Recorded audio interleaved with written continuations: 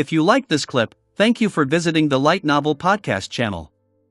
Remember to click like, subscribe, and the notification bell, in order to avoid missing the time when the Light Novel Podcast channel will upload the upcoming clip. If you find this story amusing, leave a comment under the video saying so and help each other like it to get to 1,000 likes for me. Let's listen to the rest of this sentence. The ad channel has extremely few likes and followers. Chapter 1302 Absolute Law. Chapter 1302 Absolute Law. Sonny froze, paralyzed by the whisper of the spell. What? Had he heard right? Had it really said, a fragment of Shadow's domain? Of a god's domain? No, wait. What even was a divine domain, and how could there be a fragment of it? How could there be a fragment of any domain, for that matter? Weren't domains more concepts than things? What could a fragment of a concept look like? Sonny took a deep breath, trying to calm himself. Slow down. Think, most importantly, don't fall off the catch. He was so out of it that he had almost swayed and tumbled over the side of the boat. Sonny was more than fed up with suddenly falling into water, thanks to the spell, so he hurriedly took a step back. A fragment of Shadow's domain. Come to think about it, hadn't he heard something similar once? During the second nightmare, when they assaulted the Ivory City, the moon had been suddenly devoured by an enormous shadow, and the world was plunged into darkness. When that happened, Noctis said that he had not expected Severus to possess a piece of Shadow's domain. Ivory Dragon Severax was a direct descendant of Sun God and an immortal saint, and yet it was strange for him to possess something like that. And now, Sonny received a piece of a god's domain, too? Damn. Sonny needed a few minutes to calm down. During these minutes, his imagination ran wild. He fantasized about all kinds of developments, from immediately becoming a sovereign to instantly ascending to the divine rank. However, his rationality eventually won. It doesn't work like that. Indeed, possessing a fragment of someone else's domain did not mean having one of your own. More than that, the Ivory Lord, who had used his piece of Shadow's domain to seal the moon and rob Noctis of his power, had not shown any ability above what a saint from a divine bloodline should have possessed. So, while the fourth aspect relic of Shadow Dance had to be immensely valuable, it was definitely not a broken cheat item that would turn Sonny into a god among men. Yes, but just what the hell is it, and what can it do? He threw a sideways glance at Nephice and Enki, then turned back to the shimmering runes. And where the hell is it? Sonny read the runes from the very first one. Name, Sunless true name, lost from light rank, ascended class, Tyrant, Shadow Cores, 5/7, Shadow Fragments, 1448/5000, Memories, Silver Bell. The Crown of Twilight was the last memory on the list. The fragment of Shadow's domain was not among the memories. Neither was it among the echoes, shadows, attributes, or abilities. In fact, there was no indication of it anywhere. Wait, no. What is that? A single new rune appeared close to the end of the shimmering field of symbols. Sonny blinked as he stared in that direction. Aspect abilities, Shadow Control, Shadow Step, Shadow Manifestation, Aspect Legacy, Shadow Dance, Flaw, Clear Conscience, Dream Anchor, Tower of Longing. What are those question marks? He concentrated on the rune that had no meaning except for the lack of it, and there were suddenly a few more beside it. Sonny's heart skipped a beat. The new runes read: Fragment of the Shadow Realm, Description: when Shadow made death, he has become death. Everything that Shadow swallowed died, and everything that died was swallowed by Shadow. Death was an absolute law, and thus, that which was ever changing no more. Time was an absolute law, and thus, that which was everlasting no more. Space was an absolute law, and thus, that which was endless no more. Wielding time, space, and death, the gods defeated and bound their enemies. However, there were those who defied even absolute laws. One of these beings broke free of the Shadow Realm after being swallowed by it, and in doing so, splintered several small fragments of it. This is one of the fragments. By calling upon the fragment of Shadow Realm, its owner can summon a piece of Shadow's domain into existence. Sunny stared at the runes, perplexed. Ha! Then, he stared at them some more. Ha! Finally, he dismissed them. Ha! An entire minute passed in complete silence. Well, I'll be damned. It seemed like he had finally encountered something that existed outside the purview of the nightmare spell. Which was why the spell was struggling to integrate the Shadow Realm fragment into its generally all-encompassing system. All the question marks and the awkward placement of the fragment in the field of runes showed that much. For some reason, that made Sunny feel dark glee. He was reveling in the image of the spell being stumped and flustered. On second thought, though, he quickly strangled that feeling. Sunny was more than certain that the spell could read his mind. And while it was not exactly alive, most likely, he wouldn't go as far as to say that the spell couldn't hold a grudge. No. It is completely understandable. I also can't make sense of that thing, yeah. The point was that the fourth relic granted to him by Shadow Dance could make a fragment of the Shadow Realm descend into the world. What that entailed, exactly. Sunny was not sure. He had seen it happen once, in the second nightmare, and it caused the moon to be obscured by a giant shadow. Considering that he was a master of shadows and even one himself, something like that would definitely be very beneficial to him. It was just that Sunny had no idea what the summoning would cost him, how it would transpire, or what the actual process was. He didn't even know if it could be done only once, or repeatedly, which was why he was hesitant to experiment and find out. What would he do if the very first experiment turned out to also be the last time he could use the Shadow Realm fragment? As the seven suns drowned and the waters of the great river started to shine, Sunny sighed and shook his head. Well, at least, if I am surprised by how that thing works, my enemies will definitely be surprised much more. Then, he shivered. If a fragment of Shadow's domain was the fourth relic of Shadow Dance, then what the hell would be the fifth? What about the seventh, Chapter 1303 The Great and Terrible Lord Sunless? Chapter 1303 The Great and Terrible Lord Sunless. Eventually, they ran out of food. Ananke's wooden box was now completely empty except for the plates and cups that Sunny had washed and carefully placed back. There was not even wine left, despite the fact that neither he nor Nephi's were fond of alcohol, diluted or not. The old woman seemed stricken by guilt at the lack of things to feed them. Although she was not that old anymore. Ananke looked to be in her 60s now. Her figure remained small and gaunt, but her back was as straight as an arrow. The cataracts disappeared from her eyes, revealing their original piercing blue color. The thin white hair of the elderly priestess turned gray and full, and although her tan skin was still mapped with wrinkles, it was not brittle and transparent anymore. Her frailness and fragility were gone, replaced by wiry tenacity. Overall, she resembled quite a healthy old woman now. That old woman was currently pacing the wooden deck, crushed. Oh, no. Oh, what a blunder. I should have prepared more. Sunny and Nephi looked at each other in confusion. After a few moments of silence, Neph cleared her throat and said, Granum. Ananke. You don't have to worry about us. Sunny and I, we are both used to hunger and hardship. This is nothing. The old priestess looked at them silently. But you are children of Weaver. How can I? Nephi shook her head. How do you think children of Weaver live? Ananke fell silent, then said hesitantly, I don't know. Sunny sighed and leaned on the side of the ketch with a smile.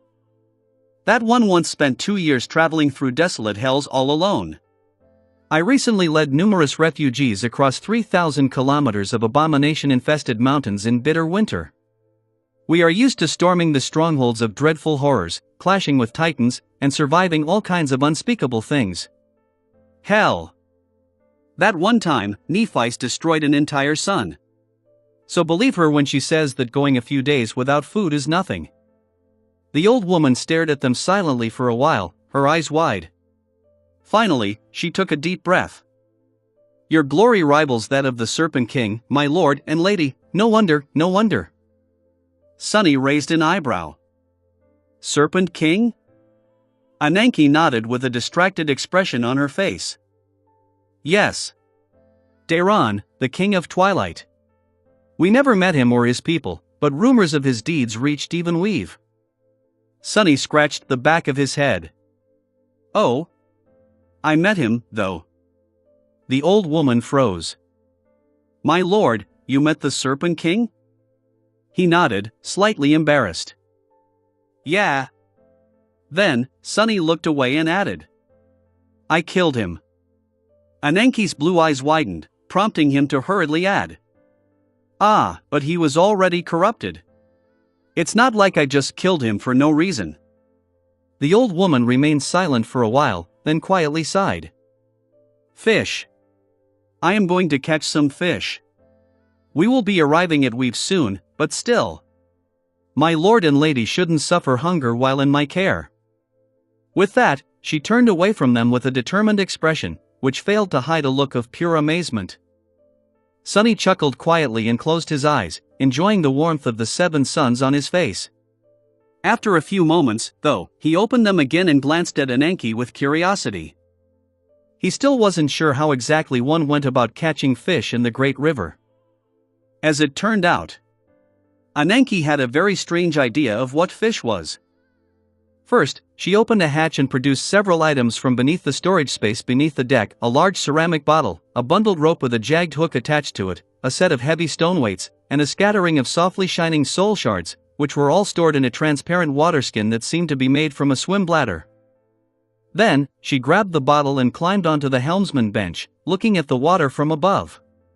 When Ananke opened the ceramic vessel, the stench of blood spread through the air. The bottle was, indeed, full of blood. The old woman whispered several words, which Sunny couldn't really make out despite hearing them clearly. At the same time, the catch suddenly started to slow down, and a subtle, imperceptible change spread through the world. He suddenly did not feel as safe as he had before. Our concealment is broken. As Sunny tensed, Ananke poured the blood into the water and outstretched one of her hands. A whirlwind of sparks appeared around it, and soon, a long harpoon manifested itself into existence. Rising the harpoon above her head, the old woman inhaled deeply, and then spoke one more word aloud.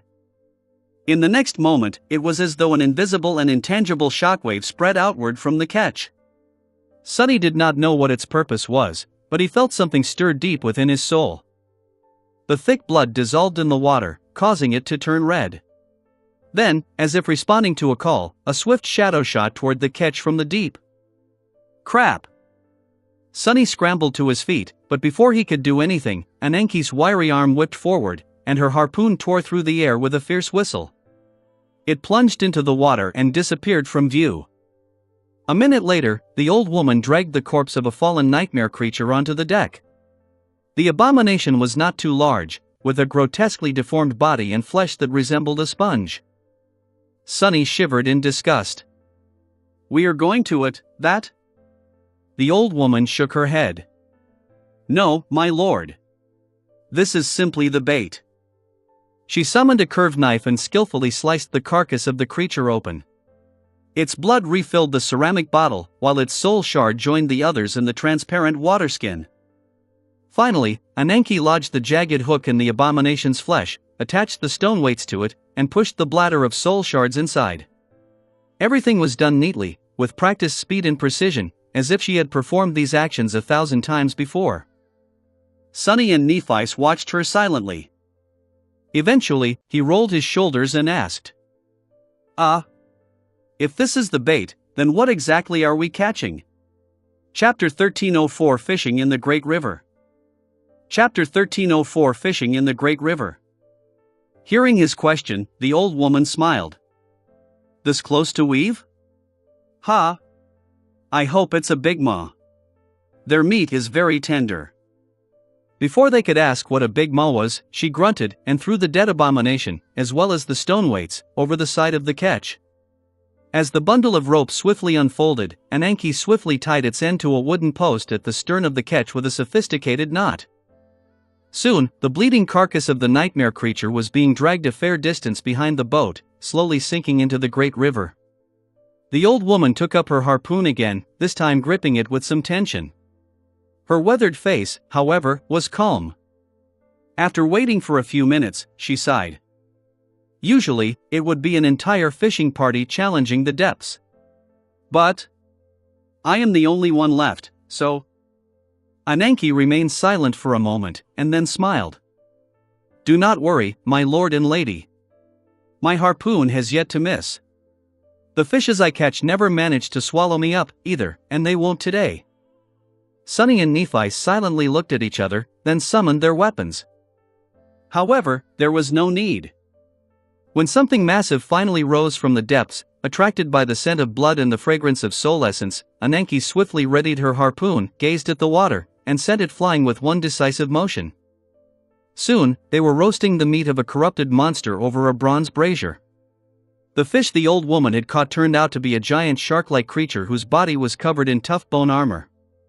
However, the harpoon had slid past the bone plates in the only spot where it was possible, above the creature's hidden gills. Sunny did not know what enchantments Ananke's weapon possessed, but after striking the abomination in the weak spot, the harpoon killed the big maw in one blow. The monster was then dressed down, its succulent meat filling the wooden box, as well as the much larger storage space of the covetous coffer. As she seasoned the roasting meat with salt, the old woman sighed. In the past, we would have harvested much more. Skin, scales, bones, swim bladder, fangs, nothing would have gone to waste. There are very few building materials to be found in the vast waters of the great river, so maintaining a city is not an easy task. We river people have learned to use every resource available. She placed a long strip of meat on the grill and shook her head. There's no need to be so frugal now, though. I am already thankful to the river for this sustenance. With it, I can feed lord and lady, that is enough. Sunny hesitated for a few moments, then asked. But isn't it very dangerous to hunt the corrupted this way?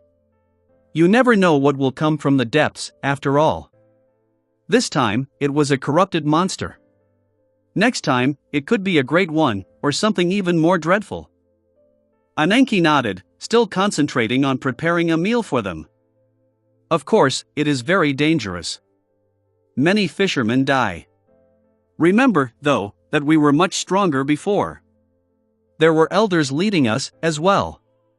The truly harrowing creatures very rarely come down the river, too. When they did, we usually learned in advance, and the whole city assembled to battle them.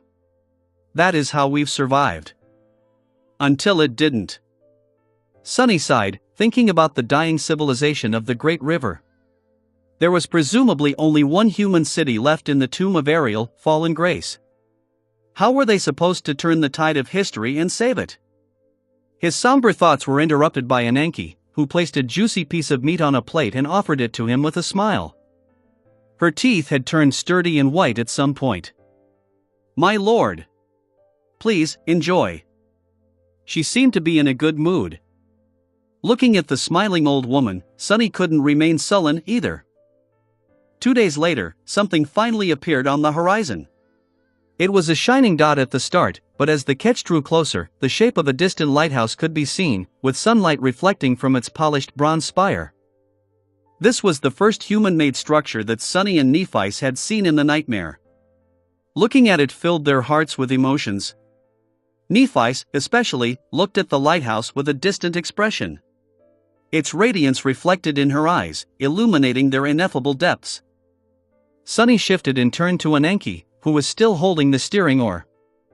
Have we reached Weave? She lingered for a few moments. A boundary of it, yes. The old woman fell silent after that, and Sunny returned to Nephi. Noticing her distant, almost forlorn expression, he asked. Are you thinking about your first nightmare? She nodded slowly. With a sigh, Sunny placed a hand on Neff's shoulder and pulled her closer, allowing her to lean on him slightly. He didn't say anything, and neither did she. Together, they watched the lighthouse draw nearer. Soon, the ketch moved close enough for them to see the details. The lighthouse stood on a small island. That island, however, was not a natural one. Instead, it seemed to have been crafted from the carapace of a sea monster and floated on water, supporting a large and solemn hall built of dark stone. The lighthouse rose from the hall, serving as its tower. There was a long wooden pier protruding into the flowing waters of the great river, as well. The strangest part, however, was that the island did not seem to be drifting with the current. Instead, it remained firmly in place. Another startling detail was that the dark lighthouse with its shining spire was not a lighthouse at all. Instead, it was a windmill. Its long blades rotated slowly, pushed by the wind, white fabric rippling slightly as it circled between land and sky. The island looked quite surreal, especially after weeks spent seeing nothing but flowing water. But it must have been really beautiful at night, illuminated from below by the opalescent radiance of the river. Ananke finally spoke, her voice a little low. This is the House of Parting. Chapter 1305 House of Parting. Chapter 1305 House of Parting. This is the House of Parting. It is the furthest point of weave as one travels upstream. Ananke's voice sounded uncharacteristically dispirited. House of Parting. Sunny studied the artificial island and the solemn structure built upon it, then turned to the old woman and asked, "It's a windmill?" She nodded. "Yes, my lord. The tower harvests the wind to maintain the island." Ananke lingered for a second and then added, "The cities of the Great River are actually more akin to flotillas, each consisting of many city ships, some small like this one, some spanning dozens of kilometers across. They migrate sometimes, but mostly they have to stay in place. There is nothing to anchor a ship to on the Great River, though." Nephi's raised an eyebrow. "Is the Great River so deep that no anchor can reach its bottom?" Ananke shook her head. "It is not that the floor of the Great River is too deep, it's that it doesn't exist. No one has ever managed to reach it, at least, so we had to find other ways." She pointed to the rotating blades of the towering windmill. "There are various ways to make a city ship resist the current, from mundane ones to magical. The House of Parting, you can't see it from here, but there is a great water wheel at the back of the island, constantly propelling it forward at the same speed as the river pushes it back. Its mechanism is mostly powered by the current itself, but the windmill lightens the burden significantly." She sighed. "The island's mechanism is on the brink of collapse, now. I've tried to repair it as well as I could, but my knowledge is insufficient to keep an entire city from breaking apart. There's little point to, anyway." Sunny and Nephis looked at the dark windmill, feeling a sense of awe. The island in front of them was actually the creation of incredible human ingenuity, a floating city district that used the wind and the power of the great river itself to fight against the currents of time. Even now that the people of Weave were gone, it was still pushing forward, refusing to become a thing of the past. The ketch approached the island in solemn silence. As it drew close, Ananke released the wind filling the sails, skillfully guided the boat to the pier, and moored it to the pier with a piece of rope.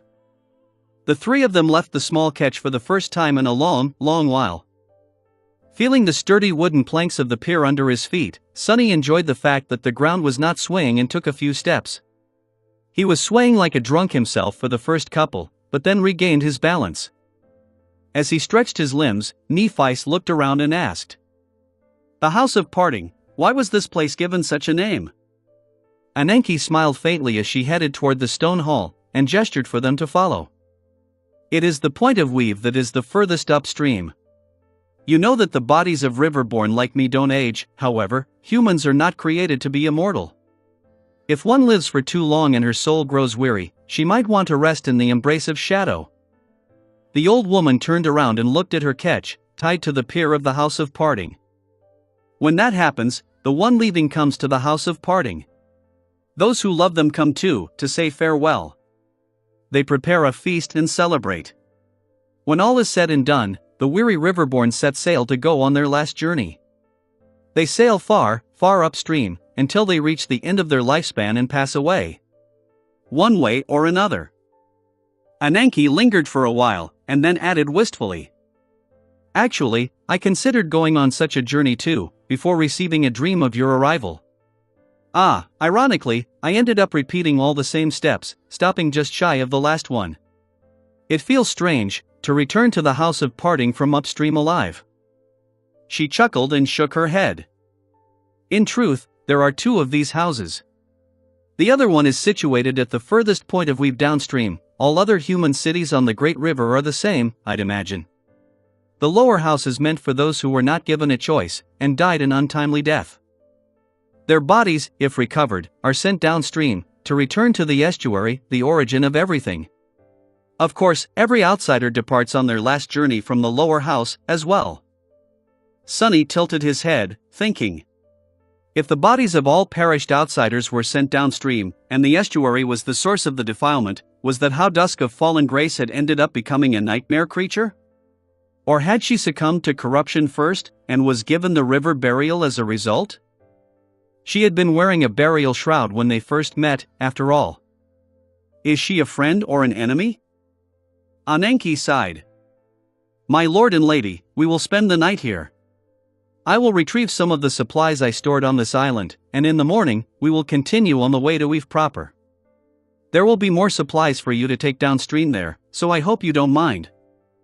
Sonny felt that spending the night in a place called the House of Parting was a bit ominous, but he was not going to refuse a night of sleeping on solid ground, with a roof over his head, out of superstition. More than that, while he and Nephice had enjoyed plenty of rest on the way, Ananke had mostly stayed awake, controlling the catch and preventing anything dangerous from happening to them. She had to take a break, too. He nodded. Of course. Guide the way. The old woman nodded, and continued walking toward the great hall. Her steps were light and energetic. By the time the 7 sons fell into the river, the 3 of them were inside the House of Parting.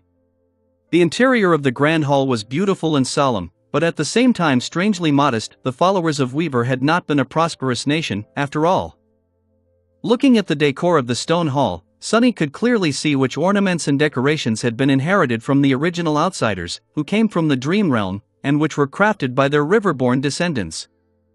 Despite being attentive and earnest artisans, the Riverborn were clearly much less sophisticated than their ancestors, not to mention extremely limited in terms of resources. In fact, he was surprised by some of the things he had seen already. The wood that Ananke's catch and the pier of the House of Parting were built of, for example. Where had it come from? The fruits that she had treated them to, as well. There was no soil anywhere on the Great River, so how could there be trees? How could there be flour to bake pies, and tea leaves to brew tea? Curious, he asked the old woman about it. She smiled. The trees? There are some. There are floating gardens and fields in Weave. They are not too large, of course, because the surface of the city is limited. So, we can only afford to eat fruit, bread, and rice on special occasions. Most of the year, the river people eat what the river gives. Sonny looked down, suddenly feeling guilty. So the delicious food he and Nephice had been enjoying was something that Ananke herself had not tasted often. They were currently in one of the smaller chambers of the House of Parting, the old woman preparing to cook them a late supper. He had been rather complacent in allowing her to take care of them. Mostly because it felt great to be pampered by someone caring and kind, but also because Ananke was strangely adamant about treating Sonny and Nephice with utmost dedication. However, he suddenly wanted something else to happen today. Walking over to the old woman, he gently pushed her away from the table where all the ingredients were waiting to be prepared and cooked. Go rest, Ananke. I'll take care of everything. She looked at him with big eyes. But, my lord. Sonny resolutely shook his head. No buts. You don't need to cook. Today, this lord is going to cook for you instead. Throwing an evaluating look at the ingredients, he grinned and added. Do you know? I am planning to get rich by opening a restaurant in the future. Then, he paused for a moment, scratched his head, and pointed at Nephice, who gave him a confused look in response. Sonny smiled brightly. And that is my star chef. Come and help your boss, chef. You don't want to get fired before the restaurant even opens, do you? Author's note, hey, guys, smiley face, I have good news and bad news. The good news is that I've been invited to participate in the Shanghai Online Literature Week. So, after close to 2 years of being chained to a laptop in a dark basement, this chapter gremlin. I mean, this dignified author is finally going to see sun again. The bad news is that due to traveling and participating in the conference, I won't be able to keep up with the usual writing schedule. So, from today and until about December 10th, there will be only one chapter published each day. I know that you are suffering from a crippling cliffhanger addiction just like me, but we must stay strong in these challenging times. Cheers. Chapter 1306 Paths of Ascension. Chapter 1306 Paths of Ascension. Sunny could not really treat Ananke to the staples of the waking world cuisine, since he lacked the ingredients. He couldn't even cook up the few classic military dishes, which were mostly based on using synthetic rations in inventive ways. However, he and Nephi still managed to make a delicious meal. They were awakened, after all, and awakened were supreme masters of turning monster meat into all kinds of delightful dishes. In fact, awakened cuisine was as varied as its basic ingredients were limited. There were some fundamental skills taught to everyone, but each citadel and region of the dream realm added its own flavor to the tradition. So, each awakened cook was, in a sense, unique. Take Sunny, for example. His fundamental skills had been taught to him by teacher Julius. Since teacher Julius was anchored in Bastion, Sunny's cooking acquired a hint of Bastion's tradition. Later, it was influenced by the flavor passed down to Nephi's by the immortal Flame Clan, and then assimilated the improvised habits of the sleepers of the Dark City. After that, he absorbed the local tradition of the Chained Isles, as well as learning this and that from the government awakened in Antarctica. Since there was no other awakened whose culinary skills were the result of this exact combination of influences, the flavor of Sunny's cooking was unique. Soon, the chamber was filled with a delicious smell. The meal they prepared was not the most visually stunning, but its fragrance was tantalizing. The meat had just the right amount of crust on the outside, while the insides were juicy and moist. It had absorbed the spices and the heat of the coals, becoming tender enough to melt on the tongue. Still, it didn't look too pretty. Awakened did not really care about the presentation, since their meals were usually eaten in a hurry while keeping one eye out for the prowling abominations. There were some side dishes, at least. Ananke tasted the dish presented to her with diligently hidden caution, but then, her eyes widened slightly. Throwing a quick glance at Sunny and Nephi's, she hesitated for a few moments, and then attacked her food like a hungry wolf. Sunny smiled. That's better. It was a far cry from the start of their journey together, when he had to force her to eat even a single small pie. The old woman's appetite was not making him worry anymore. That said, why was she so surprised? Ha! Do I not look like a guy who can outcook every damned cook out there? Sunny grimaced. Well, maybe it was because he was going around boasting about how he had eaten nothing but rotten mimic meat for a month.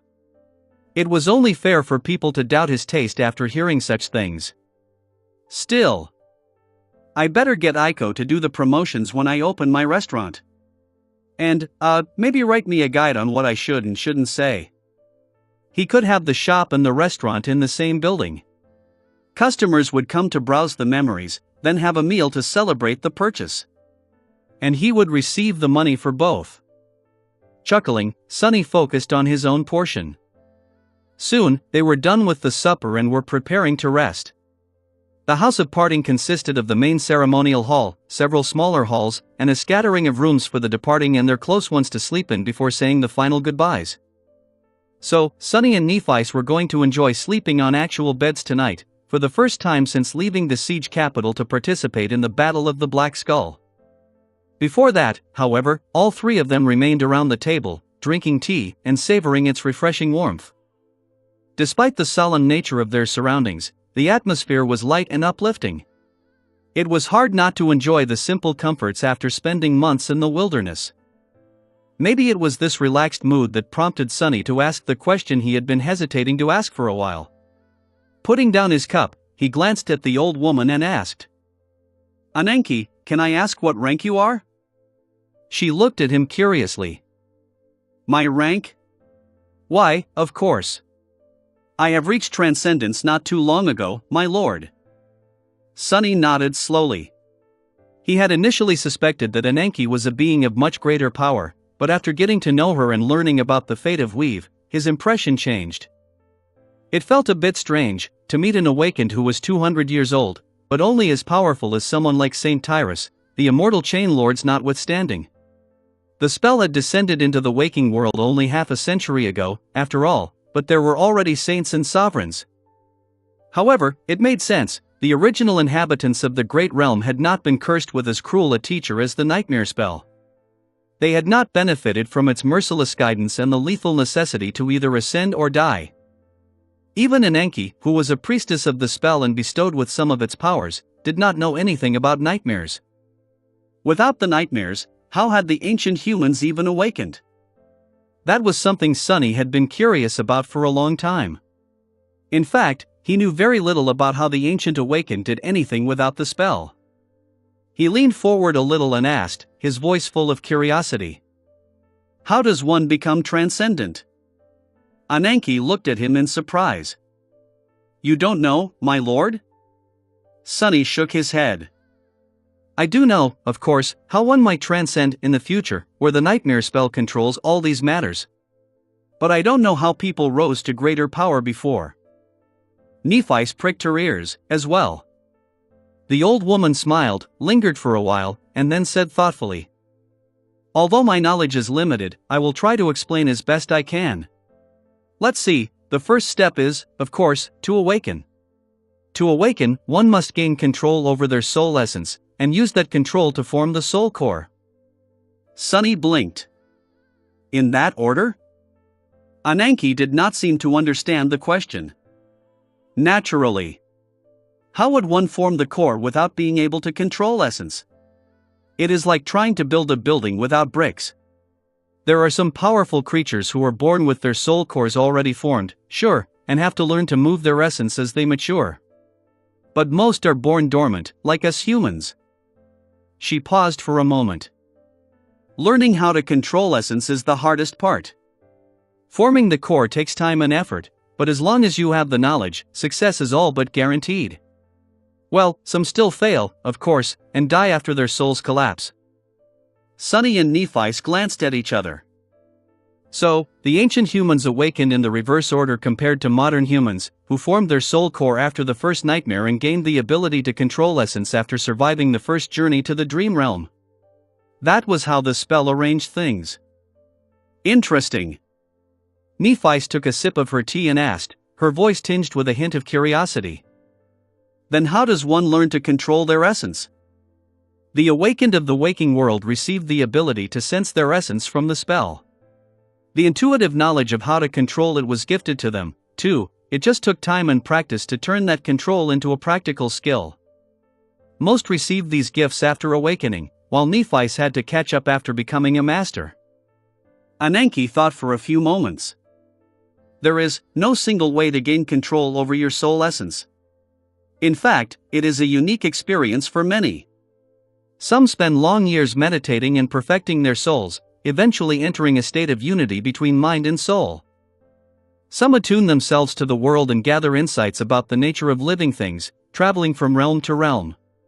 Some follow the teachings of great warriors and train their bodies, testing themselves through hardship and battle. Some even receive sudden epiphanies in a moment of dire crisis with no preparation whatsoever. She hesitated for a bit. However, there is a path that anyone can walk, both the simplest and the most dangerous, as well as the most vile. Sunny raised an eyebrow. And what is that path? Ananke sighed. It is to absorb soul essence that has already awakened. Through killing those who have already awakened, and plundering their soul shards. Her face turned grim. The awakened essence already knows how to be controlled, so when it is mixed with the essence of dormant beings, it will change that essence, a little. Absorb enough of it, and your essence will awaken, too. Things were simple during the Age of Heroes, when many corrupted prowled the realms, and humans had to battle them to survive. But as the eras changed and there were fewer monsters to kill, some humans and noble creatures turned to killing each other, instead. Chapter 1307 Before the Nightmare Spell. Chapter 1307 Before the Nightmare Spell. The old woman fell silent. Sunny and Nephi were somber, too. It was too easy to imagine what vile acts those who lusted for power could commit in a world that rewarded murder with strength. In fact, the same vileness could have consumed the waking world, where absorbing the essence of slain humans was easier than hunting down countless nightmare creatures. If not for the government and people like Jet, who maintained order and suppressed the darker side of the awakened society with an iron fist, things would have turned grim long ago. Legacy clans also played their part, preventing human enclaves in the dream realm from spiraling into lawlessness. Eventually, Sunny sighed and shook his head. So, once your soul essence awakens and you can control it, the next step is to patiently work on forming the soul core. What happens then? Ananke smiled and pointed to her chest, where the soul core of a human was usually located. Accumulation of power. Ascension is a step of rising above one's mortal nature by improving the quality of their essence, and their body as well. This step can be slow if one refines themselves naturally, or fast if one improves their essence by absorbing the essence of stronger beings. Once the soul essence reaches a qualitative change, the soul core will reform itself and grow stronger, as well. Of course, it won't happen without some conscious refinement either. Sunny tilted his head. How does one refine their essence, exactly? Ananke laughed. It's not something I can explain in one conversation. There are methods and techniques, the knowledge of which has been accumulated over countless generations and is taught to disciples over many years. Even then, very few manage to succeed. Of course, all those who do succeed have to find the way into their soul sea first. Without the ability to enter the soul sea, it would take one many lifetimes to ascend even with the best refinement technique. She shook her head with a smile. At least that is how it is for us humans.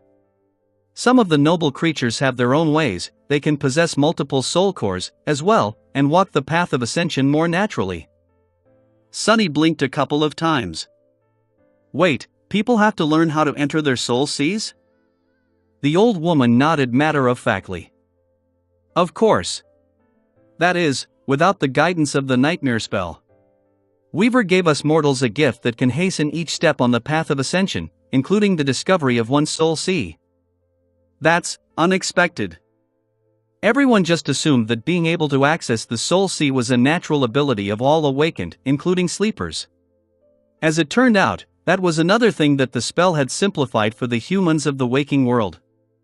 Ruthless, relentless, and immensely effective. That is how the spell is. The more Sunny learned about the nightmare spell, the more he realized how ingenious and cruelly effective it was in forcing people to become stronger, and stronger still, until they either rose as high as they could and higher than that, or died. For what purpose, he did not know. Nephi sighed.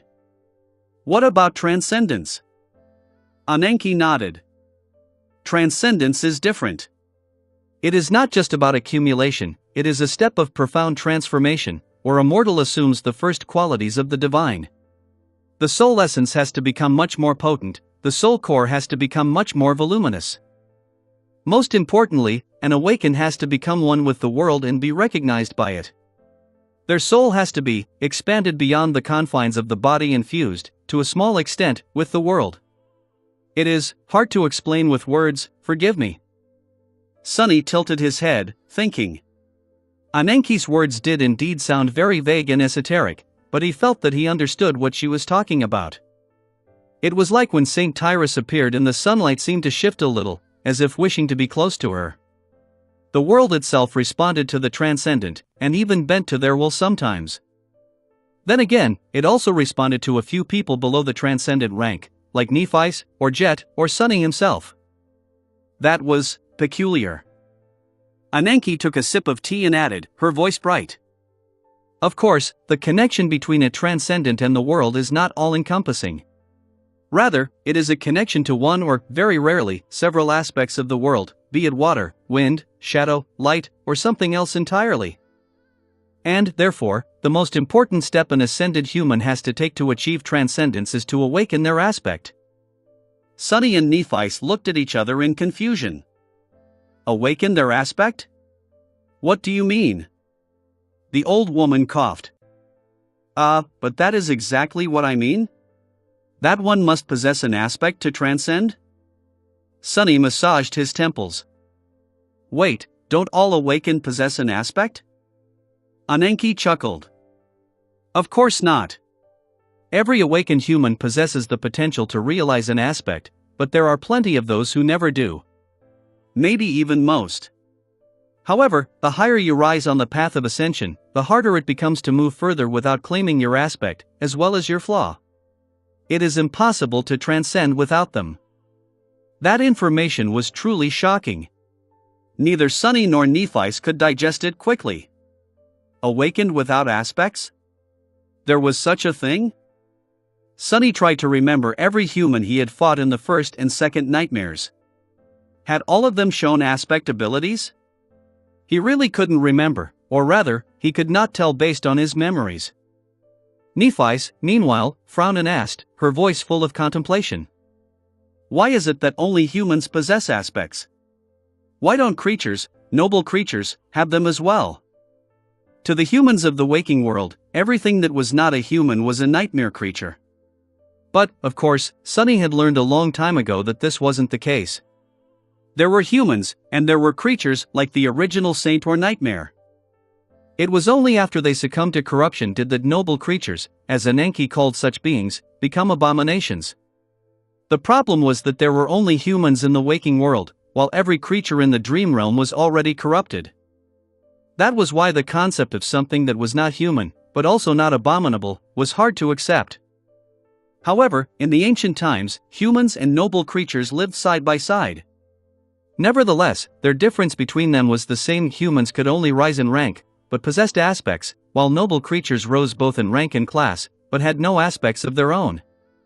So, the question Nephi asked was indeed interesting. Ananke smiled. Why, it is because noble creatures were created by the gods, while we humans weren't. Sunny blinked. Ha! He did know that creating living things was an authority exclusive to the gods, which was why Nether's feat of making Saint and her people was so remarkable.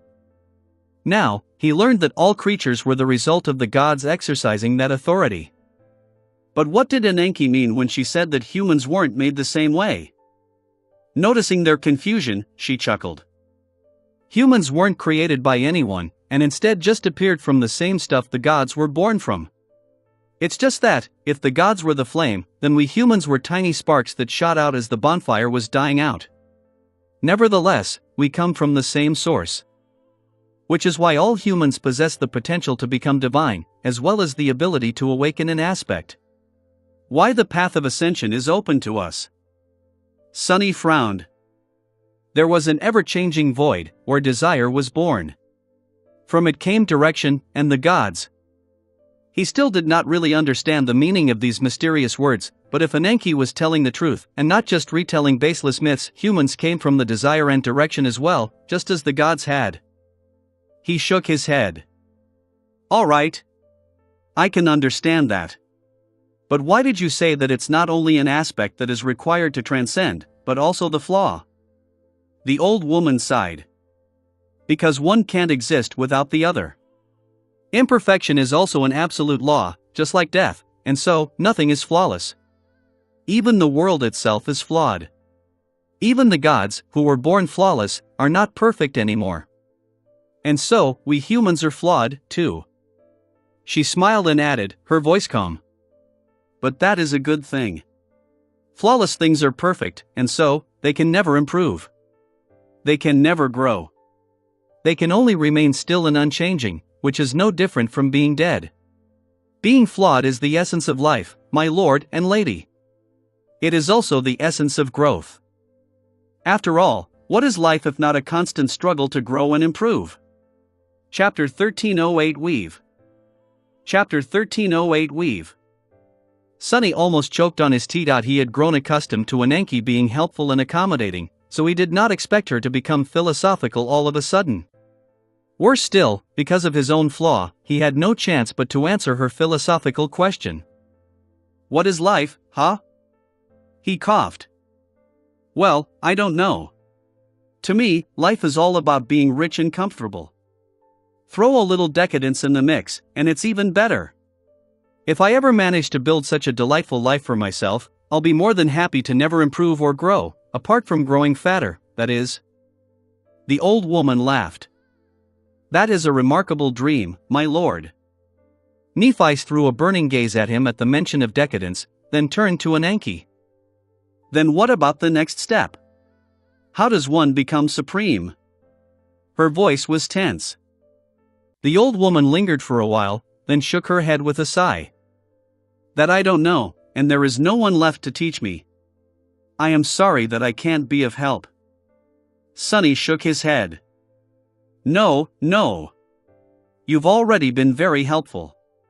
We learned a lot from you. Ananke smiled. In that case, thank you for this meal, my lord and lady. I've been blessed by your grace. Rest well tonight. She rose and added, her voice tinged with melancholy. Tomorrow, we sail to the center of the city. After she left, Sonny and Nephi remained silent for a while. Both were thoughtful, pondering the startling truths of how the ancient humans walked the path of ascension before the nightmare spell. Eventually, Sonny sighed. It seems that awakening took a lot longer before, but was not nearly as fatal as it is with the nightmare spell. Nephi nodded silently.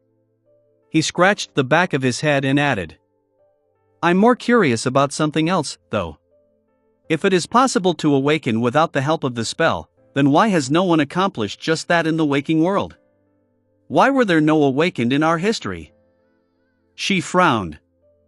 Maybe it is because the waking world has nothing to do with the dream realm, and functioned according to a different set of laws. Or maybe there were awakened in our history, but their stories have become mere myths. Nephi shook her head and added, her voice uncertain. It would also not be surprising if the possibility was there, but no one has ever managed to grasp it. After all steps except the first one, gaining the ability to sense your essence, require some kind of knowledge. Forming the core, refining essence, expanding the soul, you wouldn't be able to do it blindly. For the ancient humans of the dream realm, it was not too hard to gain that knowledge. All they had to do was observe the awakened creatures or learn directly from one of the deities. Sonny nodded. But those deities are all long dead. There were only humans in the waking world, and so, they had no one to learn from and no one to show them that there was something to be learned. Yes, it is a good theory. The theory that our world is simply different from the dream realm is also good. As well as that there were actually a few awakened in history. They're all good theories. Which one do you think is the correct one? Nephi lingered before answering. After a while, she sighed. There's no way to tell. We still know too little about the dream realm. We also don't know how the nightmare spell infected our world, and why. But, personally, I don't buy that there has always been a connection between the two. If so, then why is the waking world so isolated, so unique, so singular? She shook her head. Why are there no similarities in the languages, the myths, the traditions? Why has there never been an awakened creature on Earth before the nightmare spell? No soul shards, no sorcery, no aspects, and no flaws? Why was there no corruption? Sonny remained silent for a while, thinking. Then, he said tentatively. Maybe it was created as a sanctuary, or an ark. If so, then perhaps it is precisely because there were no awakened, no soul shards, no sorcery, and no aspects, that there was no corruption. He shrugged with a sigh. As for the languages and myths, I don't know. To be honest, I don't really believe in that sanctuary stuff. I just said what came to mind. You are right, our world is the only place that was drastically different from the dream realm, before the nightmare spell infected it. We don't know anything about anything, so how would we know the reason why? Sonny shook his head and rose to wash the dishes. In any case, I am tired, and it is time to rest. Where are you going to sleep? Nephi gave him a long look. Is there a particular reason you're asking? Hearing that, he almost dropped the dirty plates. What? I just want to know which room you chose, to pick a different one. He huffed, glanced at her, and grinned. Although. But Nephi was already standing up. Good night. A few moments later, she was gone. Sonny remained standing for a while, alone in the empty chamber. Eventually, he sighed. How come I'm the only one doing dishes? Look. The ketch was flying across the water, its sails full of wind. Sunny was standing at the bow, staring into the distance curiously. Nephice was a few steps back, sitting on the deck with her eyes closed. Hearing his voice, she opened them and looked ahead. There, a floating city was slowly appearing from beyond the horizon. Weave. It was much larger than Sunny had imagined, with countless artificial islands connected together to form a single whole. There was a network of canals between the various districts that served as roads, and a forest of narrow towers rising into the sky. Most of them were wind catchers, just like the tower of the House of Parting was. Some blades still rotated, some were broken and still. Torn scarlet fabric fluttered in the wind. The architecture of Weave was varied, airy, and beautiful. Some buildings were constructed out of stone, some seemed to be carved of ivory, some were pavilions of sun-bleached, bright silk. There were districts with homes and houses, groves of fruit trees, and even entire cityships taken entirely by a single elegant palace or a solemn temple. Some distance away from the residential districts, separated from them by a wide stretch of water, were vast floating fields and gardens. Bathed in the light of the seven suns, the floating city was strange and fantastical. However, neither Sunny nor Nephice were enchanted by its dreamlike beauty. Because, above all else, Weave seemed eerie and forlorn. The tall wind catchers were still or broken. The streets and canals were empty, with no soul in sight. The groves were overgrown and wild, while the fields were desolate and empty. Some cityships were drifting apart, their mechanisms broken, while others were tilted and partially submerged in water. It was a ghost town. Strangely, though, while some buildings bore scars or had collapsed, most were intact. This was not the picture of destruction and devastation that they had imagined. "Welcome to Weave, my lord and lady." Ananke's voice sounded slightly mournful. It also sounded very different from before. There had been a time when her voice was weak and creaky, like dry wood. Now, it was bright and melodious like a clear stream. Right. Sunny still felt rather strange when talking to the current Ananke. The old priestess, no, he couldn't even call her that anymore, because Ananke wasn't old anymore. Turning around, he looked at the young woman steering the ketch. She seemed only a few years older than Sunny and Nephice, if any. More than that, she was exquisitely beautiful. With her small stature and glistening ebony hair, dusky skin, and piercing blue eyes, Ananke looked like an enchanting river spirit. Her lovely face was lively and captivating, and her disarming smile was bright enough to illuminate the world. Weird. It's weird. Sunny was deeply uncomfortable for the last couple of days because of how young Ananke had become. On top of that, despite being 10 times his age, she seemed too earnest and even slightly naive. That was the person he had been calling grandmother. With a sigh, Sunny tried to shake off the feeling of incongruity and asked in a strange tone.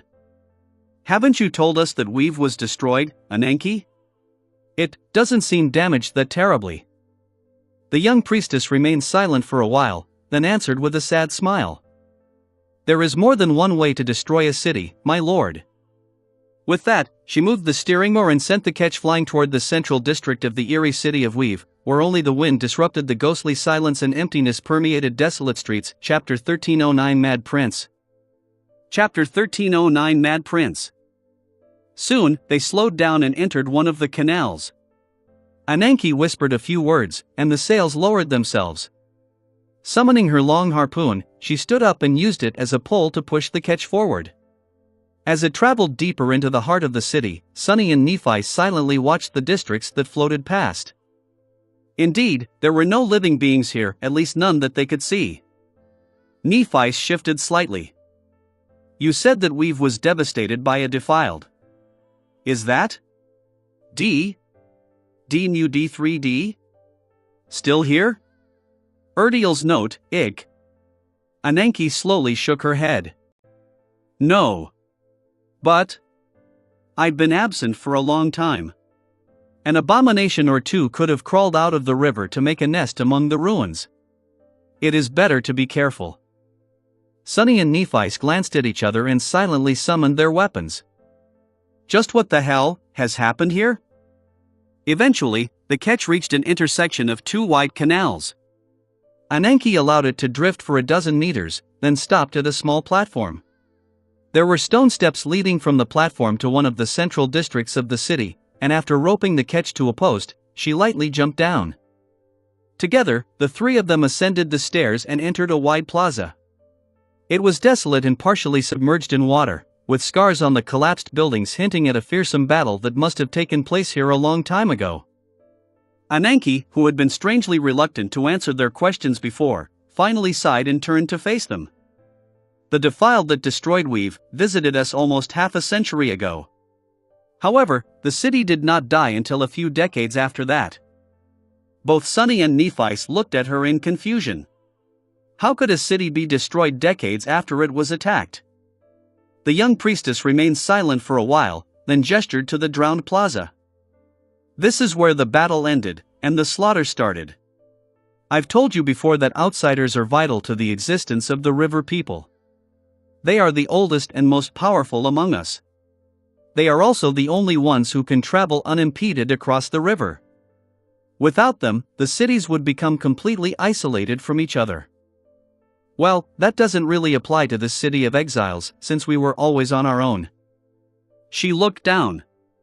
But since Weave is located close to the desolate future, we had to constantly defend ourselves from powerful corrupted. The elders were the only ones who could pursue and eradicate them, otherwise, those horrid creatures could come and go as they pleased, retreating when wounded to attack again, and again, and again.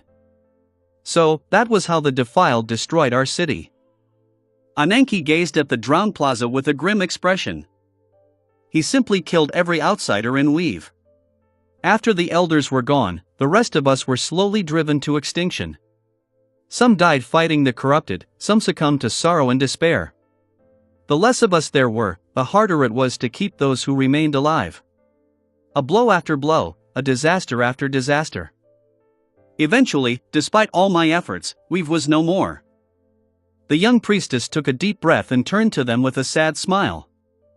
The ships and the buildings remain, but without the people, they are just an empty shell. She took a deep breath. My lord, my lady. I told you that we must come here to gather supplies, but that was not entirely true. To be honest, I just wanted you to see Weave, at least once. So that someone would remember us even when the ships and the buildings are gone, too. Sunny felt his chest becoming heavy, but Nephi seemed to be affected more. Her face was motionless as usual, but there was a hint of darkness in her eyes.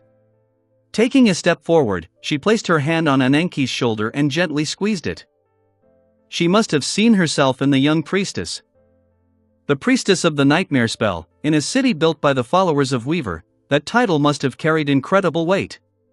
It was very likely that Ananke had suddenly become the ruler of the decimated Weave after all the elders were slaughtered by the defiled. Only to see it wither and die, no matter how hard she fought to save it, just like Nephi had watched the village she built be swallowed by the darkness in the second nightmare. Until she was the only one left alive, just like Nephi had been the only one to survive. Ananke patted Neph's hand and smiled. It is all right, my lady. Ah, it happened a long time ago, anyway. The corner of Sunny's mouth twitched. Looking away, he asked in a perfectly even tone. That defiled, he must have been strong. If the outsiders were the most powerful among you, then not just any creature could have killed them all. Still, just in case I get a chance to meet him one day, is there a way I can recognize him? I'm going to kill that bastard. The young woman lingered for a while, then sighed. Yes, my lord. It was not just any defiled, indeed. The one who came to Weave is infamous enough that even we had heard of him. It was the Mad Prince. He frowned. The Mad Prince? Ananke nodded. He is called Mad Prince, or the Prince of Madness. That fiend is one of the 6 plagues. She shivered and looked away, as if suddenly uneasy. The 6 plagues are not the most powerful of the defiled, and neither are they the most ancient. However, they are the most feared and loathsome. Mad Prince, Soul Stealer, Undying Slaughter, Torment, Devouring Beast, and the most harrowing of them all, the Dreadlord. Everyone on the Great River has heard their names. They are also called the Heralds of the Estuary, sometimes. The young priestess frowned. Some even say that the Dread Lord is the true ruler of Verge, and that all defiled submit to his commands. If so, maybe he was the one who sent the Mad Prince to weave. I doubt it, though. I am not sure if that thing can be controlled by anyone, so he must have come of his own accord. Nephi, who had been listening silently for a while, suddenly asked in a steady tone. The Dread Lord is said to be the ruler of defilement? What about the first seeker? What power do he and the other 5 plagues possess? What rank and class are they? Ananke smiled helplessly. I am sorry, my lady. We've is far away from the other human cities, so whatever news used to reach us was vague and fragmentary. The first seeker, no one had seen him in a long, long time. Some say that he has turned into a mindless mass of rotting flesh because of the defilement. Some say that he was severely wounded by the Serpent King and is yet to recover. Some say that the Dread Lord has subjugated and imprisoned him. She lingered. As for the 6 plagues, we knew very little of them. The Soul Stealer is said to possess the ability to wear the skin of those he kills. The devouring beast is immensely ferocious and feeds on human flesh. Torment is known for subjecting her victims to harrowing torture. Undying slaughter is eternally consumed by insatiable bloodlust. The Dread Lord, no one has ever survived facing him, so his powers are unknown. The young priestess smiled bitterly. I can tell you about the Mad Prince, though. He is a raving lunatic who seems to be as murderous as he is tormented by his own madness. He looks human, or at least human-shaped. His clothes are tattered, and his face is a mass of scars, which look to have been inflicted by his own nails. He is said to wear a tarnished crown, but I haven't seen it myself. At first glance, he appears rather pitiful, however, beneath that ragged surface hides a vile and hateful monster. She gritted her teeth and looked at the scarred buildings surrounding the plaza. His powers are that of a sword saint. But his swordsmanship is as mad as he is himself. It is violent and utterly chaotic, yet cruel and savagely lethal.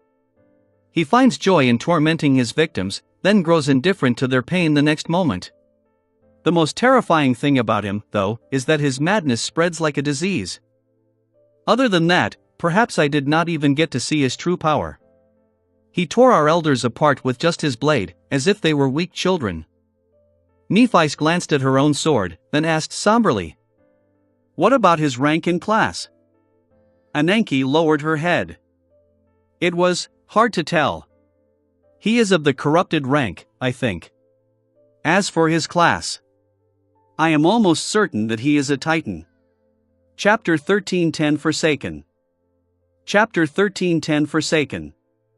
1310 Forsaken. A corrupted Titan. Sonny's face grew dark. The memories of Falcon Scott flashed in his mind, bringing with them a bitter taste. It was another city that had been destroyed by a corrupted Titan, even if the scale and swiftness of destruction was different. He remained silent for a few moments, then asked quietly, aren't Titans usually huge? Ananke hesitated, then shrugged. Her azure eyes were crestfallen. Most are. But some aren't. More than that, the defiled, they were humans once. Their path to profane power is unique. He nodded, feeling a deep sense of unease. A corrupted Titan, if one of these 6 plagues was indeed as powerful as the winter beast, then just how terrifying the Dread Lord would be? Still, Sonny felt a dark and scathing desire to kill that mad prince. It was strange, really, he had met all kinds of horrid nightmare creatures, but knowing that the mad butcher who destroyed Weave had been a human once filled him with dark wrath. Just how low can a person fall? Odious. The mad prince, whoever he had been before succumbing to corruption, was simply odious. Such a vile creature had no right to exist. Sonny gritted his teeth, thinking about how many of the abominations he had slain in the past were former humans as well. After thousands of years of corruption, the distinction was all but erased, but, here in the nightmare, it felt different. Nephi, meanwhile, had another question. Looking at the forlorn vista of Weave with a frown, she hesitated for a few moments, then asked softly. Ananke, You said that the outsiders were the most powerful warriors of your city. The Mad Prince easily killed them all. Wouldn't that mean that he could have killed all the Riverborn as well? Why did he spare you? Sunny grimaced. He was asking himself the same questions, but didn't want to speak it aloud in fear of hurting the young priestess more than she had already been hurt. Ananke remained silent for a while, her head lowered. Eventually, she took a breath and said quietly, "Maybe he wanted us to suffer longer. Maybe he needed us to live some more, for whatever reason. Maybe he simply did not care. The Riverborn, he did kill some. However, then, he stayed his sword and kneeled in front of the girl he spared. She was a child who had just recently arrived from the House of Youth. He asked her a question, then left." Sunny and Nephice looked at each other somberly. She asked, "What did the defiled ask?" The young priestess lingered, then slowly shook her head.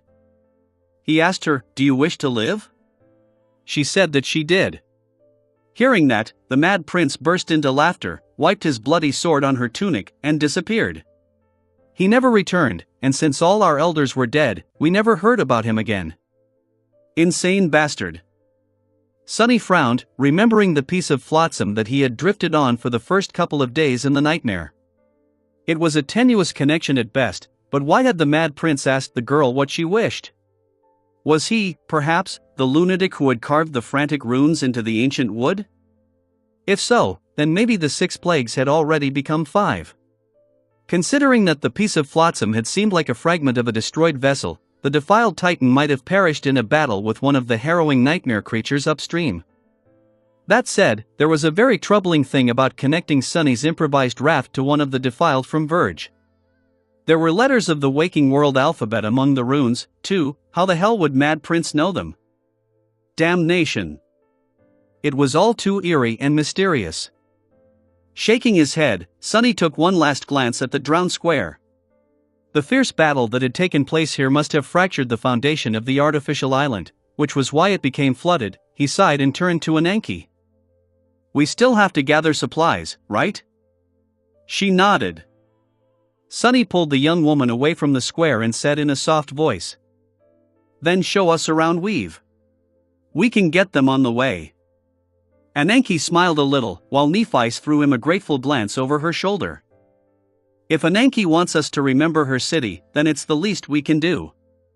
I'll make sure to write a detailed research paper after returning to NQSC, so that everyone in the waking world could learn about it, too. Sunny smiled. "You know, Ananke, I am a well-respected professor in the future." She looked at him with a hint of confusion in her azure eyes. "A professor?" He nodded. "A teacher. I teach young awakened how to survive and provide for themselves in the wilderness. At the most famous academy in the world, no less. However, our knowledge of the intricacies of surviving in marine environments is not that extensive. I am sure I will gain a lot from learning about Weave. Then, I'll be able to teach my students about it, as well. They'll be thanking me with tears in their eyes." The young priestess seemed more confused than touched. Sunny frowned. "What is it?" She shook her head slightly. "No, it's nothing. But, my lord, aren't you a food merchant in the future? How can you also be a teacher?" The corner of Sunny's mouth twitched. He remained silent for a few moments, then answered stoically. "Learned people also have to eat, don't they? That's just how great I am. Respected academic, renowned warrior, accomplished military commander, thriving entrepreneur. I am the picture of a perfect gentleman." Ananke looked at him, then nodded with bright sparks in her azure eyes. "My lord is amazing." As Sunny grinned, Nephice added under her breath, "And so very modest." His grin dimmed, but only for a moment. Nodding energetically, Sunny agreed. "Indeed, amazing is a word that can be used to describe me." They traveled across Weave to collect everything needed for the long journey ahead. Even after long years of being abandoned, the city still seemed to be in a relatively good shape. However, beneath the beautiful surface, it had already started to crumble.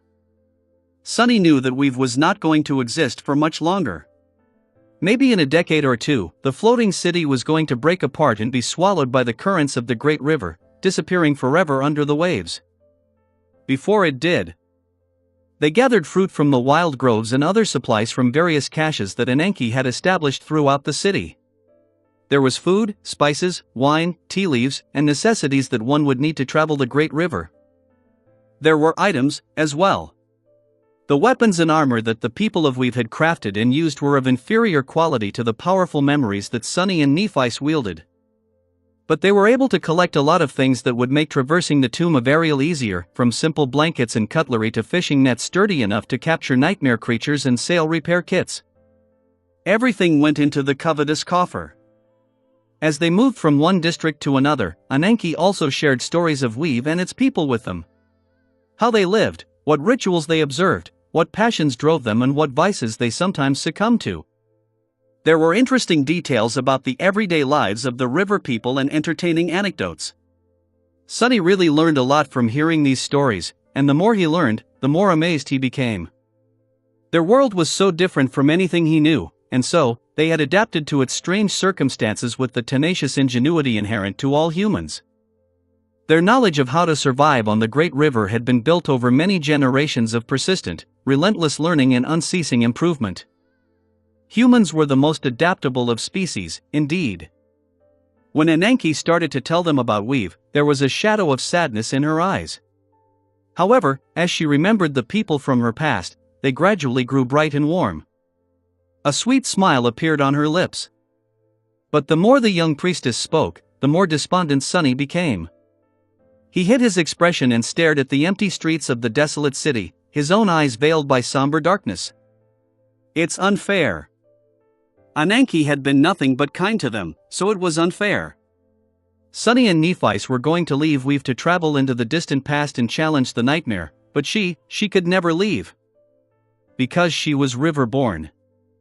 After guiding the two of them as far as she could, the young priestess was going to return to the crumbling city. And live the rest of her life here, alone and forsaken.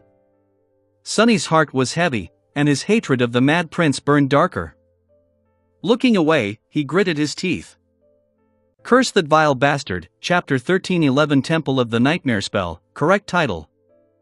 Chapter 1311 Temple of the Nightmare Spell, correct title. Consumed by despondence, Sunny tried to find solace in anger. But it was of no use. Then, Sunny tried to remind himself that the Ananke he knew was just an apparition conjured by the spell. The real Ananke, the true priestess of the nightmare spell who had lived in the real tomb of Ariel, was long dead, her spirit and bones taken by the great river. She had never met Sunny and Nephice. She had never traveled to the far reaches of the future or made delicious small pies for two complete strangers. In fact, it was not at all clear if the real Ananke shared the same fate as the one he knew. The Serpent King had brought many challengers into the nightmare. After all, their actions had to have changed the flow of events within this version of the Tomb of Ariel. Perhaps the real Weave was never destroyed by one of the 6 plagues, or had been wiped out entirely long before Ananke was born. But telling himself that Ananke was not real did not help either. It never did. Be it the first nightmare, the second, or the third, Sunny could not help but treat the people he met as real. With a heavy sigh, he turned to look at the magnificent structure they were approaching. It was an unusual one. Much larger than most buildings in Weave, it was situated in the very heart of the city, on a solitary island ship that floated some distance away from the rest. The artificial island was connected to the neighboring ones with rope bridges of white silk, resembling a spider sitting at the center of a vast web. The structure itself was tall and imposing, built of roughly cut black stone.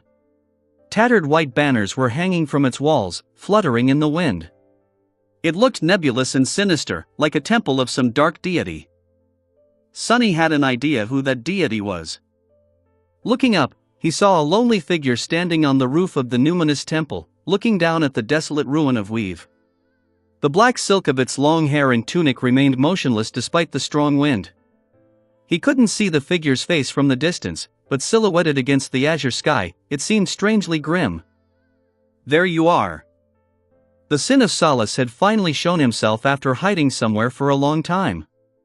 And yet, The wraith was simply observing the ghost city from above instead of tormenting Sunny with snide remarks. Its behavior had been getting stranger and stranger ever since the start of the nightmare.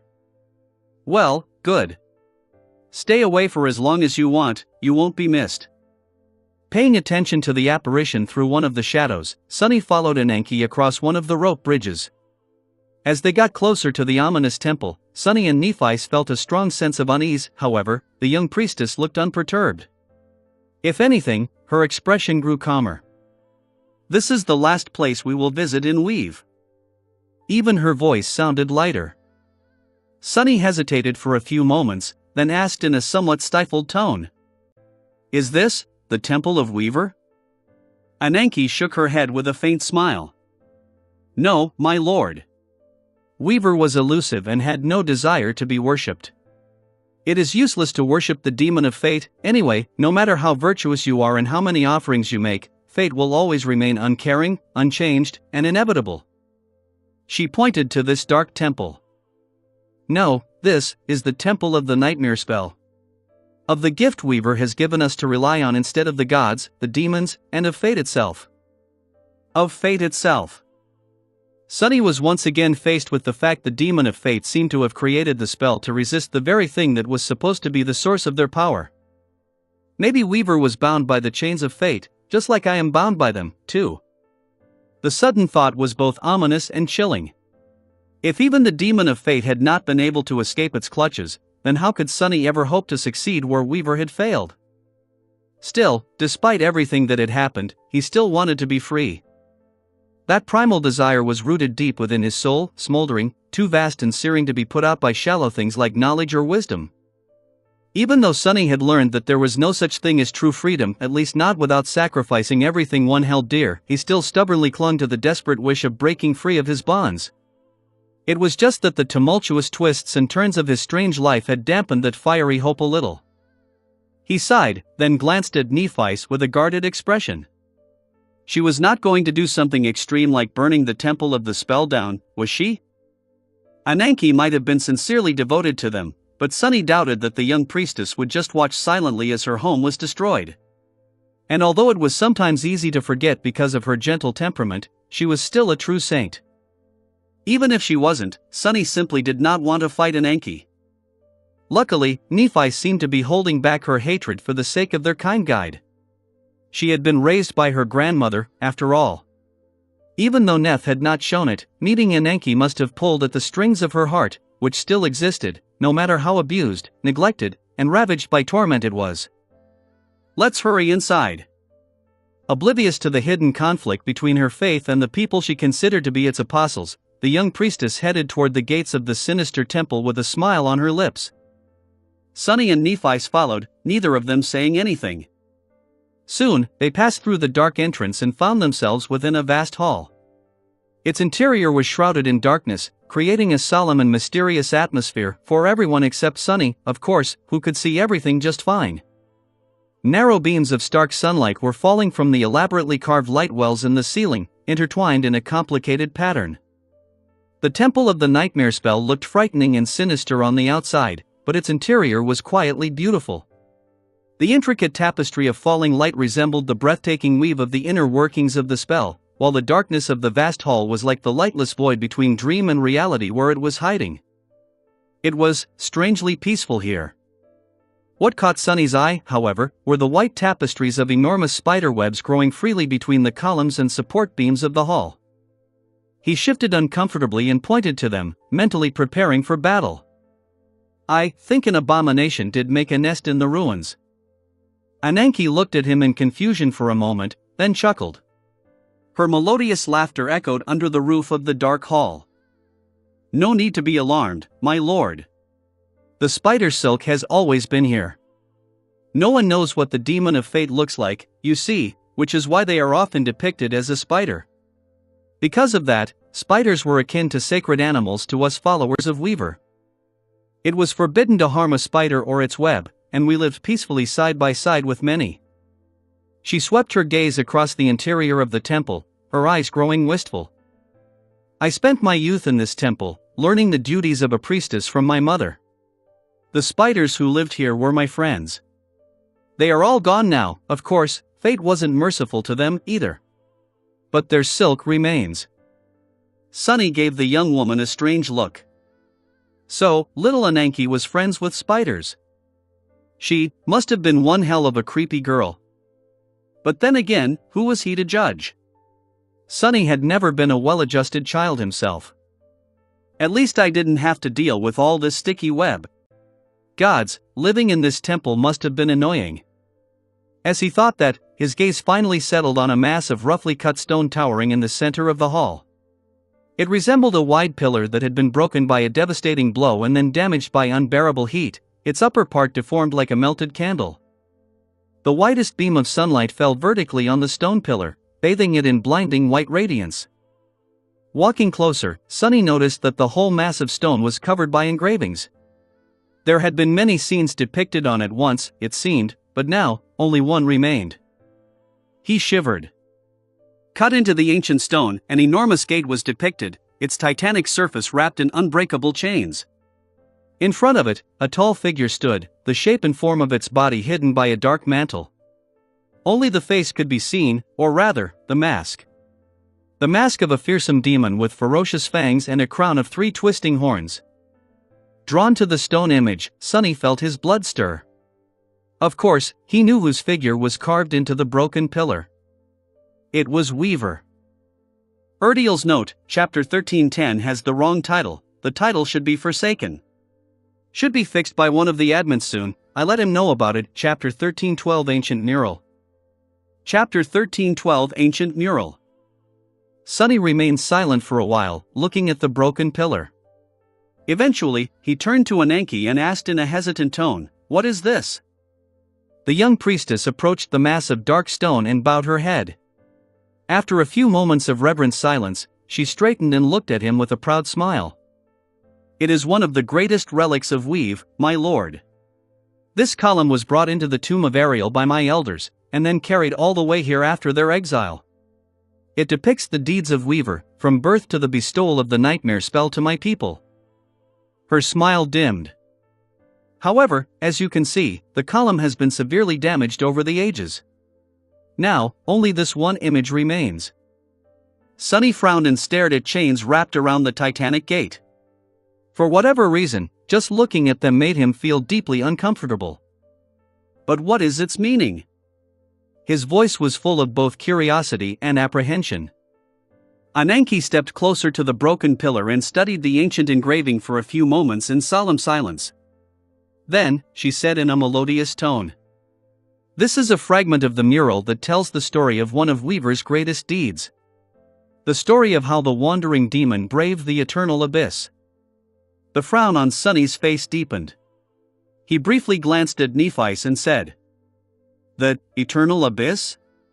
Do you mean the primordial void?" The young priestess nodded. "Yes. After the gods sealed the void, Weaver was the only one who managed to enter it. Or, rather, the only one of those who had entered it who managed to return alive. At least that is what the legends say."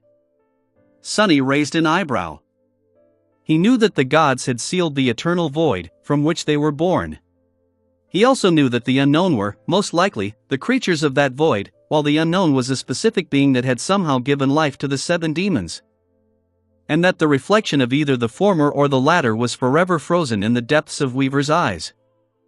Was that how the demon of fate had ended up carrying the reflection of the unknown within their pupils? By entering the void and witnessing its horror? If so, Sunny wasn't sure if the depiction on the pillar had anything to do with how that event had happened. He doubted that there was an actual gate, no matter how impressive, that barred the way into the eternal void. What kind of gate could seal something that was much greater and more ancient than even the gods? He also was uncertain that Weaver had actually physically entered the void. Of course, it was possible, but there was another probability, as well. The strings of fate stretched from the past into the future. The demon of fate had obviously been much more capable of looking at them than Sunny was. What if Weaver had simply traced the great tapestry of fate all the way back to its origin? To the point when the world had not existed yet, and all there was a vast and ever-changing void? If so, then using the "where is my eye" enchantment was much more perilous than Sunny had thought, and he already considered it deadly. In fact, now that he knew that simply knowing certain things could corrupt living beings, he saw the ability to perceive the strings of fate in a new light. Dangerous. Of course, there was still the possibility that Weaver had indeed ventured into the eternal void physically. Maybe that was how they had ended up having to sever their arm in the Ebony Tower, although timing did not really make sense for that to happen. He remained silent for a bit, then asked in a dry tone, "And why, exactly, did Weaver do such a thing?" Ananke smiled. Weaver believed that knowledge was the origin of power. "Yeah, I heard as much.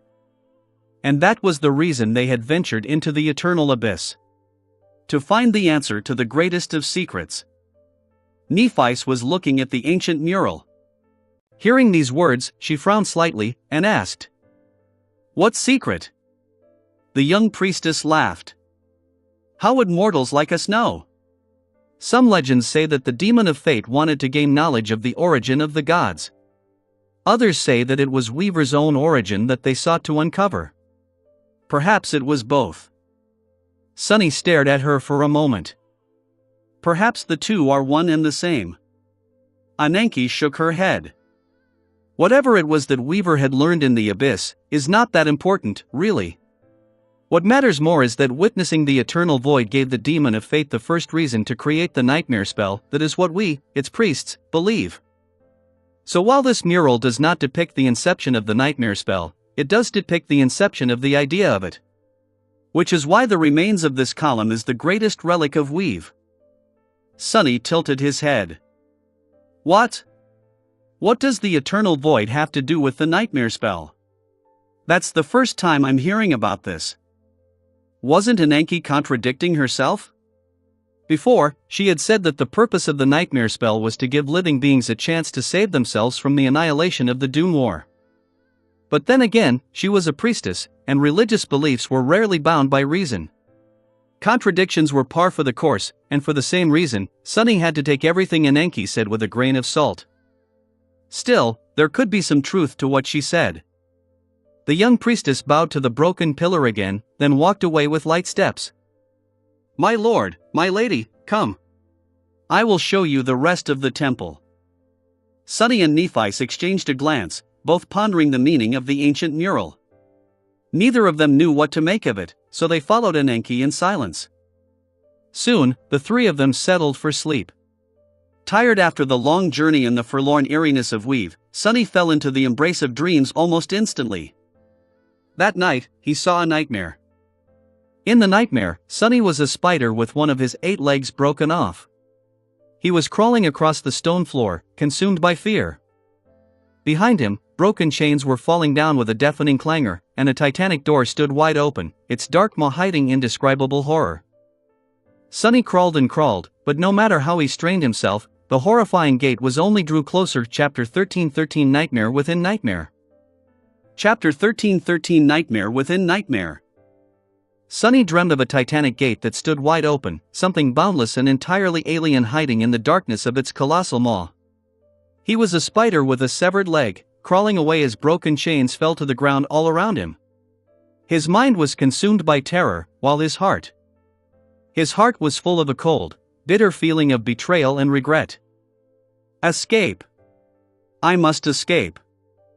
Sunny pushed his small body across the stone floor. There were beautiful webs veiling the vast hall of the temple, their silk threads weaved into a grandiose tapestry.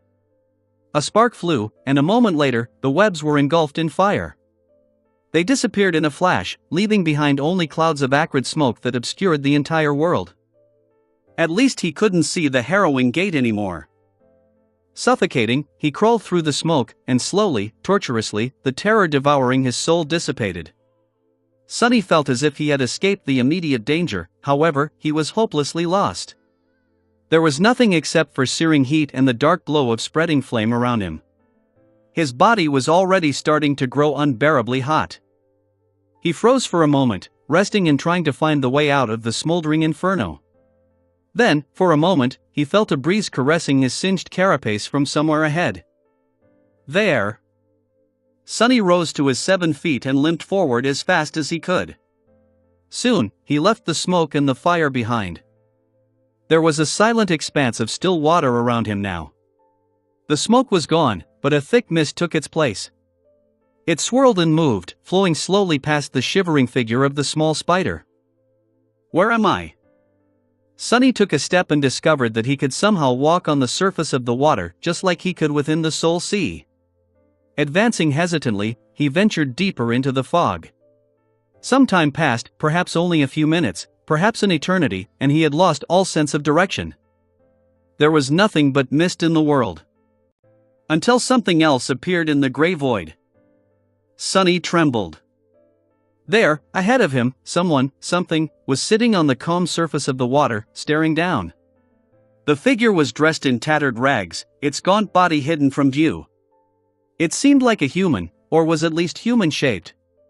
The man's dirty hair was hanging like seaweeds, and his face was hidden from view. A jagged band of dark metal rested on his head like a tarnished crown. Suddenly, Sonny felt cold. The Mad Prince? It was one of the 6 heralds of the estuary, one of the 6 plagues. The creature in front of him looked rather pitiful, but it was still a corrupted titan. He was in dire danger. Luckily, the defiled abomination did not seem to notice the small spider. Mad Prince was sitting motionlessly, staring at his own reflection with an absent expression. It was as though he existed in an entirely different reality. A moment later, Sonny suddenly felt profound relief. A simple realization dispelled his fear and unease. I'm sleeping. It's a dream. Of course, it was. Sonny was not a spider. He was currently in the Temple of the Nightmare Spell, near Nephi's and Enki, not in the middle of a boundless sea, lost in the mist. The corrupted titan in front of him was not real, and the danger the creature represented was not real either. Thank the gods. As Sonny thought that, he was not a spider anymore. However, he was also not himself. Instead, Sonny was tall and nebulous. He had 8 nimble arms, one of them crafted out of pristine white porcelain. His slender figure was veiled by a dark mantle, and a mask of black polished wood hid his features. Looking down from his towering height, Sonny studied the pitiful creature in front of him. The Mad Prince did not look that frightening, especially for a titan. However, for some unknown reason, the hunched figure filled Sonny with dread. It was just too familiar. As if sensing a gaze, the tattered man suddenly shifted and slowly raised his head. A dreadful face that seemed like a ghastly mask of countless scars and 2 dark eyes burning with unfathomable madness revealed themselves, making Sonny take an involuntary step back. Then, a whisper that was like broken glass resounded, scratching at his ears. The Mad Prince whispered. Who dares dream about me? And just like that, the relief Sonny felt was destroyed. What? He knows that this is a dream? No, that is not possible. How? The eyes of the defiled slowly gained refocus, becoming sharp and crushing. Pressed down by the unbearable weight of harrowing insanity hidden in their dark depths, Sonny took another step back and held his breath. It's a dream, it's a dream. The creature's lips, meanwhile, twisted in a wicked smile. Ah, it's you. Which one are you? The Mad Prince suddenly froze, then groaned and struck his head with a fist. I can't remember. Ah, but it is also an answer. His ugly face rippled, as if trying to assume a human expression. You're neither. You are an imposter? The creature's voice suddenly grew dark and vicious. You, murderer! An unhinged laugh escaped his lips, and then, the Mad Prince slowly rose. His tattered rags moved, shrouded in mist. As Sonny took another step back, desperately trying to wake up, the defiled took a step forward. How about it, murderer? Come closer. I'll tell you a secret. You deserve that much. There was suddenly nowhere to go. The gray mist became solid, blocking all paths to retreat. And Sonny. Sonny was, indeed, curious. Curious against his will. He was a great lover of secrets, after all. As he shuddered, feeling his thoughts spin out of control, there was suddenly a presence between him and the mad prince. Someone else was standing there, blocking the view of the mad creature with his back. It was a young man in a black tunic, with long raven-black hair and a grim expression on his pale face. The Sin of Solace. What is he doing here? The wraith seemed uncharacteristically serious as he stared the mad prince down. Without turning his head, the apparition said in a voice that was neither snide nor mocking. Instead, it was grave. What are you doing, fool? Summon your horse and get out of here. Hurry. Urdial's note, will be busy in the coming few days. Delayed chapters will be the results of that. Chapter 13-14 Revelations of Madness. Chapter 13-14 Revelations of Madness. Shielded by the Sin of Solace, Sunny was suddenly capable of pushing through the mist again. He backed away as the defiled smiled wider. Where are you going, murderer? Don't you want to learn a secret? You won't regret knowing it. Maybe you will. Sunny did not know what was happening, but he was sure of one thing: whatever it was that the mad prince wanted to tell him was not something he should ever learn. Unless he wanted to become as mad and broken as the defiled abomination was. It was already crazy enough to be fighting for his life, or rather, for his humanity, within a dream. Which he was dreaming inside the third nightmare. Staggering away, Sunny called upon his shadows. Instantly, 3 figures rose from below. Taciturn saint, scrawny imp, and a tenebrous steed shrouded in darkness. The mad prince exploded with laughter. Good, oh, this makes me feel nostalgic. We will. Saint was the first one to fall. Before she could even move, a sword suddenly flashed, followed by a turbulent whirlwind of surging mist. The graceful stone knight froze, a thin crack suddenly appearing on her onyx armor.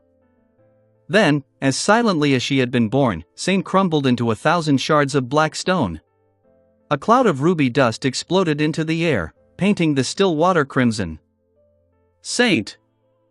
Sunny's eyes widened, but before he could do anything, the Sin of Solace pushed him away. Run, you bastard! She's not real. The imp was second. The little fiend hesitated, visibly scared by the tattered figure of the mad titan. However, then, it bravely jumped forward, reaching for the flesh of the defiled with his claws. The invisible sword whistled again, and the scrawny figure suddenly staggered. With liquid flames flowing out of Imp's mouth, he looked at Sunny with a frightened expression. Then, his eyes grew dim, and his little head slid off his neck, falling into the water with a quiet splash. Ah! Sunny felt as if his own mind was on the verge of breaking. Pressing down the tempest of pain and guilt raging in his heart, he gritted his teeth and turned away. His hand grasped Nightmare's mane, and with a stifled scream, he jumped onto the stallion's back. The dark courser was already galloping away through the swirling mist. The mad prince's laugh reached them from behind. Where are you going, murderer? I am not done with you. Sunny did not turn to look back. Gripping the sides of Nightmare with his thighs, he raised both hands and pressed them to his ears. Don't listen. However, he still heard it. The voice of the Sin of Solace, who said with a hint of resignation in his hateful, familiar voice. Sunny's own voice. Damn lunatic, are you trying to steal my job? He had never been so happy to have a wraith born from the whisper of the demon of dread stuck in his head before. Nightmare flew through the mist, and soon, the veil of it obscured the mad prince and the Sin of Solace, muffling their voices until nothing except silence remained. Sunny had also turned into himself, finally. He had a human body once again, as well as 2 human hands. The dark mantle was replaced by the soft silk of the Shroud of Dusk. Looking down, he patted the black steed on the shoulder and let out a shaky breath. I think we are safe now. Then, he hesitated for a moment and added in a small voice. But do you think that I can wake up now? Nightmare huffed and struck the surface of the still water with his hooves, soaring high into the air. As they rose higher and higher, the mist grew thinner and thinner, until eventually, a ray of sunshine broke through its blinding veil.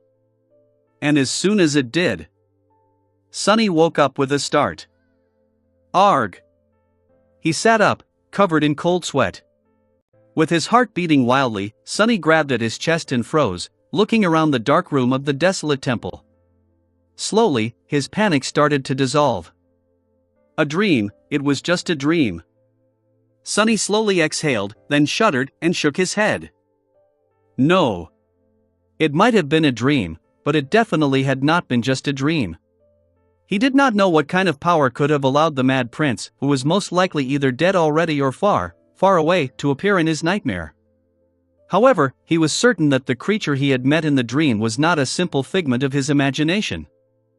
Sonny did not know whether the tattered abomination he had faced was the defiled Titan himself or some echo left behind by his passing, but he knew that hearing the secret the abomination wanted to share would have been the end of him. Gods damn it, even the dreams aren't safe here. As his heart calmed down a little, he sat in silence for a while, trying to gather his thoughts.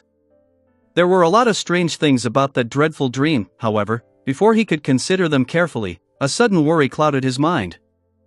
Sonny hurriedly sent his shadows to check on Nephi and Enki. Making sure that both were sleeping peacefully in the neighboring rooms, he then shuddered at the memory of his shadows being destroyed and proceeded to summon them one after another.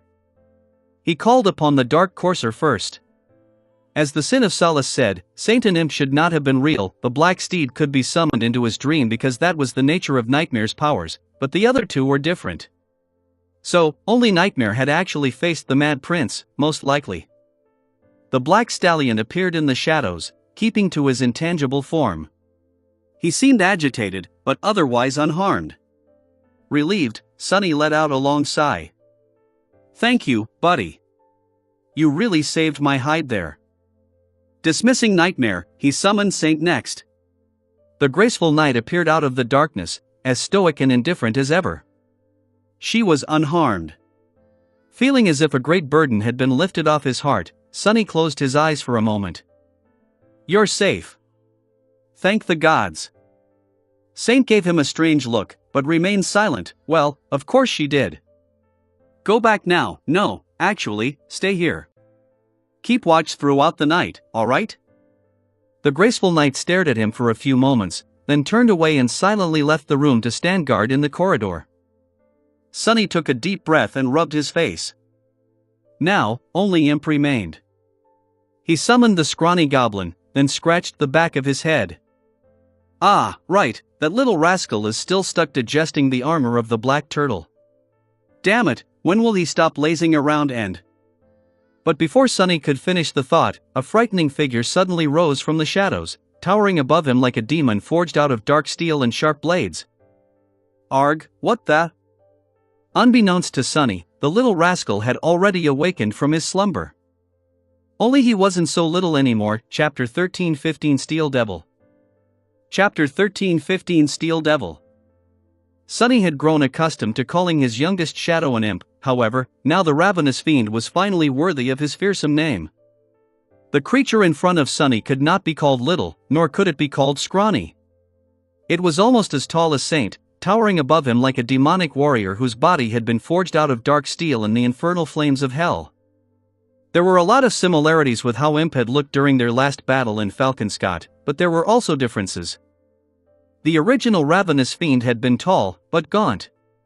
His body had been covered in thick plates of black bone armor, and he was as ferocious as he was stealthy, like a vengeful wraith born out of hungry darkness. The new and improved Imp, however, was not gaunt. Instead, he seemed like a knight clad in a suit of plate armor. That armor was not made out of bone, either. It was made out of a strange dark metal. The ravenous shadow had seemed like he was forged out of black steel before, but the look of his metallic body was changed now. It acquired a dark sheen and a glossy quality, as though the transcendent devil had been cast out of black silver or covered in a layer of dull chrome. There were changes in the design of his armor, too. It was as though Fiend had been forged out of countless broken swords. There were curved blades growing from his elbows and knees, as well as ferocious spikes rising here and there from his dark armor. His face was hidden behind the visor of a fearsome helmet, with twisting horns rising from it and a jagged line breaking its surface where the fiend's terrible mouth was hidden, brimming with dagger-like teeth. His claws were like short swords, and in his ferocious eyes, infernal flames burned with intense heat. See crap. And that demonic monstrosity was currently staring at Sunny with an extremely nasty expression in its glowing orange-red eyes. Sunny awkwardly cleared his throat. "Ah, hey there, buddy." Imp's mouth split in a sinister grin, releasing more heat and infernal glow. Sunny forced out a smile. "Wow. You look great.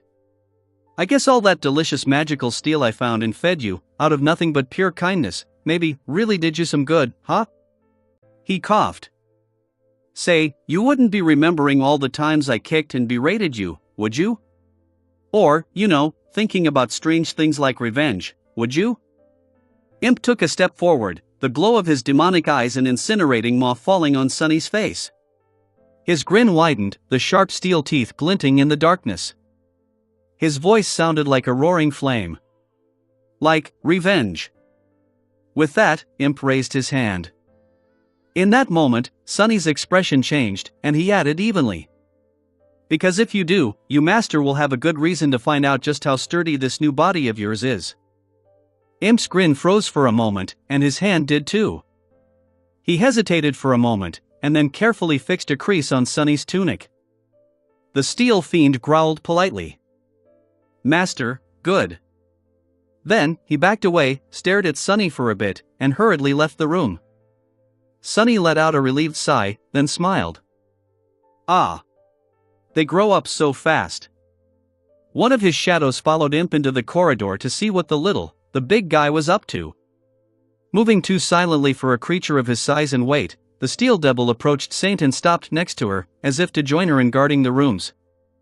There they stood, Saint and Fiend. Imp was acting as nonchalantly as the taciturn knight was, but Sunny did not miss the fact that the bastard was puffing out his chest and secretly throwing glances at Saint, as if waiting for her reaction. After a while, the stone knife finally turned her head and stared at the steel fiend indifferently. Imp seemed to have secretly held his breath. Saint remained motionless for a while, then raised her hand and casually flicked the fiend's chest with a finger. After hearing a melodious ring, she tilted her head a little. Finally, the graceful knight nodded curtly and turned away. Imp looked beyond himself. Maintaining a stoic facade worthy of his ferocious appearance, he also looked away and returned to silently guarding the corridor. However, the flames in his eyes were dancing jubilantly. Sunny scoffed. "This ugly idiot, he's seriously cute." He shook his head, then summoned the runes to learn exactly what had changed about Ravenous Fiend, except for appearance. The runes read: Shadow, Ravenous Fiend. Shadow rank, Transcendent. Shadow class, Devil. Shadow description: a pitiful little creature traveled through a nightmarish land. Shadow attributes: lucky, marvel, ravenous, shadow sworn, complete steel body. The greater steel body had become complete steel body. Its description read: Attribute description: this shadow's body is forged out of sublime blessed steel and is without a flaw. It seemed that consuming the silver armor of the black turtle had not only improved the quality of the alloy from which Imp's body was made, but also removed all the remaining imperfections from it. Granted, Sunny was inclined to take its supposed flawlessness with a grain of salt. After all, he had recently learned that flaws were one of the universal laws of the world. Still, if the spell deemed it necessary to call Imp's newly evolved body flawless, he had to be very close to having no physical vulnerabilities. It seemed that Sunny finally had another powerful shadow to face the most dire enemies side by side with. Imp was now perfectly capable of participating in battles alongside Saint and Nightmare, reaching the fearsome level of power that a transcendent devil was supposed to possess. With his indestructible steel body, which was a weapon in and of itself, as well as his dual affinity for shadows and flame, the ferocious fiend would be a terror on the battlefield. Good, just in time. Sunny's face grew somber. Things had been calm for a while, ever since Ananke had found them. But he knew that there were plenty of harrowing battles waiting for them in the depths of the Tomb of Ariel. Chapter 13:16 Limits of Power. Chapter 13:16 Limits of Power. Imp. Or was Sunny supposed to call him Fiend now? Did not get new abilities. Which was logical, really, since the black turtle was only a monster and the gluttonous shadow had not even consumed the flesh of the abominations, only its armor. Still, the scrawny goblin had become a fearsome ogre. He was going to significantly increase Sonny's battle power, not the least because of his carefully chosen diet. Sonny had given up on feeding Ravenous Fiend a lot of valuable stuff so that his growth did not become muddled. Imp's main affinities had to be established first: steel and shadows. The flames he had absorbed from the colossal body of the Sun Prince were a pleasant side effect, increasing the power of the Steel Devil's attacks, but what Sonny had really wanted was to make his youngest shadow as indestructible as possible. Saint possessed an incredible level of defense, which was only made greater by her masterful battle prowess. But Imp was different. If not guided cautiously, he could have ended up being vulnerable. Considering the types of situations Sonny often found himself in, that vulnerability was bound to result in him losing his first shadow sooner rather than later. Survivability was king. He had regrettably proven it himself over and over again, clinging to life by the skin of his teeth on many occasions. Which was why Sonny was so impressed by how hard to kill the original scavenger had been. He had experienced the toughness of the spiteful fiend's bone armor personally, after all, and wanted to make Imp at least as durable.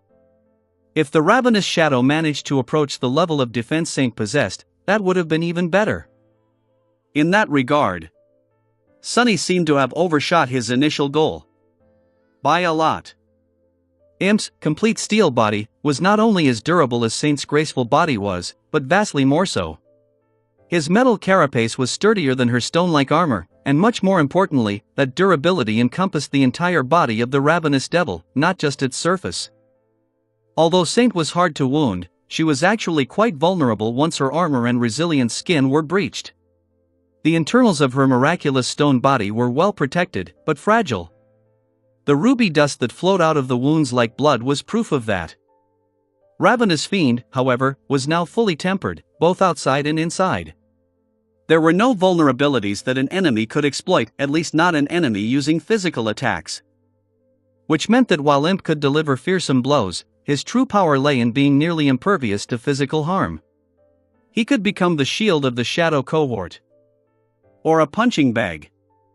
Sonny scratched the back of his head and looked in the direction where Imp was standing, hidden from view by a wall, with a guilty expression. The poor guy had not realized what the future held for him, had he? Sorry, buddy. He shook his head and remained silent for a while, thinking. There were two fully matured transcendent devils serving him now. Sonny himself had become unbelievably strong due to Shadow Dance, at least for an ascended. If augmented by Nephi's, his power was probably comparable to some saints now, enough to give him a fighting chance, if nothing else. If Sonny was assisted by his shadows, most saints would probably be the ones at risk, not him. And that was without Soul Serpent, who should have become the strongest of the shadows by now. But still, that power was not enough. After experiencing the dire perils of the upper reaches of the Great River, and knowing that he would have to venture far downstream, into the distant past, Sonny knew that even his current ridiculous level of strength was not enough to slay the kind of adversaries he would be facing. The problem was, I am almost at my limit. There were very few things he could realistically achieve in a short amount of time to increase his power even further. The only feasible one was helping Nightmare evolve into an ascended terror and unlock his Dream Curse ability. That was going to happen relatively soon, but after that, Sonny would reach a dead end. With a lot of effort, he could potentially become a terror. But even that boost was not going to be significant enough to change the odds in his favor. More memories, and stronger ones at that, were not going to cut it either. Sonny had grown a lot more than any master in history had, perhaps, but now, his head was pressed against an indestructible ceiling. The only way for him to leap to a new height was by breaking that ceiling and becoming a saint. Which could only happen after the nightmare, meaning too late. Of course, he had recently learned from Menenki that people could transcend without the assistance of the spell, that path was open to him. But sadly, Sonny did not have 100 spare years or more to slowly learn how to do just that. What was left, then? He frowned. Actually, I am thinking about it all wrong. Sonny had been a loner for most of his life, and even after learning how to rely on others and trust his friends, he still put a lot of meaning into personal strength. Which was not exactly unwise, but, at the same time, served as an artificial limit. Although he had not lived through Neff's second nightmare, the lesson she had learned there resonated with his own experiences. Personal strength was important, but it paled in comparison to true power. Take Antarctica, for example. Sonny had achieved incredible things there, but he had not achieved them alone. The evacuation of hundreds of millions of civilians was only possible because the government had mobilized vast resources to send the first and second evacuation armies into the southern quadrant. Without the irregulars, without the mundane soldiers and thousands of awakened who had fought and died to save the people of Antarctica, Sonny would not have achieved anything. His personal strength was nothing when compared to the united determination of all those brave people. It was the same here in the third nightmare. Sonny had to destroy a dire enemy, the forces of defilement populating the corrupted city of Verge and the 6 plagues that ruled it. Dread Lord, Torment, Undying Slaughter, Soul Stealer, Devouring Beast, and Mad Prince. So why was he only thinking about his personal strength? Wasn't the power of his allies also his power? Nephice, Cassie, Effie, Kai, Jet, and even Mordred. They were as much a part of his power as Saint, Imp, and Nightmare. Since Sonny had reached the ceiling of what he himself could achieve as a master, wouldn't it be wiser for him to put his efforts into empowering his allies? This is it. Shrouded in darkness, Sonny slowly nodded. That was the path he had to take if he wanted to survive the nightmare. After reaching Fallen Grace, he and Nephice had to find the rest of the cohort. And once they found them, Sonny had to make sure that his friends, and Mordred too, grew as powerful as possible. He had to make them into a force capable of defeating the 6 plagues. For their sake, and also his own. Sonny sighed and closed his eyes for a moment. The future was daunting. But when had it not been so? Chapter 13-17 Difficult Questions. Chapter 13-17 Difficult Questions. Approaching the window, Sonny opened the heavy shutters and looked at the desolate landscape of Weave from the height of one of the Nightmare Spell Temple's bell towers. The sky was veiled in impenetrable darkness. The waters flowing through the canals of the floating city glowed with iridescent radiance, bathing the empty streets in ethereal glow. Usually, the light of the great river at night was dreamlike and beautiful, but contrasted against the forlorn desolation of Weave, it made for an eerie sight. It was like a city of ghosts. He sighed, thinking about the cruel fate that had befallen the followers of Weaver, and the creature that had driven them to extinction. The Mad Prince. A dark expression appeared on Sonny's face. He was reluctant to think about his meeting with the defiled Titan, or at least some vestige of the abhorrent creature that had found its way into his dreams. It almost felt as though thinking about the abomination would summon it here. Nevertheless, Sonny had to consider what he had seen and heard in the harrowing dream. Because it was too ominous. I dreamt of being Weaver. The spider with a broken leg was, without a doubt, a representation of the demon of fate. It was not surprising that Sonny had dreamt of the nebulous demon after witnessing the mural in the grand hall of the temple, and neither was it unexpected that he had assumed the demon's role in his nightmare. Weaver's blood was running through Sonny's veins, after all, and he too had an innate affinity to fate. The latter was the reason for the former. In the end, it was because of being fated that he had stumbled on the egg of the loathsome thieving bird and received the forbidden lineage of the sinister demon. Sinister. Sonny had actually never thought about Weaver in such terms before. Mostly because he had benefited greatly from their tenuous connection, but also because there was no reason to. In all honesty, he had admired the mysterious demon, with no particular reason except for the fact that the demon of fate was an intelligent, cunning, and fearsome deity. But the more Sonny learned about the end of the dream realm and the nightmare spell, the more ominous of a figure Weaver seemed. And how could they not? Who could be more dangerous than a creature that wielded knowledge of fate itself? Sonny and Nephice had argued about the nature of the spell, whether it was a fundamentally benevolent force or not. He was inclined to believe that it had been created for a noble purpose, which was not to say that it was not a vile and terrible curse for the humans of the waking world, but he was also starting to suspect that neither of them really understood the true intention and scope of what Weaver had done at all. The nightmare spell seemed like a tool to make living beings stronger in the face of encroaching corruption. But there were too many discrepancies between what was apparent and what was hidden beneath the surface. The nightmares, the slow but inevitable escalation, the sheer convenience of it all. What was Weaver's true goal? How had the rudimentary version of the spell Ananke wielded grown to become the pervasive and nearly omnipotent power that seemed to be as absolute as the universal laws of reality that the gods established? Come to think of it, how had the Doom War ended? What had actually happened to the demons, the gods, and Weaver? Where did the corruption that had devoured the dream realm come from, and why? Just like always, Sunny had no answers. More than that, these were not even the questions he had to ponder. The defilement was a form of corruption that had spread from the estuary, and there were 6 champions of it. Dread Lord, Devouring Beast, Undying Slaughter, Torment, Soul Stealer.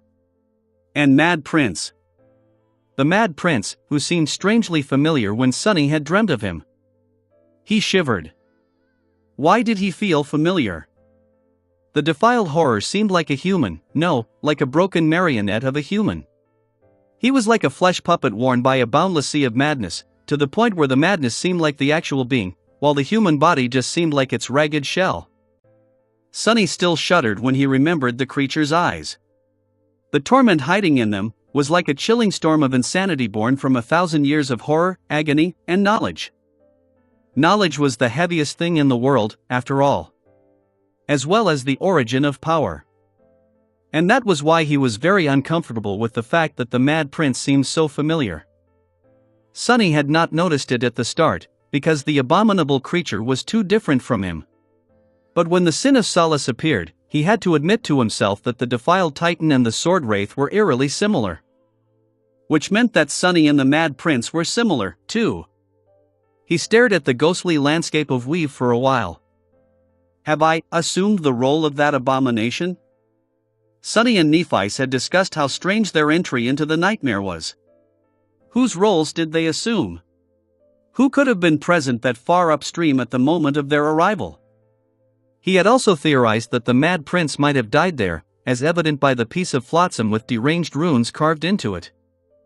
It was strange to think that a corrupted Titan could have become an ascended tyrant, but not impossible. The spell could have decided that it was the best and only option, slightly changing the rules. The third nightmare was different from the previous 2, to begin with challengers entering it with their own bodies. That was one possibility.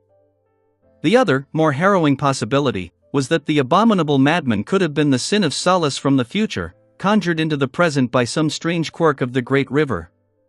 Ananke had said it herself that the flow of time in the tomb of Ariel was often strange and unpredictable. The Mad Prince could also have been the future version of Sunny, who had either been devoured by the corruption, or the Sin of Solace itself. No. No way. No way.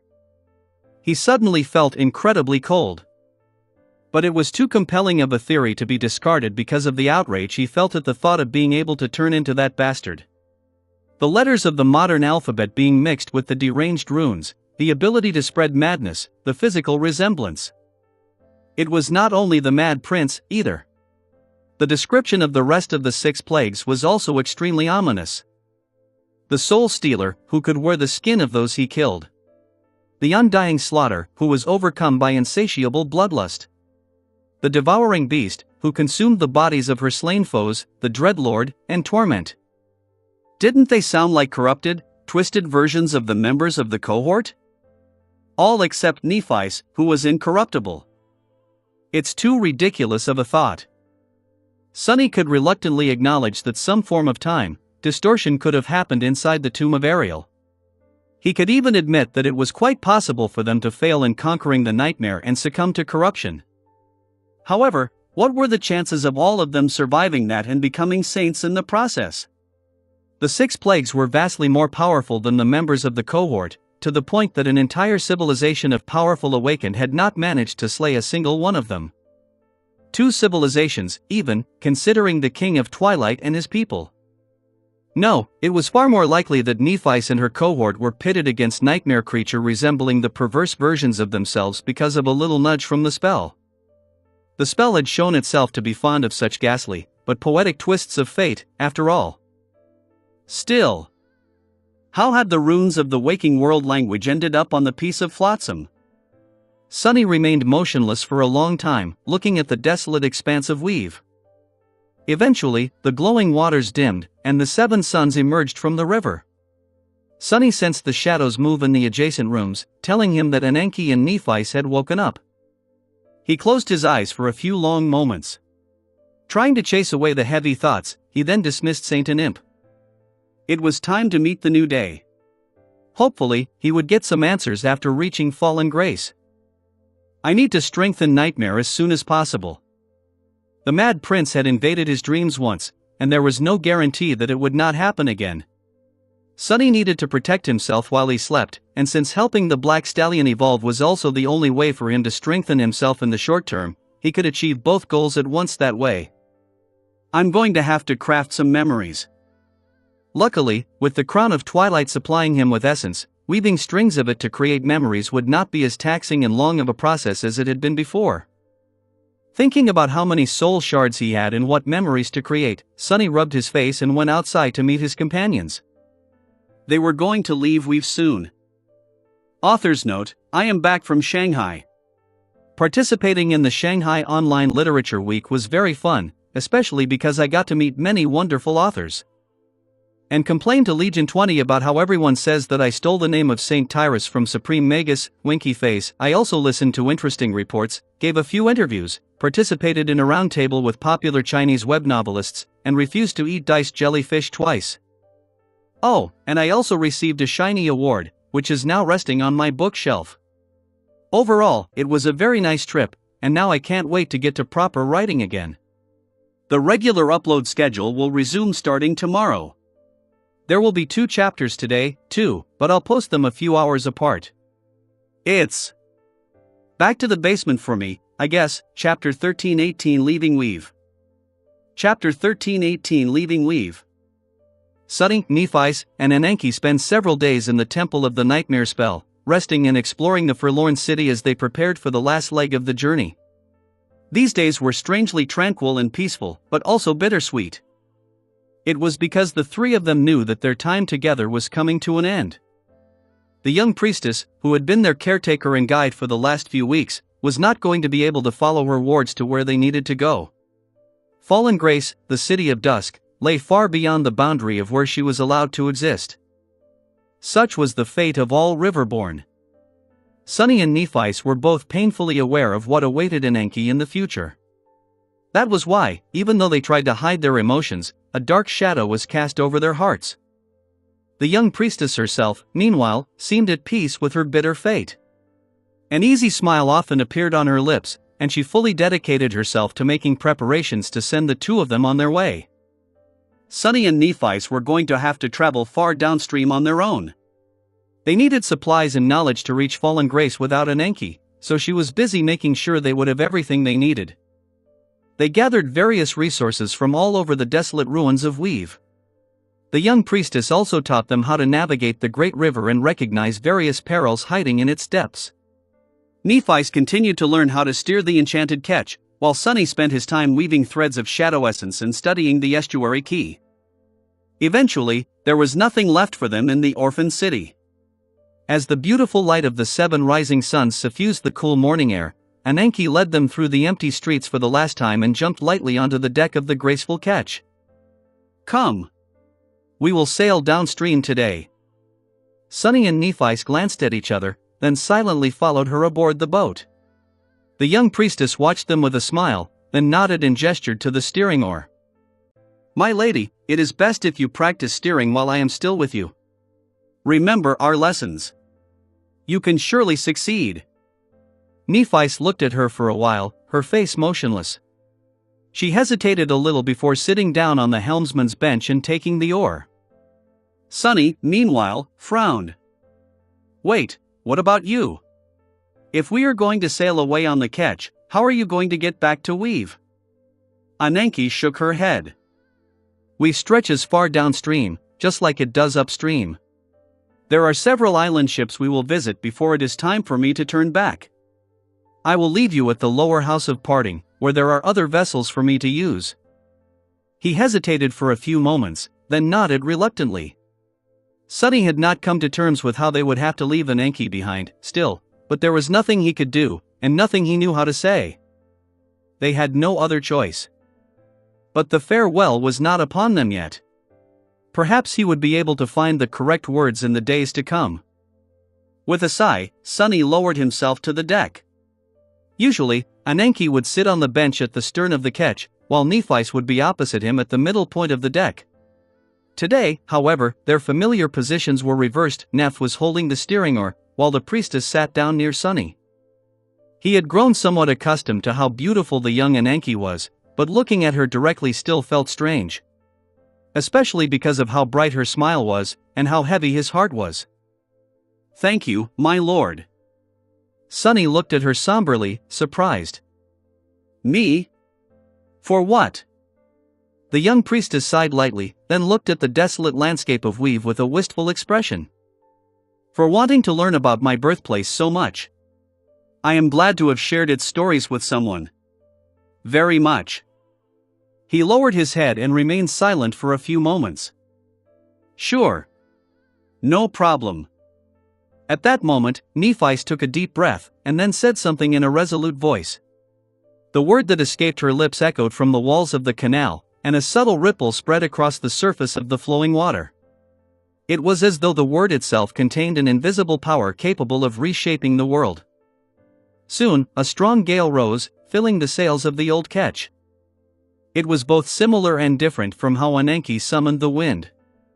Neph's shaping was more direct and crude, lacking stability, but, at the same time, it contained a wild and fearsome will. As a result, the gale summoned by the true name of the wind was able to propel the boat forward despite not being as strong as what the young priestess had been able to call upon. The word they spoke was the same, but the result differed. It was because of the nature of the sorcery of names. Unlike other types of sorcery, which acted through fixed conduits like essence threads and runes, it used the shapers themselves as the conduit. Nephice was of a lower rank than Ananke, so she couldn't channel the power of the word as potently. But, at the same time, her body and soul were aflame with the divine lineage of Sun God, and more importantly, she possessed a true name of her own. Those with true names were connected to the mystical side of the world much closer, would be influenced by the hidden powers of the world much more, and be able to exert greater influence in turn. Which was why Nephice was able to control the ketch with a sufficient level of power despite not being a saint like Ananke. "You are doing great, my lady. Speak the names of concealment next." Neph lingered, her face a little pale. The sorcery of names did not come without a cost, just like the other types of sorcery. Channeling a word put a strain on the shaper's body, as while uttering it did not consume essence, controlling the outcome did. Eventually, she gritted her teeth and said the rest of the names the priestess had taught her, arranging them into a phrase. The ketch flew through the canals. Soon, it broke free of the city boundaries and sped into the open expanse of the great river, leaving the forlorn city behind. They were once again traveling downstream, deeper into the past. Chapter 13:19 House of Youth. Chapter 13:19 House of Youth. The next morning, they reached the first of the remote island ships Ananke had told them about. It slowly appeared from beyond the horizon, illuminated by the dreamlike sunlight. This one was different from the House of Parting. The artificial island was much larger, and instead of a solemn and solitary building, it encompassed a whole district. There were many houses, gardens, and water features, all of them bright and colorful. Despite the same desolation that reigned in Weave, this place seemed strangely festive. It was easy to imagine how full of vitality it had once been. Ananke's eyes glistened with nostalgia. She smiled softly and said, her voice melodious, "This is the House of Youth." Sunny and Nephice looked at the bright island ship, wondering what its purpose was. The sight of it was a little uplifting, and a little sad.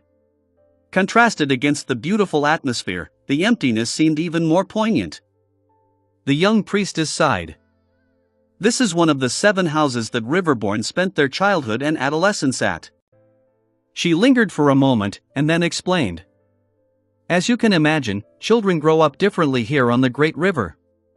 From the moment they are born, their bodies are beholden to the currents of its time. If brought upstream, they will swiftly reach adulthood. At the same time, their parents will have to grow older if they wish to remain with their child. In a span of a few generations, families will be torn apart, and a city will be broken into pieces. Ananke shook her head. Of course, it is also cruel to thrust a child into adulthood while their mind remains immature. So, the 7 houses exist. Actually, it is a bit strange for me to explain these things, since that is just how life in the tomb of Ariel is. To me, it is the manner in which outsiders grow up that seems odd. She laughed.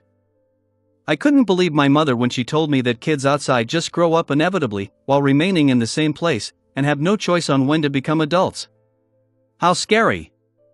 Can you imagine? Sonny and Nephi's looked at each other, befuddled.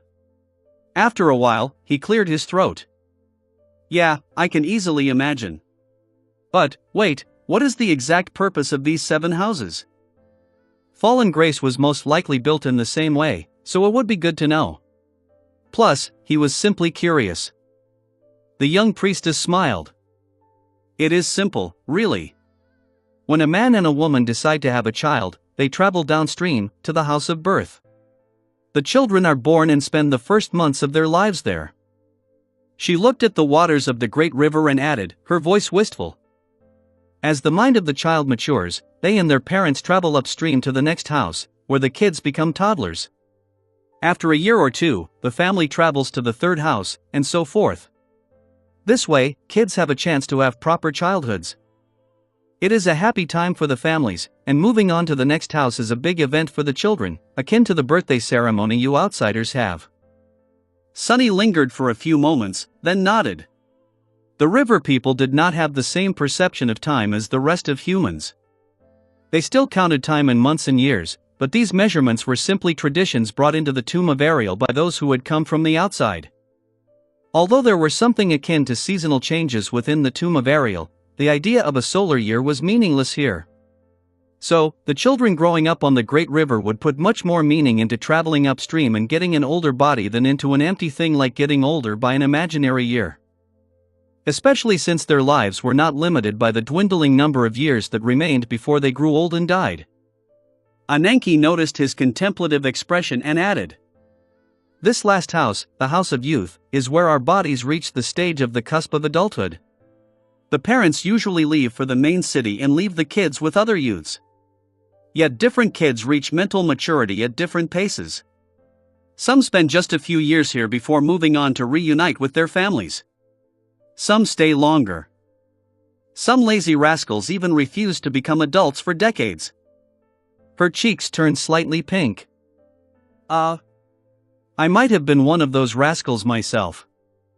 Sonny smiled, imagining the dignified and wise elderly woman he knew avoiding the responsibilities of adulthood for as long as she could, getting into all kinds of mischief with the other young riverborn. Had Ananke really been such an unruly troublemaker once? He shook her head. But wait. If that is true, then how would these youths have families of their own? They would turn into infants by traveling to the house of birth, no? Ananke nodded. Indeed. That is why the whole city migrates some distance upstream each generation. That gives the young ones a chance to have children of their own. Of course, it also means that their parents grow a little older with each migration. But our lifespans are long, the future is more forgiving than the past. The eldest ones assume guidance roles in the 7 houses, as well. She remained silent for a few moments. Nevertheless, a city might reach a point where the older part of its population would not be able to migrate anymore. That never happened to Eve, since many died in the battles against the corrupted, and those who survived too long usually chose to leave from the house of parting. Our history also does not stretch that far. But downstream, where the great cities of Sibyls used to be, that was how new settlements were created. The young split off to start life anew. Sonny and Nephi remained silent, thinking about how bizarre the civilization of the Great River was, after all. The way of life of the river people was indeed completely different from the outside world. Even simple things like parenthood, childhood, and growing up were entirely unlike what they knew. Life always finds a way. Which was why it was even sadder to see it destroyed, how it had been here in Weave. Ananke sighed. There had been a single migration after I left the House of Youth. So, I will be able to guide you past all the 7 houses, to the house of parting far downstream. It should not take us more than a few days." With that, she turned to Nephi and smiled. "In the meantime, my lady, I will help you grow accustomed to controlling the catch." As she and Neph talked, Sunny looked at the bright buildings of the House of Youth, which were drawing closer and closer, and then slowly drifting past. He was thinking about what Ananke's childhood must have looked like, as well as about the bleak and cold childhood of his own. Wasn't it funny? The young priestess, who had been born in a tomb built by the demon of dread from the corpse of an unholy titan, clung desperately to her childhood, not wanting to become an adult. While he, who had been born in the waking world, couldn't wait to leave that bitter page of his life behind. And in the end, they had both ended up in this catch together. Sunny sighed. It would be nice if the kids of the future, the waking world's future, could live like her, and not like me. That was such a strange thought. Chapter 13:20 Childhood's End. Chapter 13:20 Childhood's End. Eventually, Ananke replaced Nephi at the steering oar. Neph looked drained after commanding the winds for an entire day. Nevertheless, Sunny felt that her eyes were duller than mere exhaustion could explain. Throwing a questioning glance at her, he asked, "Are you all right?" She lingered for a few moments, then nodded silently. Sitting down and leaning her back against the side of the ketch, Nephi then tiredly closed her eyes. She had not slept since they left Weave, and although masters like them could easily remain awake for days, mental fatigue still had a way of catching up to them. "I guess she doesn't want to talk about whatever it is that's troubling her." Sunny studied Neff's pale face, then quietly summoned Nightmare and ordered him to guard her dreams. The tenebrous steed hid in the shadows at the bow of the boat, formless and watchful. Not satisfied with that, Sunny sent all but one of his shadows to augment him. Memories of meeting the manifestation of the Prince of Madness still haunted his thoughts. Later, there was nothing for him to do but continue weaving threads of essence. Sunny sat on the deck of the ketch with his legs crossed, his fingers dancing in the air. By now, he was proficient enough in creating essence strings to not pay a lot of attention to the process. Oot was a far cry from when he had attempted weaving for the first time and constantly cut his hands to the bone. His painfully gained experience and the increased sensitivity that bone weave granted to his fingertips made it easier. Now, Sunny just needed time and essence to create as long a thread as he needed to weave a memory. It still took some time. After a while, Ananke looked at him with curiosity and asked, "My lord, if you don't mind me asking, what are you doing?" Sunny remained silent for a few moments, then turned his head slightly. He hesitated before answering, knowing how weird she was about all things involving the demon of fate. Nevertheless, eventually, he said, "I am creating essence strings, weaving." Her azure eyes widened slightly. You are a weaver, my lord?" "A weaver?" Sunny tilted his head. "If you mean someone who uses weaver's sorcery, then yes. Although I am not very proficient with it." The young priestess was staring at him with reverence. He sighed. "Why, were these weavers very rare in your time?" She nodded slowly. "Extremely so, my lord. The sorcery created by the demon of fate was not something mortals could easily learn, or gods, even. There were only a few who mastered it. One of the 2 high priests of the nightmare spell was one such sorcerer. My mother told me that he was a shaper of souls and a master of all kinds of magic." "Are there a lot of weavers like you in the future?" Sunny slowly shook his head. "No. There are a few whose aspects allow them to create memories, but as far as I know, I am the only one who truly knows how to weave sorcery, unbound by the limits of my abilities." He sighed. "I never had a teacher, though. Everything I know, I've learned myself. That is why I can only create copies of the weaves created by the spell, or modify them at best." The young priestess looked at him silently for a while, then smiled. "But, my lord, wouldn't that mean that the nightmare spell is your teacher? How can there be a better teacher than that?" The corner of his mouth twitched. Suddenly grim, Sunny looked away. "I guess. The spell has taught me a great deal of things, indeed." Ananke's smile widened. "You are beloved by fate, then." I feel at ease." He hid his face, not wanting her to see the dark resentment drowning his eyes. Beloved by fate, huh? Sunny was indeed fated. However, that did not mean that fate was especially kind to him, it just meant that he was wrapped in its strings like a helpless puppet, doomed to always be at its mercy. In a sense, it meant that he would never know peace. Not until he learned how to rip those strings apart. It's much more like I am cursed by it. But then again, wasn't his fate to become defiled, tear his face with his nails, and turn into a mad abomination? Wasn't that his future? Sunny shuddered, remembering that frightening possibility. No, no way. I would rather die. I will die, if this is the only outcome. That stupid theory of mine has to be wrong. The Mad Prince. I will never become him. Closing his eyes for a moment, he calmed his wildly beating heart and concentrated on weaving essence strings once again. However, his fingers trembled as he did. By the time the 7 suns touched the surface of the flowing water, the swift ketch reached the second of the 7 houses. Mooring the boat to its pier, they camped for the night on the forlorn island. It looked like a place where life had thrived once, but now, that vitality was gone. The children were gone, the parents were gone, and soon enough, the 7 houses would be gone, too, swallowed by the eternal currents of the great river. In the morning, Sunny was awoken by the creaking of the windcatchers. After giving Ananke some time to take a walk along the shore and remember the days of her childhood, they left the artificial islands and sailed downstream once again. It took them another day to pass the 3rd house. By then, Ananke's appearance had changed once again. She used to look only slightly older than Sunny and Nephice and Weave, but now, it was as if she was of the same age as them, or even younger.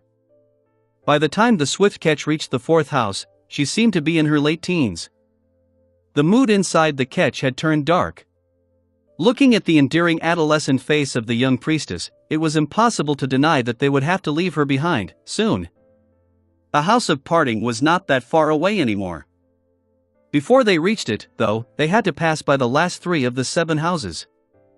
However, by the time they were supposed to come in view of the 5th, Ananke's expression had turned tense. Because the artificial island was nowhere to be found. Chapter 1321 Drowning Island. Chapter 1321 Drowning Island. Sunny and Nephice had learned a few things about navigating the endlessly flowing waters of the great river, but they were still unsure what distance separated each of the 7 houses from each other. Nevertheless, they quickly understood that something was wrong by looking at Ananke's face. The young priestess was almost always either calm or smiling. At some point, however, a deep frown twisted her soft adolescent face, and a dark shadow was cast onto her vibrant azure eyes. Sunny was the first to notice. He studied the teenage girl in front of them, then asked, "What's wrong?" Ananke lingered for a few moments. "We should have reached the 3rd house by now, my lord.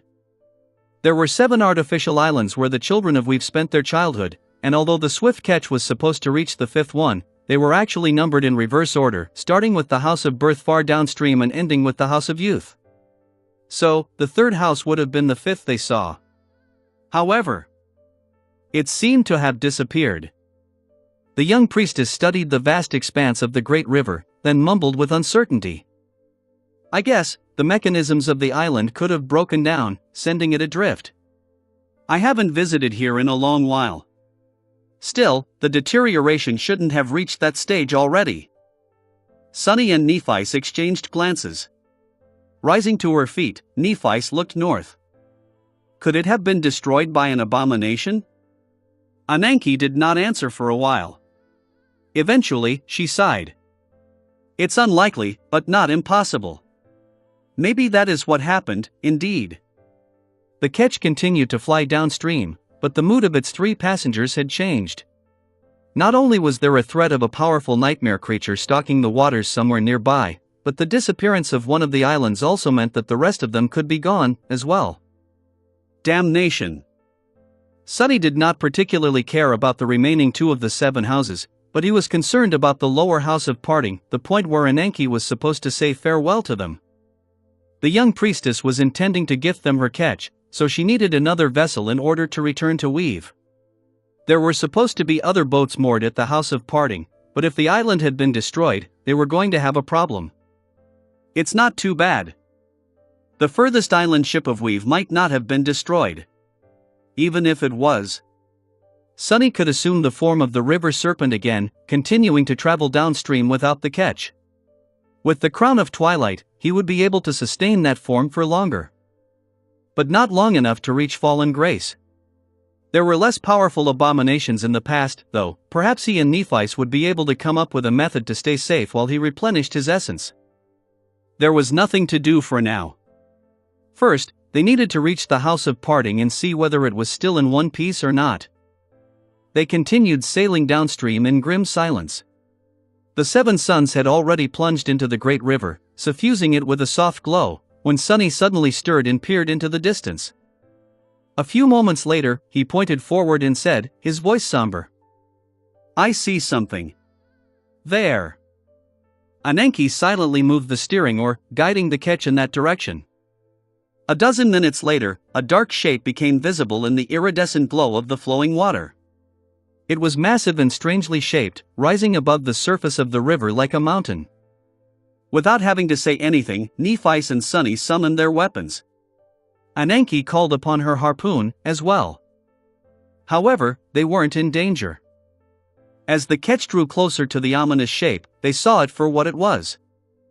A shattered platform built upon the frame of some leviathan's bones was sticking out of the water, tilted and half round. They first saw one of its sides, overgrown by seaweed and barnacles. It took Sunny some time to realize that he was looking at the bottom of an island ship. Soon, enormous water wheels came into sight, motionless and broken, hanging high in the air. Finally, they went around the edge of the drowning island and saw the side of it that was supposed to be the surface. The bright buildings, those of them that remained above the water, had mostly collapsed into piles of rubble. The gardens had been destroyed, and the tidy streets had turned into a labyrinth of ruins. The tall wind catchers had been shattered, their blades sticking out of the river like torn sails. It was what remained of the third house. Looking at the scene of violent devastation, Sunny felt a cold shiver run down his spine. What could have destroyed it so thoroughly? It seemed as though a frenzied titan had been let loose on the floating island. Nephi gripped the hilt of her sword tighter. Her face was motionless, but white sparks were dancing in her eyes. An abomination? Ananke remained silent, studying the ruins with a dark expression. Eventually, she shook her head. "I don't know, my lady. Let's leave this place as soon as possible." Despite her true age and her youthful appearance, the priestess was not a very good liar. Sunny could tell that she was keeping some suspicion to herself, but since Ananke did not want to speak of it, he decided not to press the issue, for now. He trusted her that much, at least. The young priestess let Nephi take the steering oar and went to the bow of the ketch, still holding her harpoon. The ketch sailed past the ruins of the devastated house, giving them an opportunity to study how utter its destruction had been. None of them said anything, but all three looked somber and uneasy. Finally, they left the drowning island behind and continued moving with the current of the great river. An hour passed in tense silence, then another. Despite Sunny's fears, no monstrous dweller of the depths attacked the small ketch. After a while, the first of the seven suns appeared from beneath the waters. The impenetrable darkness released its hold upon the sky, and a new day came, as bright and beautiful as all the rest of them. However, there was something different about this one.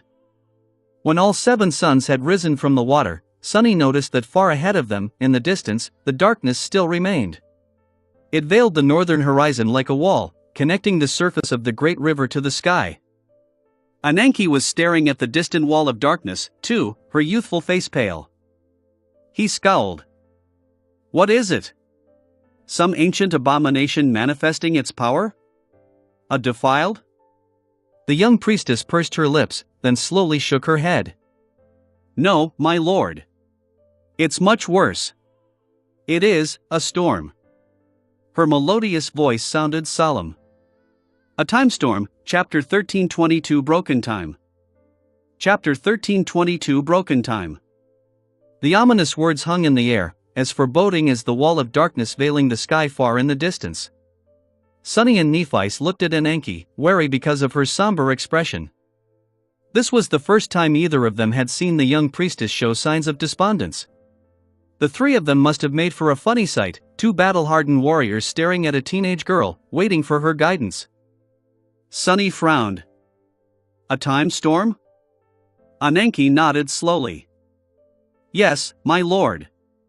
I have told you before that time can be unpredictable on the great river. There are places where it turns stale and unmoving, great whirlpools that nothing can ever escape, clashing currents, and deadly tides of all kinds. A time storm is one of the most dangerous anomalies one can encounter. Her youthful face darkened. It is a wandering disaster that twists and rips time apart, containing within itself absolute chaos. These storms originate from the span of the great river that corresponds to the final days of the Doom War, when the last cataclysmic battles between the demons and the gods were fought, and when both sides perished. They usually don't reach that far upstream. I am sorry. Nephi shook her head. You don't need to be sorry, Ananke. It is not your fault. However, how do we escape it? The young priestess lingered for a few moments, then said quietly, I am not sure that we can. She uttered several words, easily overpowering Neph's shaping. The wind that had been filling the sails of the ketch disappeared, and a moment later, a powerful gale crushed into the wooden boat, making it creak. This one was not summoned by anyone. Much worse, it was blowing from downstream, pushing their hair back. Which meant that the dark wall devouring the horizon was traveling in their direction. At least a normal storm would. Judging by Ananke's expression, a time storm behaved the same. Sunny uttered a silent curse. Can we outrun it? The young priestess swiftly moved to the side of the ketch and looked down, at the clear water flowing past the polished wood. A few moments later, she gritted her teeth. I don't think so, my lord. We are already caught in its outer reaches. It was only then that Sunny noticed that the current of the great river seemed to have grown much stronger. It was hard to tell when the ketch was flying forward at full speed, but now that it slowed down and was about to come to a halt, the changes were apparent even for an outsider like himself. The wind was chasing the storm in their direction, while the current was pulling them into the storm. It was like a trap. Damn it! What do we do then? Ananke stared at the approaching wall of the storm with a dark expression. A few moments later, she took a deep breath and forced out a smile. We will just have to brave it then, my lord and lady. Sunny and Nephi stared at the teenage girl with stumped expressions. Hadn't she said that a time storm was a roving mass of chaotic time, wild and distorted enough to be absolutely deadly? The third house had been much larger and infinitely more robust than their small ketch, but it was utterly destroyed. How the hell were they supposed to survive something like that? The young priestess shook her head. It is not as bad as it sounds. I am a transcendent, after all. We, the followers of Weaver, had to pass through the tumultuous region from where these storms originate on our way upstream, so we know a thing or two about how to endure them. Her voice sounded confident, but the look in her eyes was anything but. Noticing their doubt, Ananke sighed.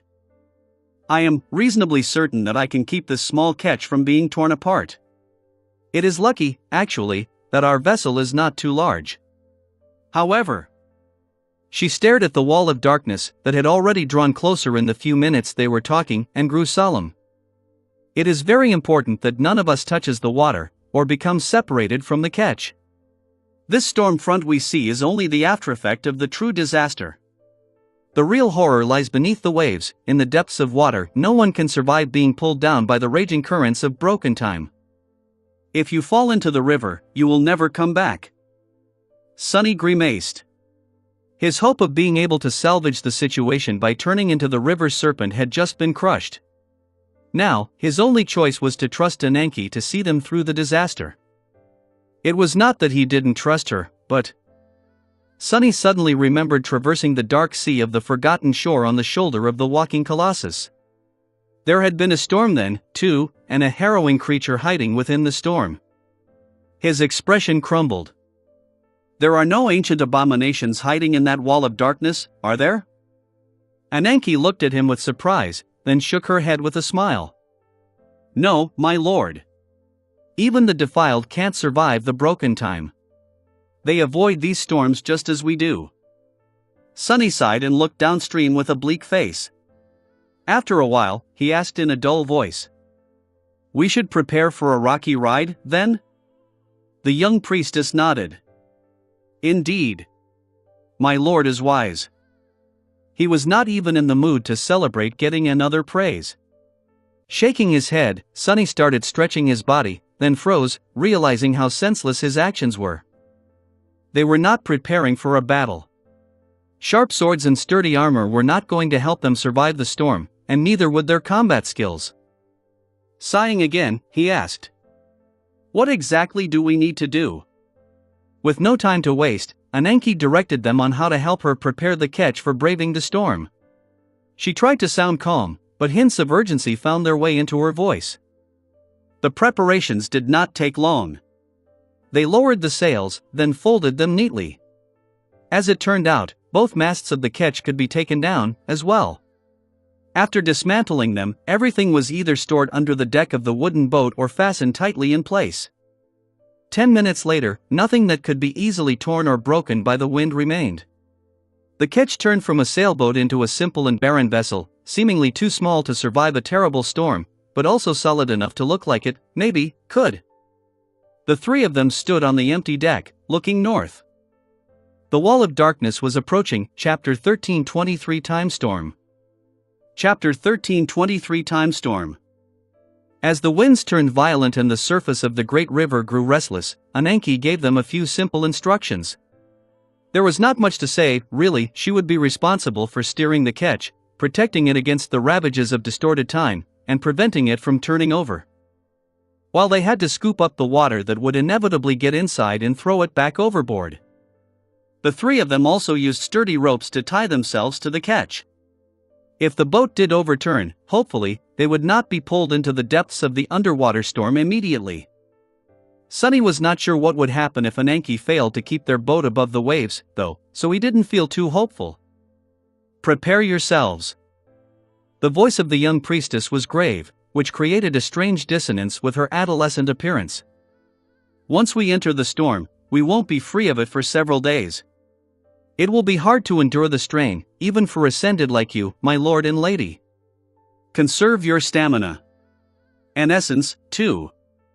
She lingered for a few moments, and then added quietly, "All kinds of things can happen, but fate will guide us. Have faith." Sunny gritted his teeth. If there was one thing he did not have, and never wished to possess, it was faith.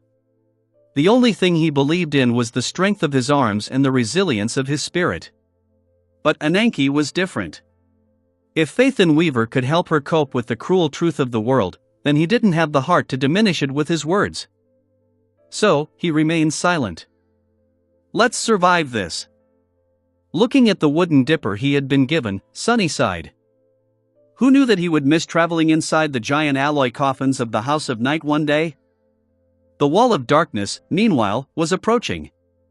The winds were growing more and more violent, their howls drowning out all other sounds. The current of the great river had turned fast and erratic, carrying the ketch forward with frightening speed. Tall waves rose and fell, and the wooden boat rose and fell with them, strong impacts reverberating through his bones. Several days of this, huh? Sunny finally understood why Ananke had said that enduring the storm would not be easy even for the inhumanly strong and resilient ascended like them. Plus, it was not a mundane storm either. Eventually, the ketch plunged into a thick mist. A few moments before it did, the light of the seven suns suddenly grew strange and distorted, as if someone had covered the sky with a muddy prism. Sunny's hair stood on end. He experienced a very eerie and uncomfortable sensation, a sensation of the laws of the world coming undone around him, maybe. Time, which had always been a constant, did not feel solid and reliable anymore. Instead, it was wild and chaotic, playing strange games with his perception. Even the shadows surrounding him were fragmented and twisted, stretched endlessly or moving in an impossible manner. It was rather maddening. He felt nauseated. And apart from this bizarre sense of wrongness, the ketch was being thrown around like a toy by the waves. His body was being jerked from side to side, up and down, experiencing moments of weightlessness and rough impacts. The winds were battering him, throwing streams of water at his face. The roaring of the storm was deafening. Blinded by the furiously swirling mist and the drops of water flying into his eyes, Sonny instantly felt miserable and afraid. People had always been frightened in the face of raging nature. But here, it was not even nature. Instead, the storm surrounding them was entirely unnatural. It was just as harrowing, still. And it was only growing stronger. They were only at the outer boundary of the unnatural disaster. As Sonny wondered how they were going to survive several days of this torture if the ketch wasn't destroyed sooner, at that he heard Ananke through the cacophony of the raging storm. The names she had spoken were unfamiliar, and judging by the strain in her voice, they were not something the young priestess could easily use, or invoked often. Nevertheless, after she spoke these words, the nauseating distortion of the time storm seemed to have subsided a little. The ketch was still climbing the tall waves and plummeting from them, and the winds were still as violent as they had been a moment before, but the physical hardship of enduring their ruthless assault was at least tolerable. It was as though an invisible bubble of more stable time appeared around the small ketch, keeping the worst of the chaos away. Sonny turned his head to look at the young priestess. Ananke was holding the steering oar with both hands, looking into the mist with a focused expression. Her youthful face was pale, but her azure eyes were full of stalwart determination. She controlled the ketch with a skill born from hundreds of years of living on the great river, somehow guiding it through the towering waves and chaotic currents. Then, he glanced at Nephice. Her eyes were burning with white flame, the light fabric of her tunic fluttering in the wind. Finally, Sonny looked down and let out a heavy breath. Bending down, he scooped up the first portion of water and tossed it into the mist. His hand trembled for a moment. Were they really going to live through this? Sonny had lived through a great deal of things, many of which no one had any business surviving. He had often imagined his death, as well. In his imagination, that death always came at the hand of a powerful nightmare creature, or a similarly powerful human. Sometimes, he imagined dying of old age in a comfortable bed, too. One thing Sonny very rarely imagined, if ever, was being killed by a dumb, mindless force of nature. Perhaps it was vain, considering the kinds of environments he often ended up in, but still, he was unwilling to succumb to something so senseless. I survived a fight with a great beast, damn it. Was he going to die because of a weird storm? Like hell I will. Not to mention that there were the lives of Nephice and Ananke to consider, too. Encouraging himself like this, Sonny endured another wave and scooped more water from the wet deck. The mist swirled and boiled around them, and the small ketch was being pulled deeper and deeper into the storm. Chapter 1324 Relentless Battle. Chapter 1324 Relentless Battle. The time storm raged all around them.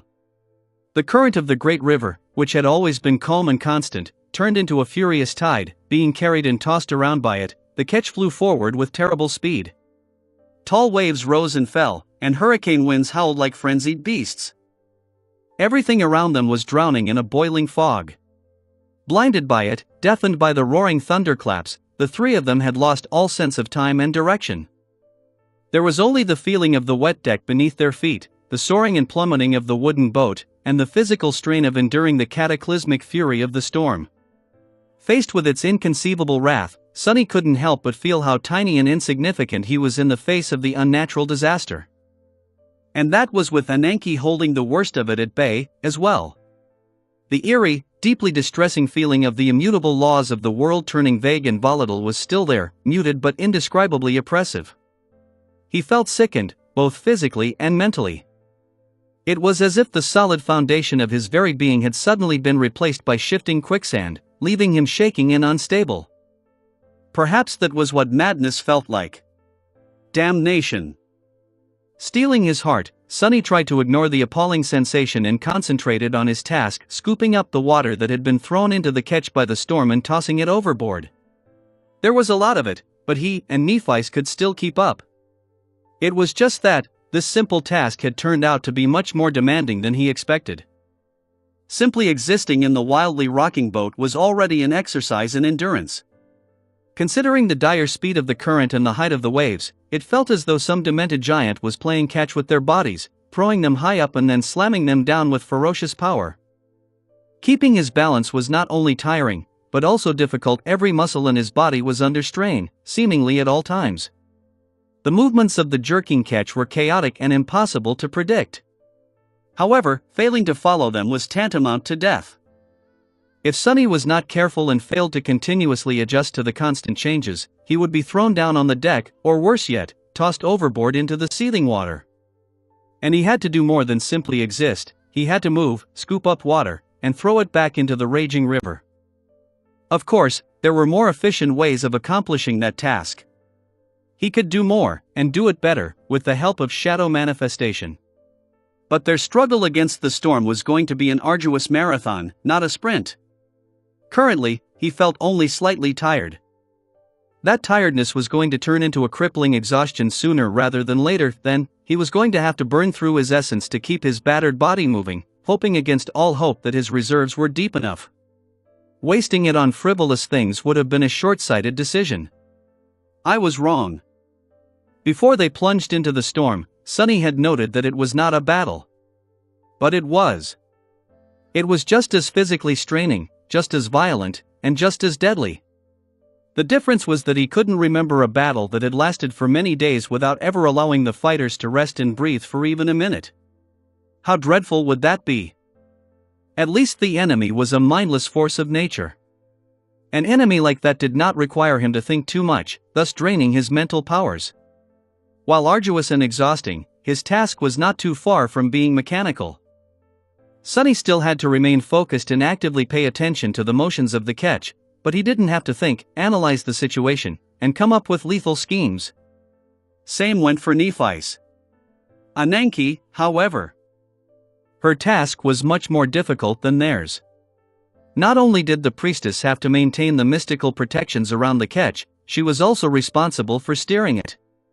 The small boat would have already overturned a dozen times if not for the swift and precise judgment of their guide. Sonny looked back, at the small figure of the young girl who was holding the steering oar firmly, peering into the mist. Her face was pale, but her eyes were brimming with focused resolve. He was worried about her. He was worried about a great deal of things. For example, about the fact that they were barely a few hours into the storm, with multiple days of this hell still remaining before the catch escaped it. If nothing unexpected happened. One step at a time. One step at a time, one wave at a time, one thunderclap at a time. That was how they were going to survive the time storm. That was how Sonny and Nephi's were going to survive the third nightmare, as well. And after that, Sonny did not have even the slightest idea what was going to happen after, if he became a saint. Not only to him, but also to humanity itself. The great clans were going to continue their war. The waking world would continue to crumble. The nightmare spell would continue to pull them all deeper and deeper into the mysterious machinations of the demon of fate. Let's survive the damned storm first. Cursing under his breath, he bent his knees to lessen the impact of the wooden deck hitting his feet, endured the catch plummeting from the crest of a tall wave to crash violently into the water, then hurriedly threw several scoops of foaming water over the side of the boat. A few steps away, Nephi was doing the same. The world seemed to be coming undone all around them. Separated from the abyss of broken time only by the thin deck of a wooden boat, they sailed through the raging mist. Chapter 1325 Lawless Abyss. Chapter 1325 Lawless Abyss. Sonny had long lost the track of time, if it even existed in this furious abyss. The howling of the wind and the roar of harrowing thunderclaps had fused into a deafening cacophony, making his ears ring. His sight had been robbed by the boiling mist and the torrents of water. His lungs were on fire, and his muscles felt like they were on the verge of tearing. It was not easy to bring an ascent to such a sorry state through sheer physical hardship. But here he was, feeling like dying. With each passing hour, or minute, maybe, Sonny was using more and more essence to supplement his failing strength. The ketch was still being carried by the tumultuous current, dancing between towering waves. The world was veiled by mist and darkness. He was still scooping up water, which was now sloshing around his ankles. The wooden dipper Ananke had given him had broken some time ago, replaced by an iron bowl. How much longer? Sunny was not sure what he was trying to ask himself. How much longer before they escaped the storm, or before they drowned? In any case, he longed to drop on something solid, unmoving, and rest. Even if that rest would last forever. The deck suddenly lurched upward, and he toppled, hitting it with his head. For a moment, Sunny saw stars. But even the stars were dancing wildly, tossed around by the cursed storm. There was no answer. He had attempted to measure time by how fast his essence replenished, hoping that the crown of twilight would tell him when dawn and dusk came. But even the great memory succumbed to the vagaries of broken time. It activated and fell silent with no rhyme or reason, acting as bizarrely and chaotically as the deadly storm around them.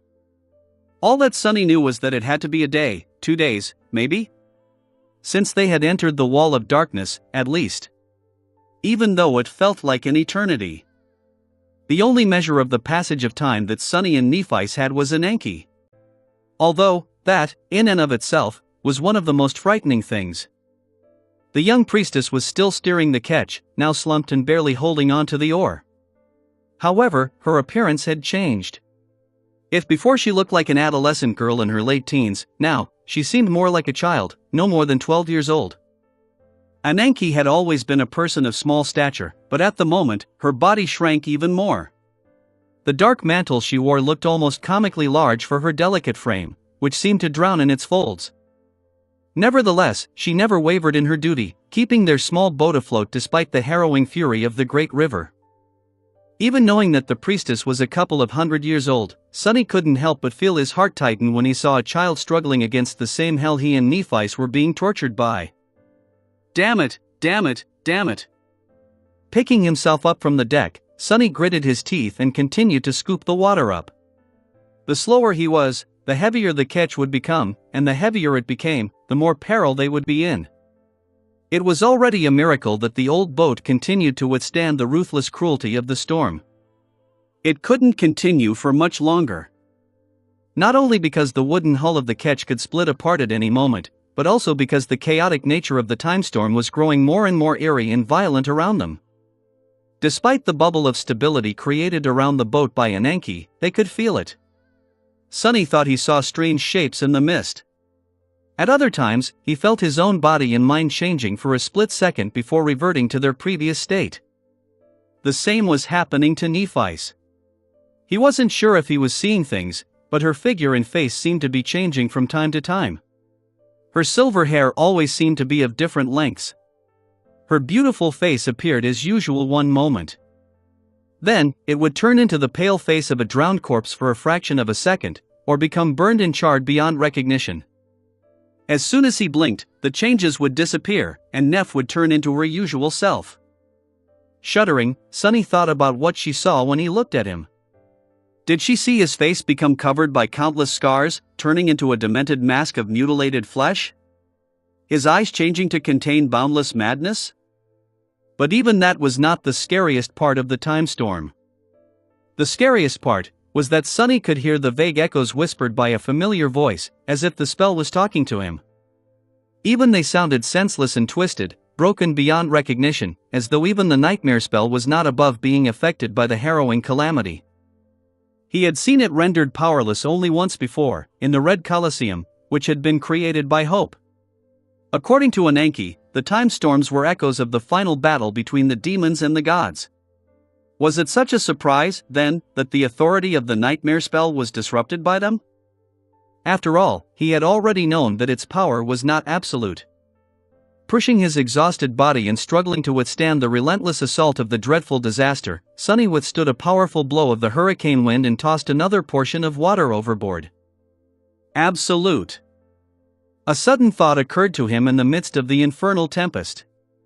He froze for a moment, desperately trying to catch his breath. Was the nightmare spell weaver's attempt at creating an absolute law of their own? He was so stunned by that idea that it even seemed like the storm disappeared for a moment. It was as though the howling of the wind subsided, and a deafening silence surrounded him. No. What? It really did disappear. Bright light suddenly pierced Sunny's eyes, and he hissed, covering them with a hand. The violent rocking of the deck subsided, as well. Did we escape? Sunny lowered his hand and looked at the horizon.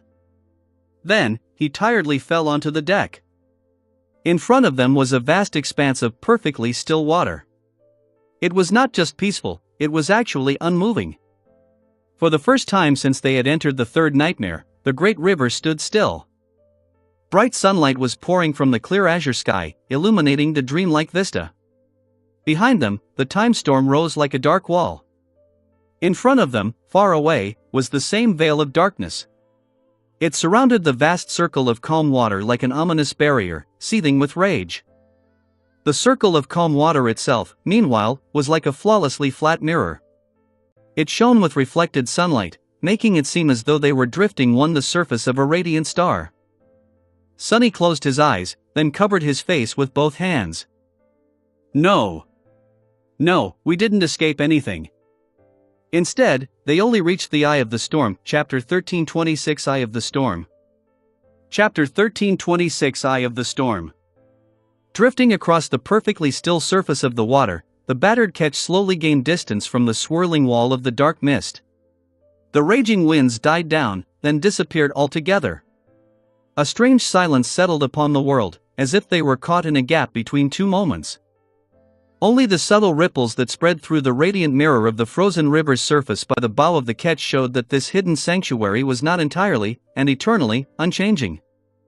Sunny fell back and leaned tiredly on the side of the wooden boat. Breathing heavily, he looked at Nephi's, then at Ananke. The silence was too sweet to break it with the sound of human voices. He was too exhausted to speak, as well. For a while, all three of them remained motionless, trying to recover from the torturous fury of the howling storm. We'll have to dive back into that hell, eventually. The thought alone made Sunny shudder. Refusing to entertain it, he closed his eyes and slumped down, intending to rest for a few minutes. Instead, he fell into the embrace of sleep almost immediately. Perhaps because of nightmare, or perhaps because even the defiled titans could not reach into the depths of the time storm, nothing visited him in his dreams. Sunny woke up with a start when a shadow fell on him. For a split second, he was afraid that they were back in the ruthless grinder of the time cataclysm, but it was only Nephi's. She had walked to the bow of the ketch to look ahead, her face pale and her eyes sunken. He stared at her for a few moments, then sighed and pulled himself upright. How long was I asleep? She lingered for a while. There's no way to tell. Sunny frowned, confused by the odd answer. However, then he felt it himself. In the place where the deep discomfort of sensing the broken nature of time had been, there was now a strange emptiness. But it was not the familiar comfort of sensing the natural flow of time, either. Instead, it was the absolute lack of it. He frowned, realizing that he could not feel the passage of time at all. It was a truly bizarre sensation, one that could not be properly described with words. His heart was beating, and his chest rose and fell as he breathed. However, he did not know how long each heartbeat took, and how much time passed between each breath. It could have been a moment, a minute, or 1,000 years. It could have been an eternity. Sunny grimaced. Damnation. What was happening now? They were alive, strangely enough, at least it seemed that way. His body ached all over, still reeling from the terrible strain of surviving the storm. Such pain was something that only the living felt. Sunny turned to Ananke, wanting to ask the priestess a few questions, but remained silent in the end. His expression darkened. The priestess looked even younger than she had the last time he saw her. Now, she resembled a girl of 10 years of age, at most. Her ebony hair was short and unruly, and her lovely face had become round and immature, with clear blue eyes and cheeks that had yet to lose all of their baby plumpness. Ananke was sitting on the helmsman's bench, her feet dangling above the deck. Noticing his gaze, she picked up the folds of her comically oversized mantle and jumped down.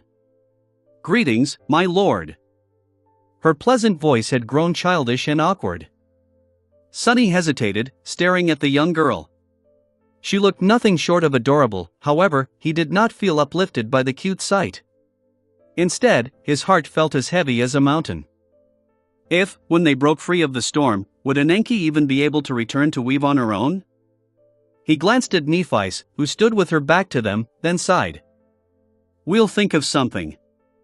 Then, Sunny turned to the child priestess and asked, What is going on, exactly?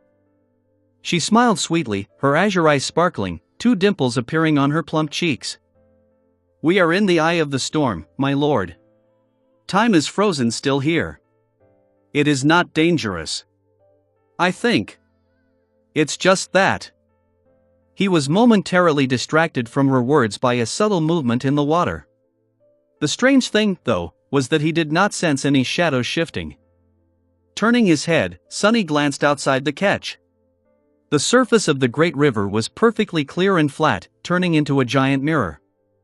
The azure sky reflected in it seamlessly, suffused with bright sunlight.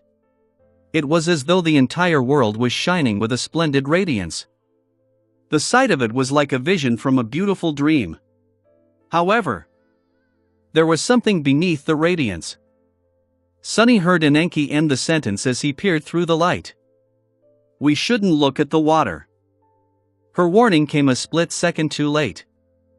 The scream died in his throat as he saw a pale figure moving across the surface of the water with calamitous killing intent, shrouded in countless layers of furious darkness. That rippling darkness was boundless and unfathomable, containing within itself an infinite number of choices. The features of the harrowing figure were vague and obscured, and all he could see was a pair of terrible wings, their feathers black like those of a raven. They spread, vast enough to devour the sky, and drown the world in howling mist. Staggering back, Sunny fell to his knees and vomited blood. 2 streams of it burst from his nose, too. Bloodweave, which would usually prevent something like this, was reeling in stupor, and so was he. It was as though his mind had suffered a tremendous shock from witnessing the dark figure and sensing the harrowing depth of its obliterating killing intent. Hurting and disoriented, Sunny wiped the blood off his face and spat. What the hell is that? Enki remained silent for a while, uncharacteristically solemn. Then, she said in a low voice. Those are reflections of the gods, my lord. And of the demons that slayed them, chapter 13:27 Frozen Reflections. Chapter 13:27 Frozen Reflections. Sunny wiped the blood off his lips and remained motionless for a while, staring at the wooden deck.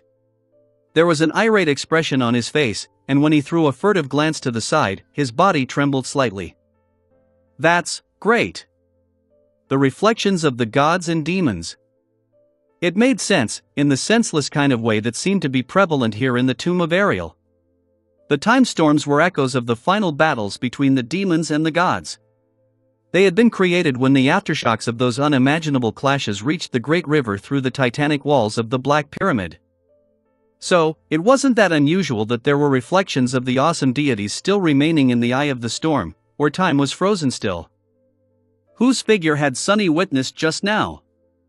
Nephi, it seemed, also wanted to know. What did you see? Her voice sounded nonchalant, but he could tell that she was curious. Sunny groaned and sat down, then summoned the endless spring to take a sip of water. Washing the taste of blood off his tongue, he lingered for a moment and said in a somber tone. I think I just saw Nether in full war mode, going all out. The harrowing figure which was shrouded in darkness. Sunny was not certain, but he felt that it was the prince of the underworld, Nether, the demon of destiny, himself. After all, he was also the demon of choice. And that was what Sunny had sensed within the boundless expanse of rippling darkness, an infinite amount of choices.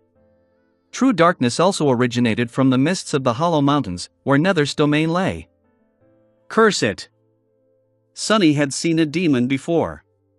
However, he had not been reduced to such a sorry state after meeting Hope face to face. Why was gazing upon the prince of the underworld so different? I guess it was not seeing him, it was feeling an echo of his killing intent. Nether's murderous will was so terrifying that simply looking at his reflection almost killed Sunny. And that was considering that he was an ascended tyrant, too. If a mundane person had glimpsed the visage of the infuriated demon, they would have probably dropped dead at the spot, simple as that. Scary. Sunny turned to Nephi and smiled weakly. Neph, remind me to never get on the bad side of a deity. She raised an eyebrow slightly, giving him a dubious look. What is that supposed to mean? Ignoring his request, Nephi shook her head and asked. So what did he look like? The demon of destiny? She had spent her second nightmare in the underworld, so she must have been dying to know. Sunny remained silent for a moment. Eventually, he shrugged. I have no idea. I only saw a pair of raven wings, and a figure moving within a shroud of terrifying darkness. That was pretty much it. But it was also enough to almost make me pass out, so... He looked at Ananke and asked. Are all gods and demons reflected in these waters? The child priestess seemed unsure. I don't know, my lord. Perhaps they are all except Weaver, who did not participate in the Doom War. War God, Sun God, Beast God, Storm God, Heart God, and Shadow God, their reflections should be here. The same goes for the demons, the demon of desire, the demon of dread, the demon of choice, the demon of imagination, and the demon of repose.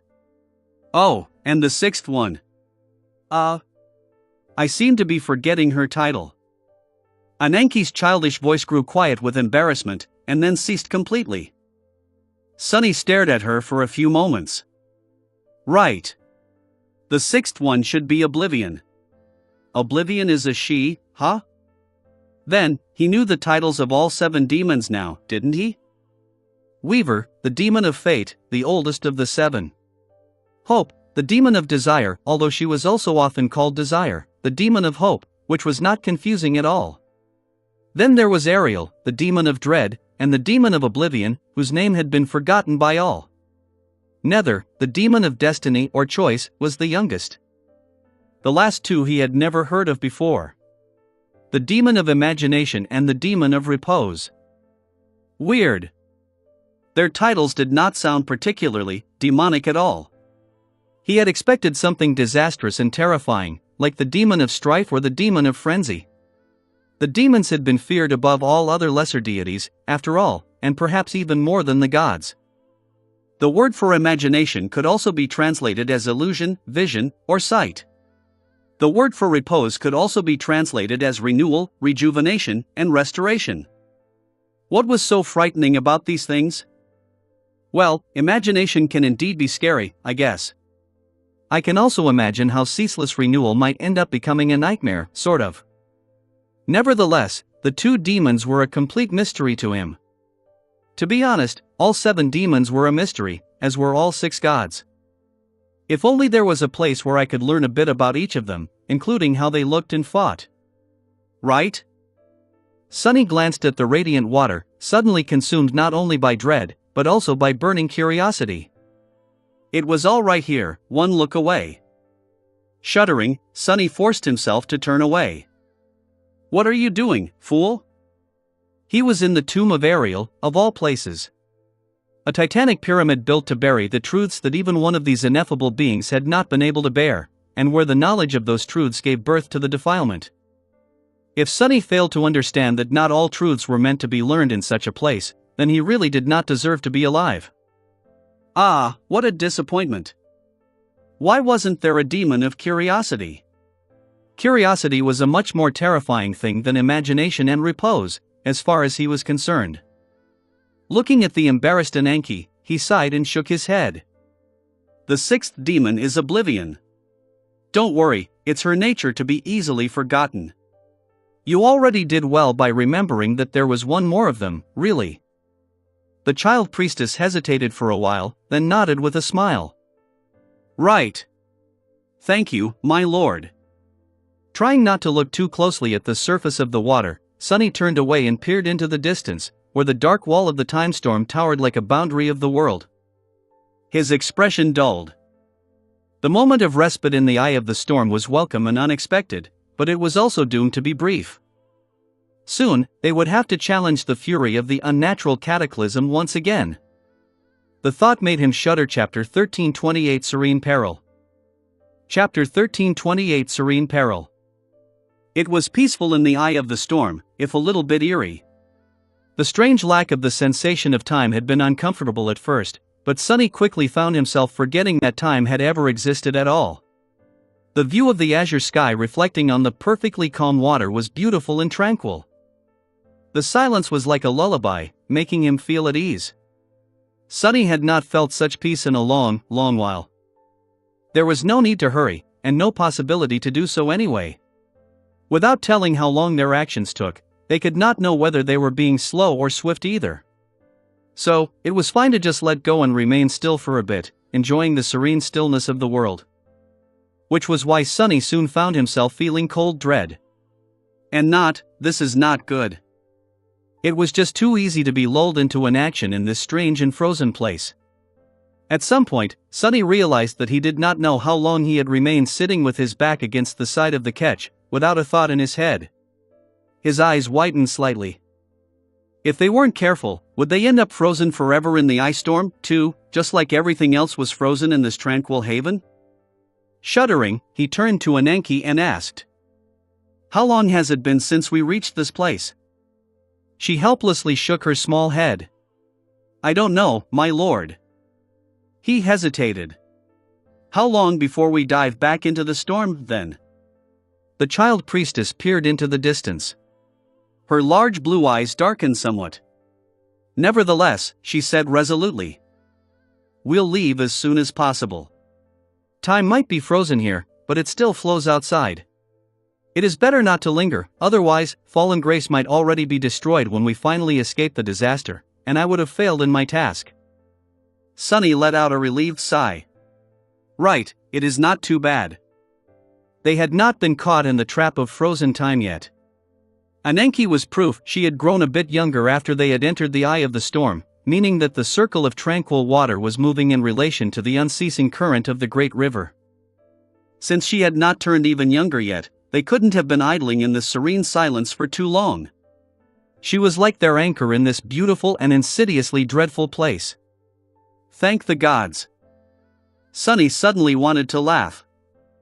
He could have never imagined that he would be desperate to dive back into the nightmarish havoc of the deathly storm, but here it was, the desire to escape the tranquil circle of frozen time, fast. The future was truly unknowable, and one could never say never. Nephi stirred at the bow of the ketch and looked at them, her expression stiff. "I've been keeping an eye on the wall of the storm. We have drawn closer to the outer boundary, somewhat, but without the current, the ketch is moving too slowly. In fact, it is not moving at all. We will have to raise the sails and summon the wind." It seemed that she had never lost track of their goal. Sunny sighed. The nature of time might have changed, but Neff never did, at least the deepest reaches of her heart did not. She was still just like she had been all those years ago, beneath the branches of the soul-devouring tree. Back then, she had also spent all her time on the shore of the Ashen Barrow, looking west even if she couldn't quite remember why. Her single-minded determination was something to rely on, as well. It was ironic, really, a girl whose fate it was to bring change was the most unchanging thing in Sunny's life. As he was thinking that, Ananke's shoulders fell slightly. "Yes, my lady. Just give me a moment, and I." Nephi shook her head. "No. I will summon the wind, and I will steer the ketch. I will guide us out of the storm when we enter it, as well." The child priestess looked up at her with a startled expression. "But, my lady." Neff stared at her somberly for a few moments, her gaze heavy. Eventually, she said bluntly, "You have grown too weak, Ananke. I am sorry. Your body is not strong enough to handle the strain. You can't even reach the deck with your feet while sitting on the helmsman's bench. How are you going to control the oar?" She looked down, then sighed. Walking up to the child priestess, Nephi patted her on the shoulder and forced out a smile. "Don't worry. Isn't that why you taught me? You taught me well. I will steer the ketch while you keep the broken time at bay. Each of the three of us will make sure that we escape the storm alive." With that, she threw a poignant look at Sunny. He felt sorry for Ananke, but knew that Nephi was right. Their guide was not capable of guiding the boat through a raging storm anymore. Even if it hurt her pride and went against her determination, it was time for the two of them to protect Ananke instead of being protected by her. They had to make sure that she survived the storm. And after that, they had to make sure that she had the means of returning to Weave, too. How did everything become so complicated? The damn storm had thoroughly destroyed their plans. Now, all they could do was finish their battle against it, and then come up with new ones. The strain on Sunny was going to increase, considering that he would be draining the water from the catch alone this time. But he would have to manage, somehow. If there was one consolation, it was that half of the journey was already behind them. Knowing that each minute brought them closer to safety, he wouldn't need to preserve his essence as much. Sunny smiled, then clapped his hands. All right. Let's get out of the eye of the storm first. Honestly, this beautiful place is way too creepy. I'll feel better once we're drowning in raging water and being battered by devastating winds. Wouldn't you? Not to mention that he was still struggling against an overwhelming desire to peer into the reflections frozen in the still water. Consequences be damned. Ananke lowered her head, despondent, but there was nothing she could say.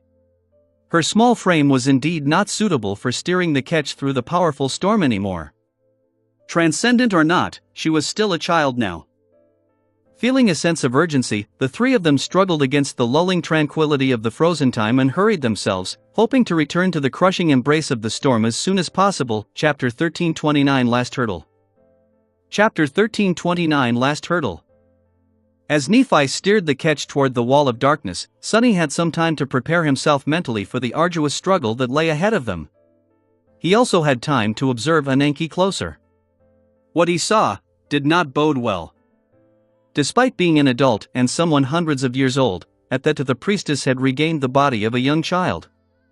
Looking at her youthful appearance, it was hard to remember how ancient, decrepit, and frail she had been once, when they met her in the far future. But the change was not exactly a benevolent one. Despite being full of vitality, Ananke had obviously grown much weaker.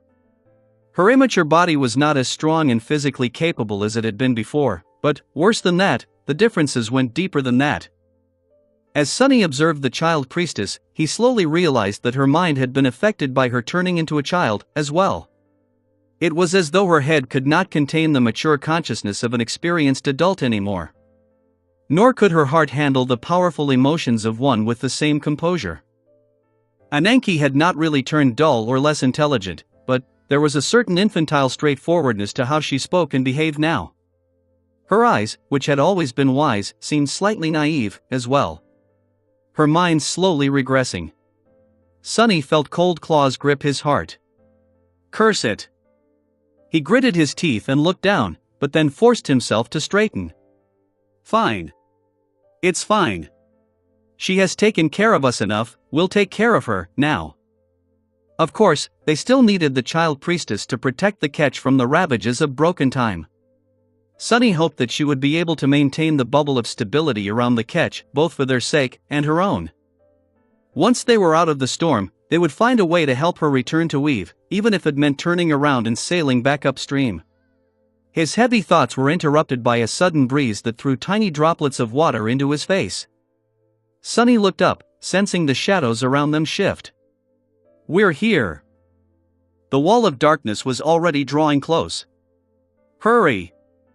Nephi dismissed the winds she had summoned and hurried to the middle of the ketch. Together, they swiftly lowered the sails and dismantled the masts, repeating the actions they had performed before entering the storm for the first time. By the time they were done, the water around them was not still anymore. Although weak, there was a hint of a current, pulling them toward the seething wall of dark mist. The light of the seven suns slowly dimmed, and the winds grew more violent. Sunny grimaced, sensing the bizarre transition from the absence of time to the unnerving mess of it being broken and volatile. Come on, Ananke. Despite his worries, the child priestess performed her task just as flawlessly as she had before. Submitting to her will, the feeling of time having gone mad diminished, allowing him to breathe freely. The nauseating feeling of fundamental wrongness in the world was still there, but bearable. Sunny quietly cursed. Arg! I have not missed that sensation. The current was growing faster and faster, the still surface of the water becoming restless. Finally, waves appeared, small and weak at first, then chaotic and powerful. Standing at the stern of the ketch, Nephi steered it with an iron hand. Sparks of white flame danced in her eyes, refusing to be devoured by the encroaching darkness. Here we go. The darkness swallowed the world once again. The tranquil silence was torn apart, replaced by the furious howling of the wind. The deck of the ketch jerked, mounting a tall wave. A thunderous thunderclap shook the world. This is it. The last hurdle. Looking into the nightmarish abyss of the storm, Sunny found Ananke's shoulder and pulled her closer to him, so that she wouldn't be thrown overboard by the violent waves. Looking down, he hesitated for a few moments, and then smiled. Don't worry. It will be fine. I once rode a saint into the depths of the ocean to fight a corrupted terror, you know? That was way scarier than this. Ananke stared at him with her large azure eyes, and then nodded. Yes, my lord. Sunny grinned, then picked up the iron bowl and prepared to scoop up as much water as he could. Granted. I only survived fighting the Sibyl of the Fallen Grace by luck. And now I need to survive this storm, somehow, to meet her again. What a ridiculous turn of events, really. It was indeed a bit ridiculous. However, Sunny did not feel like laughing. The storm swallowed them like a giant beast. The ketch flew on the raging current, dwarfed by towering waves. The swirling mist enveloped the world, making it seem as though nothing except for the terrible disaster remained within the tomb of Ariel. The insidious tranquility of the eye of the storm seemed as though it had never existed. They had left its shelter, as well as the reflections of the gods and the demons, behind. Sunny would have felt regret at the missed opportunity to learn divine secrets, but he had no time to think about such things. Bending down, he scooped up the first portion of water and tossed it back into the mist. His body did not ache, for now. His reserves of essence were not empty, for now. His mind was not numbed by the sickening feeling of time breaking apart, for now. All these torments would come soon. And then, hopefully, he would leave them behind as well. To make space for some new horrors, without a doubt. But one day, at the end of it all, a bright future awaited him. Maybe. For now, however, what lay ahead was the past. Sunny had to travel far into the past, meet Dusk of the Fallen Grace, find the members of the cohort, and conquer this damned nightmare. Shielding his face from the devastating blow of the wind, he gritted his teeth. Ah, really now? They were braving a storm of broken time in the company of a 200-year-old child, who was a priestess of the nightmare spell. Sunny chuckled. No one is going to believe this crap. Chapter 1330 Floodgates. Chapter 1330 Floodgates. The time storm seemed even more violent the second time around. The deafening howling of the wind had grown deeper and louder, sounding more like a monstrous roar now. It was as if an enormous beast was struggling to break free of its chains somewhere below the waves, its voice reverberating across the entire world and shaking the heavens. The sky itself seemed like it had been torn asunder and collapsed. A flood of boiling mist poured through its broken dam, devouring the seething surface of the great river. The tiny speck of the wooden ketch flew through the howling abyss, surrounded by frenzied darkness. Sometimes, a thunderous crack would drown out the fury of the storm, as if the pillars of the world were fracturing and crumbling apart. Then, a blinding flash of lightning would momentarily illuminate the turbulent expanse of dark water. Hidden by the mist, colossal waves rose and fell like black mountains, carrying with them an obliterating weight. And those were only the outward manifestations of the harrowing storm. Sunny did not know what kind of destructive forces were clashing in the depths of the river below the ketch, but he could feel the nature of time turning more and more twisted around them. Even protected by Ananke, he could feel his body and mind twist and crack with it. Arg! He failed to contend with the furious power of the wild current and was sent tumbling, colliding with the side of the ketch.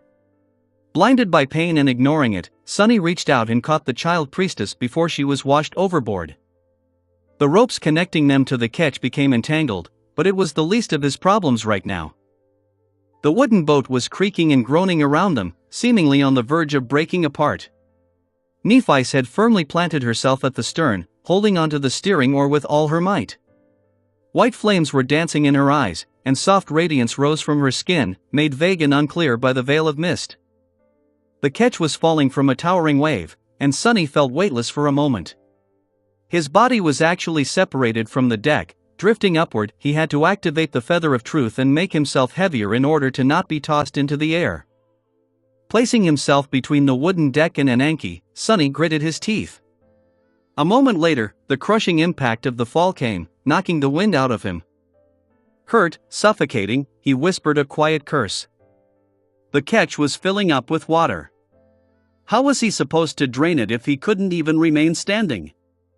They had done well up until now. It was impossible to tell how long their dreadful journey through the storm had lasted, but judging by how tired and battered his body was, it couldn't have been a small amount of time. Despite that, there was no sign of the furious disaster growing any weaker. In fact, it was only becoming more violent and dire. And now, his strength was failing him. I can't resist it with just my body anymore. Sonny knew that he had to conserve his essence as much as possible, yet the situation had become too desperate. Even if it was too soon, there was no other choice but to burn the bridges and open the floodgates, hoping that the storm would subside sooner than his reserves ran dry. If not, it's going to be all right, Ananke, we'll just have to hold on for a little bit more. His whisper was too quiet for the child priestess to hear through the deafening roaring of the storm, but it made him feel stronger. Pushing himself off the deck, Sonny threw a somber glance at Nephi's. Changing Star was standing at the stern of a ketch like a beautiful statue, surrounded by a white halo. Her slender figure, silhouetted by the fluttering fabric of the windswept tunic, was the only source of light in the ocean of seething darkness. Her face was pale and motionless, turned into a porcelain mask by the torment of her torturous flaw. Neph's eyes were grim and radiant, burning with furious resolve and cold determination. She was struggling just as much as he was. She was also just as stubborn and relentless as he was. Together, they were going to overcome this terrible storm, despite it all. Sonny pushed air into his burning lungs. And then for a little bit more, and a little bit more. Sparks of light ignited in the mist around him, coalescing into several memories. First, a serpentine crown of black metal appeared on his head. Then, a flute carved out of emerald bone appeared in his hand. Sonny took a deep breath and activated the royal promise, enchantment of the crown of twilight. Immediately, he felt a subtle connection form between him and the seething waters of the great river. That connection was weak and insignificant, but it was strong enough for his goals. Commanding the water like he did shadows, Sonny willed it to move. The foaming water that filled the insides of the ketch, already reaching above his shins, suddenly stirred. Flowing in reverse, it tentatively crawled up the sides of the boat and spilled into the turbulent darkness beyond. 1 second passed, then another. A few heartbeats later, the remaining water was already not as deep as it had been before. This method was certainly much more convenient than draining it one scoop of the iron bowl at a time. On the downside, he could feel his essence disappearing with a frightening speed, as well as a heavy strain pressing down on his already reeling mind. Heavy, it's heavy. Gritting his teeth, Sonny persisted. At the same time, he brought Bone Singer to his lips and blew into it. The next moment, a dome of blessed silence enveloped the ketch, sparing their ears from the staggering cacophony of the storm. The sudden lack of deafening noise left him stunned. Swaying, Sonny fell heavily to the deck and grabbed onto the side of the ketch, holding himself in place. Outside, the havoc of the time cataclysm was the same. The small boat was still being tossed around by the raging current, flying up the towering waves and then plummeting down. But inside, at least for a little while, there was silence and peace. Taking a shaky breath, Sonny lowered his head and wondered how long he would be able to keep this peace in existence. Not long, it won't be long at all. Chapter 1331 The Well of Wishes. Chapter 1331 The Well of Wishes. Nephi's continued to struggle against the storm, guiding them through the towering waves, but Sonny and Ananke received a moment of respite. If it could even be called that, they were still inside the ketch, which was tossed around like a toy boat by the raging current. Sonny was using one hand and all of his tyrannical strength to keep himself in place while holding Ananke with the other. But without the need to feverishly scoop out water, they at least could catch their breaths and remain motionless for a while, for as long as his essence lasted, that was. Sonny leaned against the wet wood tiredly, consumed by bitter exhaustion. His chest was rising heavily. Not good. Being a supreme memory, the Crown of Twilight was a very powerful tool. But correspondingly, it consumed a lot of essence. It was going to take a few minutes for his tentative authority over water to drain the entire boat. After that, it would be unwise to keep sustaining the effect of the royal promise. He sighed. What was even a minute? In this godforsaken storm, it was impossible to tell. The effects of time being broken were still ravaging them. Sonny had already grown accustomed to seeing ghastly hallucinations impose themselves on the bodies of Nephi's, Ananke, and himself. There were vague, harrowing shapes sometimes appearing from the mist, as well. He could never discern their nature, but the glimpses of unknown figures and events filled him with a deep sense of terror. Were they twisted fragments of the past? Of the future? Or something else entirely, that had crawled into the world through the rifts in the broken framework of the absolute law? He did not know, and did not wish to know. Perhaps this is how Cassie feels. There were shadows, as well. They were just as twisted and perverse as the rest of things within the time storm. He had already limited the range of his shadow sense as much as it was possible, but he could still feel them, the chilling wrongness of them, and couldn't help but shudder. Sonny felt grim and hopeless. At that moment, a childish voice distracted him from his dark thoughts. "Am my lord?" He stirred and looked down, at the small figure of the child priestess. Ananke had grown even younger. Now, she looked like a girl of maybe 7 years of age, tired and afraid. Her mind must have regressed further, too. She was still maintaining the bubble of stability around the ketch, but it felt weaker. She looked more like an actual child than a wise saint trapped in the body of one, as well. Sonny forced out a weak smile and asked, trying to keep his tone soft. "What is it?" Ananke lingered for a while, seemingly embarrassed. Eventually, though, she whispered in a small voice. "I'm scared." Those words. They cut Sonny like a knife. The proud priestess he knew would have never allowed herself to say something like that to a person she considered her ward. The fact that she had meant that Ananke was gone further than he thought. His heart grasped by the icy claws of anger and regret, Sonny struggled to keep his bitter emotions away from his face. His smile froze. "There's no need to be afraid, Ananke. We will escape the storm, the three of us. I am sure of it. See?" He pointed to the water, which was flowing out of the ketch on its own. What he had said to the child priestess was not a lie. Sonny desperately believed that they would, indeed, survive the time storm. Or rather, he had fooled himself into believing that. He might not have been able to lie to others, but lying to himself? That was the easiest thing in the world. Ananke grew quiet, seemingly calmed a little by his words. However, her small face was still sick with fear. After a few moments, she asked again, her voice tentative. "My lord?" Sonny pulled her closer to him, struggling against the sudden movements of the ketch. "Yes?" She hesitated a little. "Might you tell me a fairy tale?" He froze, startled by her request. It was natural for a distressed child to want to hear a fairy tale, probably. Right? The problem was, Sonny couldn't remember any. The only one that he could think of was the strange tale of the wooden boy that Nephi had told him about. But considering its macabre ending, he didn't think it was very suitable to tell that one to Ananke. He shifted slightly, then said softly, "I'm sorry. I don't think I know any fairy tales." The child priestess lowered her head. "Oh." Sonny hesitated for a moment. "How about you tell me one, instead?" Ananke looked at him in surprise, her large azure eyes widening. "Me?" He nodded with an encouraging smile. "Yes. Which one is your favorite?" The child priestess stared at him, sparks slowly igniting in her eyes. She seemed to have forgotten about the terrifying fury of the storm, at least for a moment. A tentative smile brightened her small face. "Oh. It is about the Well of Wishes." Sunny raised an eyebrow, acting as if he was paying rapt attention to her words. "The Well of Wishes, huh?" Ananke nodded seriously. "Yes. They say that the world was born from a wish.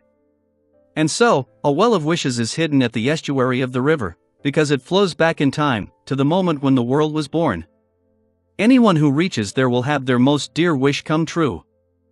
Sunny tilted his head, surprised by the strange logic of the fairy tale, both by how odd it was, and that there strangely was logic to it at all. In the beginning, there was desire. Was it so wrong to say that the world was born from a wish? As the water left the ketch and his essence burned, the child priestess continued with a smile. There was once a brave girl who was separated from her mother by the currents. The girl couldn't meet her mother, because she was river-born. But she found a magic ship, which allowed her to sail the river just like an outsider. As the storm raged around them, Ananke told him about the incredible adventures of the river-born girl in her small, childish voice. By the time the river-born girl found her outsider mother, the mother had grown weak and frail from old age. Knowing that time would separate them again soon, forever, the girl sailed for the estuary. Ananke's voice had grown excited. And finally, she found the Well of Wishes. The girl's wish was to be with her mom, and so, the well made her mother river-born as well. She returned upstream on her magic ship, and they lived together happily, forever. She looked at him expectantly, all worry gone from her face. Sunny held her close, feeling the violent forces of the storm trying to throw the battered ketch down. "That is a wonderful fairy tale, Ananke. I liked it a lot." The child priestess smiled. "You are an outsider too, my lord. You don't even need a magic ship to reach the estuary. Maybe you can find the Well of Wishes, too." He didn't have the heart to tell her that what waited in the estuary was the source of the defilement, and not a magical well that granted everyone their dearest wishes. Instead, Sunny lingered for a while. Eventually, he nodded. "Yes, wouldn't that be nice? Maybe I'll really find the Well of Wishes and have my greatest wish come true, one day. Who's to say I won't?" He smiled. The Well of Wishes. Sunny tensed, feeling the approach of an impact. It was a beautiful fairy tale, indeed. Chapter 1332 Splinters. Chapter 1332 Splinters. The ketch was thrown into the air by the powerful current, like it had been 1,000 times already, and then plummeted down. Bruised and battered, Sunny gritted his teeth and prepared to endure the violent shock of the impact, just like he had endured 1,000 of them already. The seething water seemed as hard as stone when the bottom of the wooden boat hit it. He held on to the side of the ketch, feeling a grim sense of fatigue and hopelessness overwhelm his mind. The darkness was as oppressive as it had been before, the mist was as blinding as it had been before, and the fury of the storm was as chillingly dreadful as it had been before. However, this impact was different from all the previous ones. Sunny failed to see the moment the wood split, but he heard it. Even through the howling of the hurricane wind and the roaring of the falling waves, the cracking sound seemed clear and deafening. By the time he turned, Nephice was already falling. She hit the deck with a dull thump, leaving a streak of blood on it, and tumbled forward. A split second later, her back hit the protruding fittings of the dismantled mast, violently arresting her fall. A stifled groan escaped from her lips.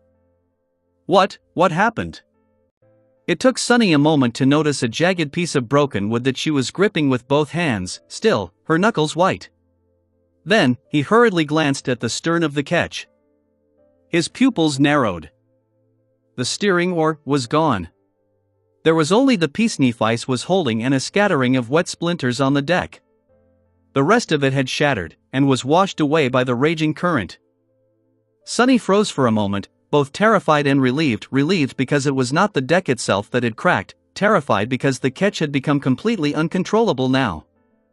The next wave was already approaching, and with no one to steer the boat to face it directly, it was going to hit them from the side. Which meant that the ketch would most likely roll. Even if it didn't immediately, there would be the next wave, and the next, and the next, and 1,000 more after that. Without a helmsman leading the ketch through the storm, they were doomed. Curse it! There was no time to think, so he just acted on instinct. Releasing the enchantments of the Crown of Twilight and the Bone Singer, Sunny called upon the shadows instead. A tide of them poured out of the small stone lantern that hung on his belt, filling the ketch. There had already been shadows there, but all of them were twisted and broken, turned wrong and eerie by the ravages of broken time.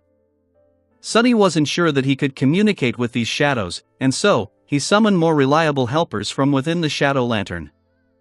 The cacophony of the storm returned with a deafening vengeance, hitting Sunny like a physical force. The rolling wave reached their small boat and dove underneath it, sending the ketch rising into the dark vastness of the raging mist. The deck tilted dangerously underneath him, threatening to send Sunny and Enenki overboard.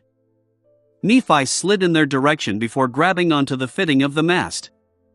As they were being simultaneously thrown into the air and pulled into the water, the shadows surged forward.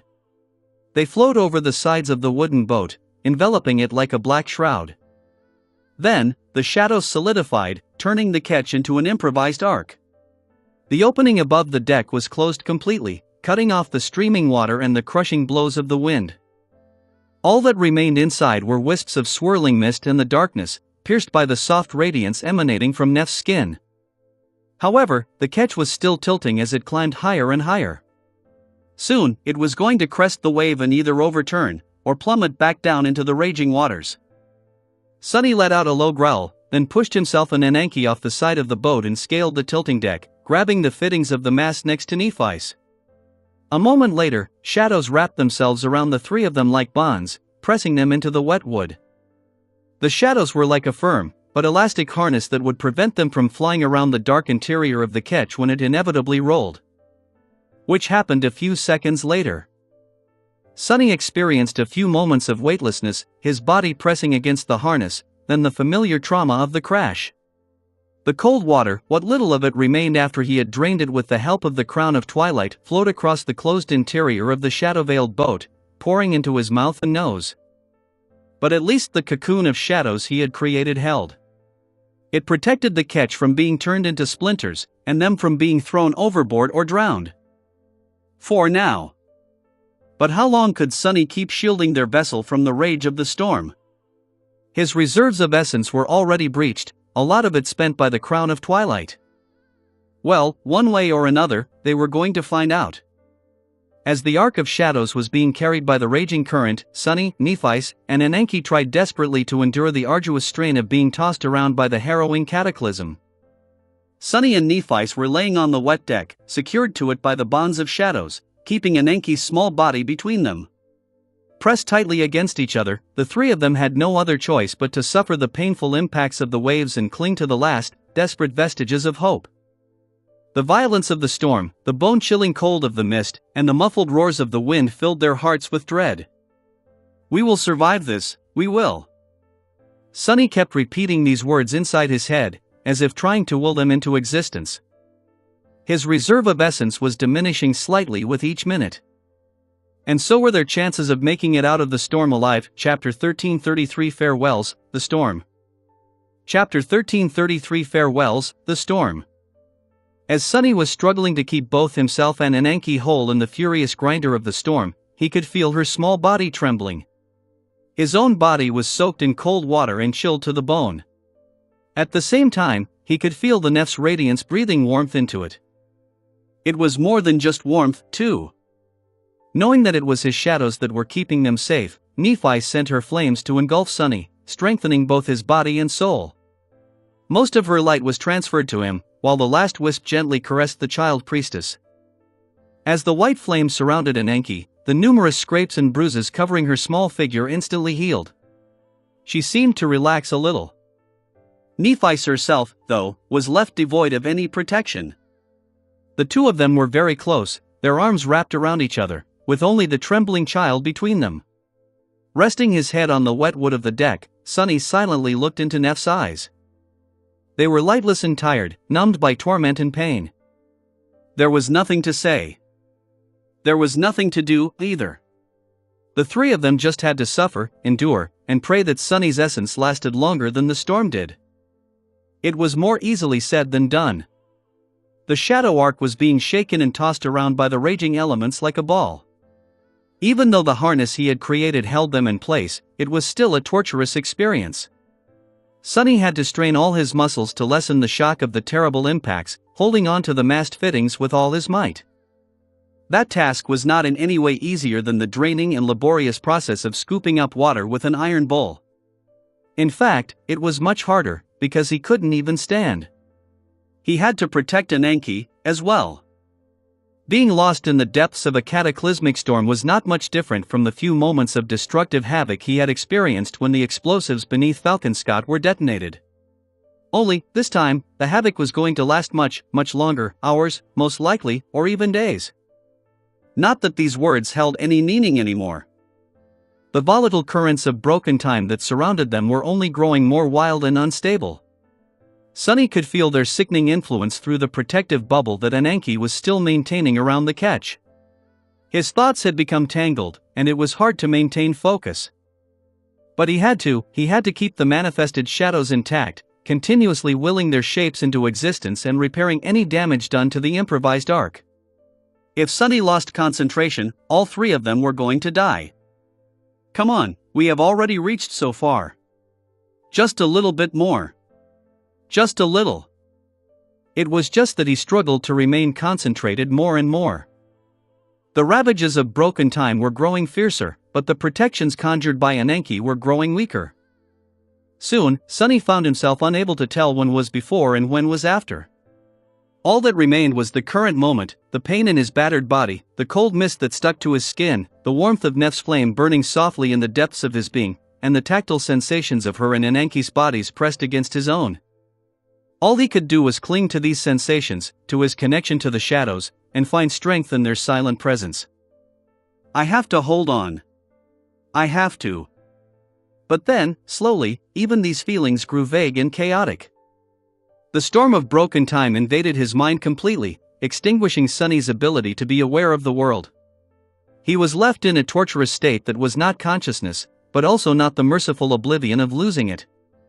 Have to hold. And then, the torture dissipated, as well. There was no time. There was no world. There was only the storm. A moment passed. Or maybe an eternity. He did not know, nor was he able to know. The world was swaying gently.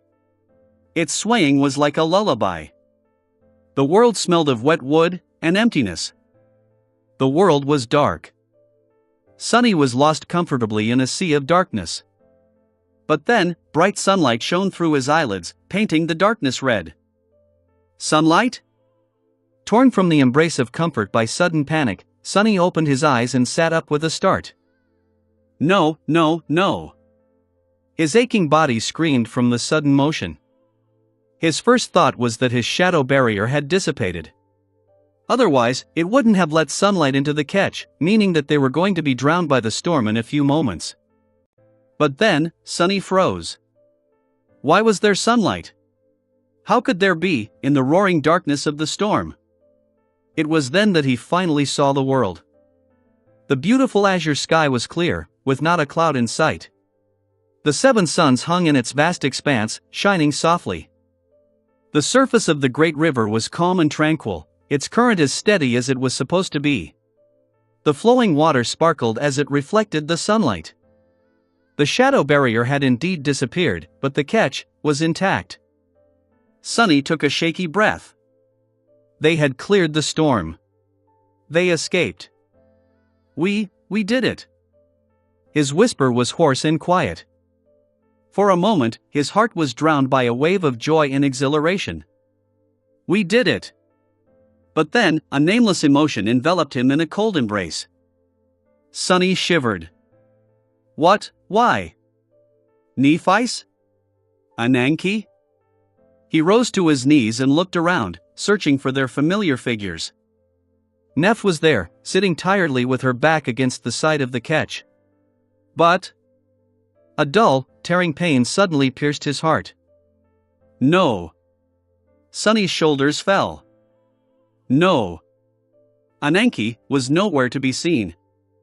The child priestess had disappeared, leaving behind no trace. All that remained was an empty black mantle that lay on the deck, orphaned and forlorn. Crawling a step forward, Sonny clutched the mantle and raised it, staring at the dark fabric with hollow eyes. He remained kneeling for a few moments, unable to move, or think, or feel. Sonny's soul felt cold, colder even than he had felt in the snowy field outside Falconscott. As he looked at the black mantle, frozen, two hands wrapped themselves around his shoulders, and Nephi's hugged him from behind. "She's gone." The warmth of her body and the softness of her voice were like execution's axe. Sonny trembled. Neph held him tighter, as if unwilling to let go. The storm must have carried us too deep into the past, far beyond where she was born. And so, she's gone. "I'm sorry, Sonny." The black mantle slipped from his fingers. Looking down, Sonny gasped for breath. "But we survived the storm." "Why?" His vision blurred. After a while, consumed by pain, he whispered, "I am sorry, too." Chapter 1334 Dire Promise. Chapter 1334 Dire Promise. Sonny and Nephis remained motionless for a while, carried by the indifferent, inevitable current of the great river. His heart was heavy, too heavy to bear. It was in so much pain that the suffering felt almost physical. Or maybe it was. Eventually, the pain turned dull. But the unbearable weight remained. Slowly raising his hand, Sonny tightly gripped one of Neph's arms. She was still hugging him from behind, so he couldn't see her face. She couldn't see his either, which was perhaps for the best. When Sonny spoke, his even voice was low and full of torment. "Neph." He raised his eyes to the distant blue sky. "Why can't we protect anyone?" There was no answer for a while. Eventually, Nephis let out a quiet sigh. "Because that is not the world we were born into." She lingered for a moment, her body still pressed against his. Then, she added, "You and I, and everyone we know, we were born to destroy things, not save them." Sonny lowered his head, thinking that maybe she was right. The world they lived in, both of the worlds, really needed killers more than it needed builders. That was the sign of the dire times they belonged to. But what was the point of slaying nightmare creatures and conquering the trials of the spell if there was nothing to return to except regret and ruin? A few moments later, he heard Neph's voice again. Holding him, she said in a hesitant tone, "I don't know if it helps, but Ananke never intended to return to Weave. She knew that she wouldn't be coming back all along." Sonny's eyes trembled. Shifting slightly, he turned his head and finally looked at Neph. "What?" She sighed. What kind of future would it have been, to return and spend the rest of her limitless life alone in the graveyard of everything she loved? She had only held out for that long because of a dream about the children of Weaver, us, needing her help.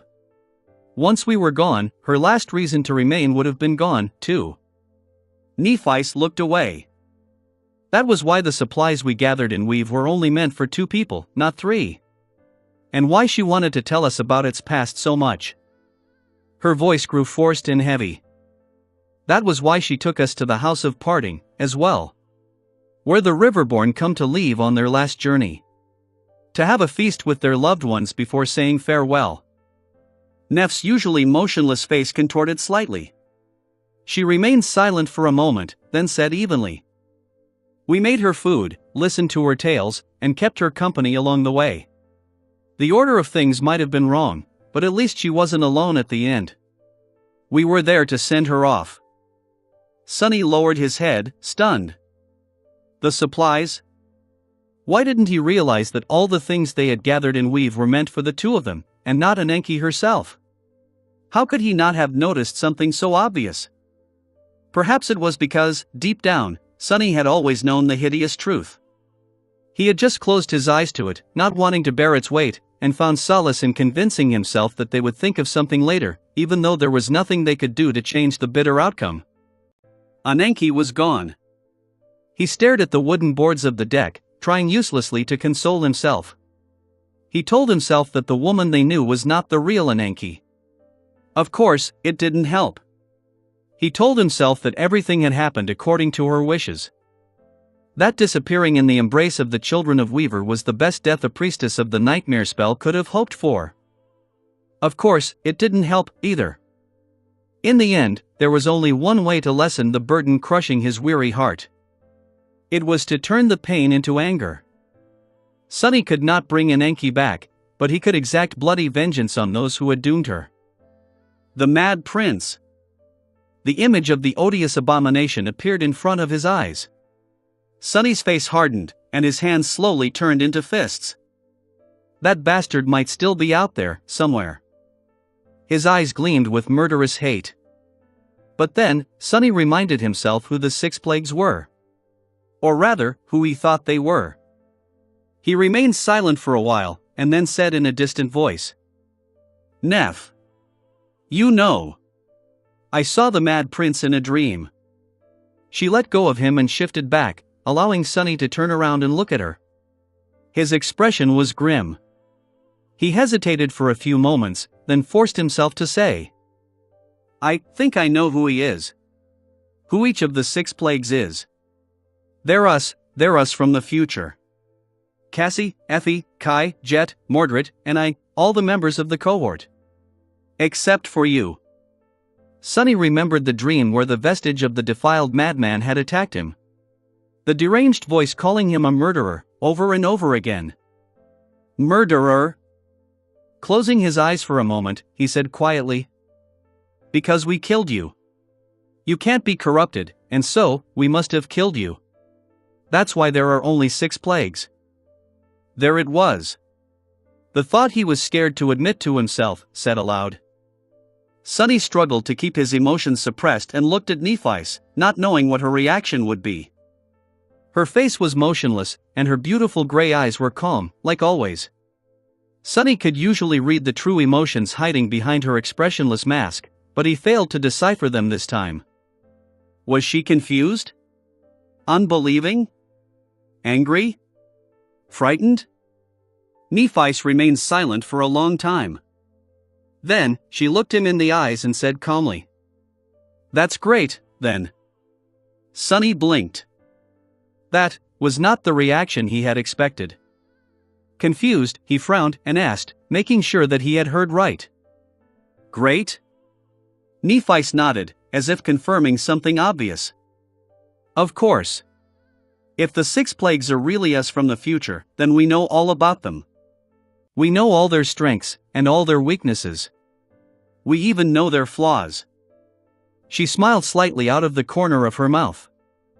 "I was worried about having to face them before, but if what you said is true, well, then it changes things. If you know the enemy and know yourself, you need not fear the result of 100 battles. If the enemy is yourself, though, everything becomes much simpler, doesn't it?" Sunny stared at her, stunned. Indeed. Indeed, she was right. His eyes widened a little. If the Mad Prince was truly a future version of himself, a vile apparition from a future where Nephi was dead, then all it took to kill the bastard was to speak their true name aloud. If the devouring beast was truly a future version of Effie, then killing her would be as easy as isolating the fearsome plague and denying her access to sustenance. Before too long, the defiled abomination would weaken, and her body would consume itself. If Undying Slaughter was truly the future version of Jet, then they simply had to engage her in a battle for an extended period of time, not allowing the wretched thing to slay anyone and absorb their essence.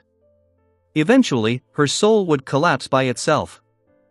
If Torment was truly the future version of Cassie, then her strength lay in her prophetic powers and an incredibly high affinity to revelations and fate.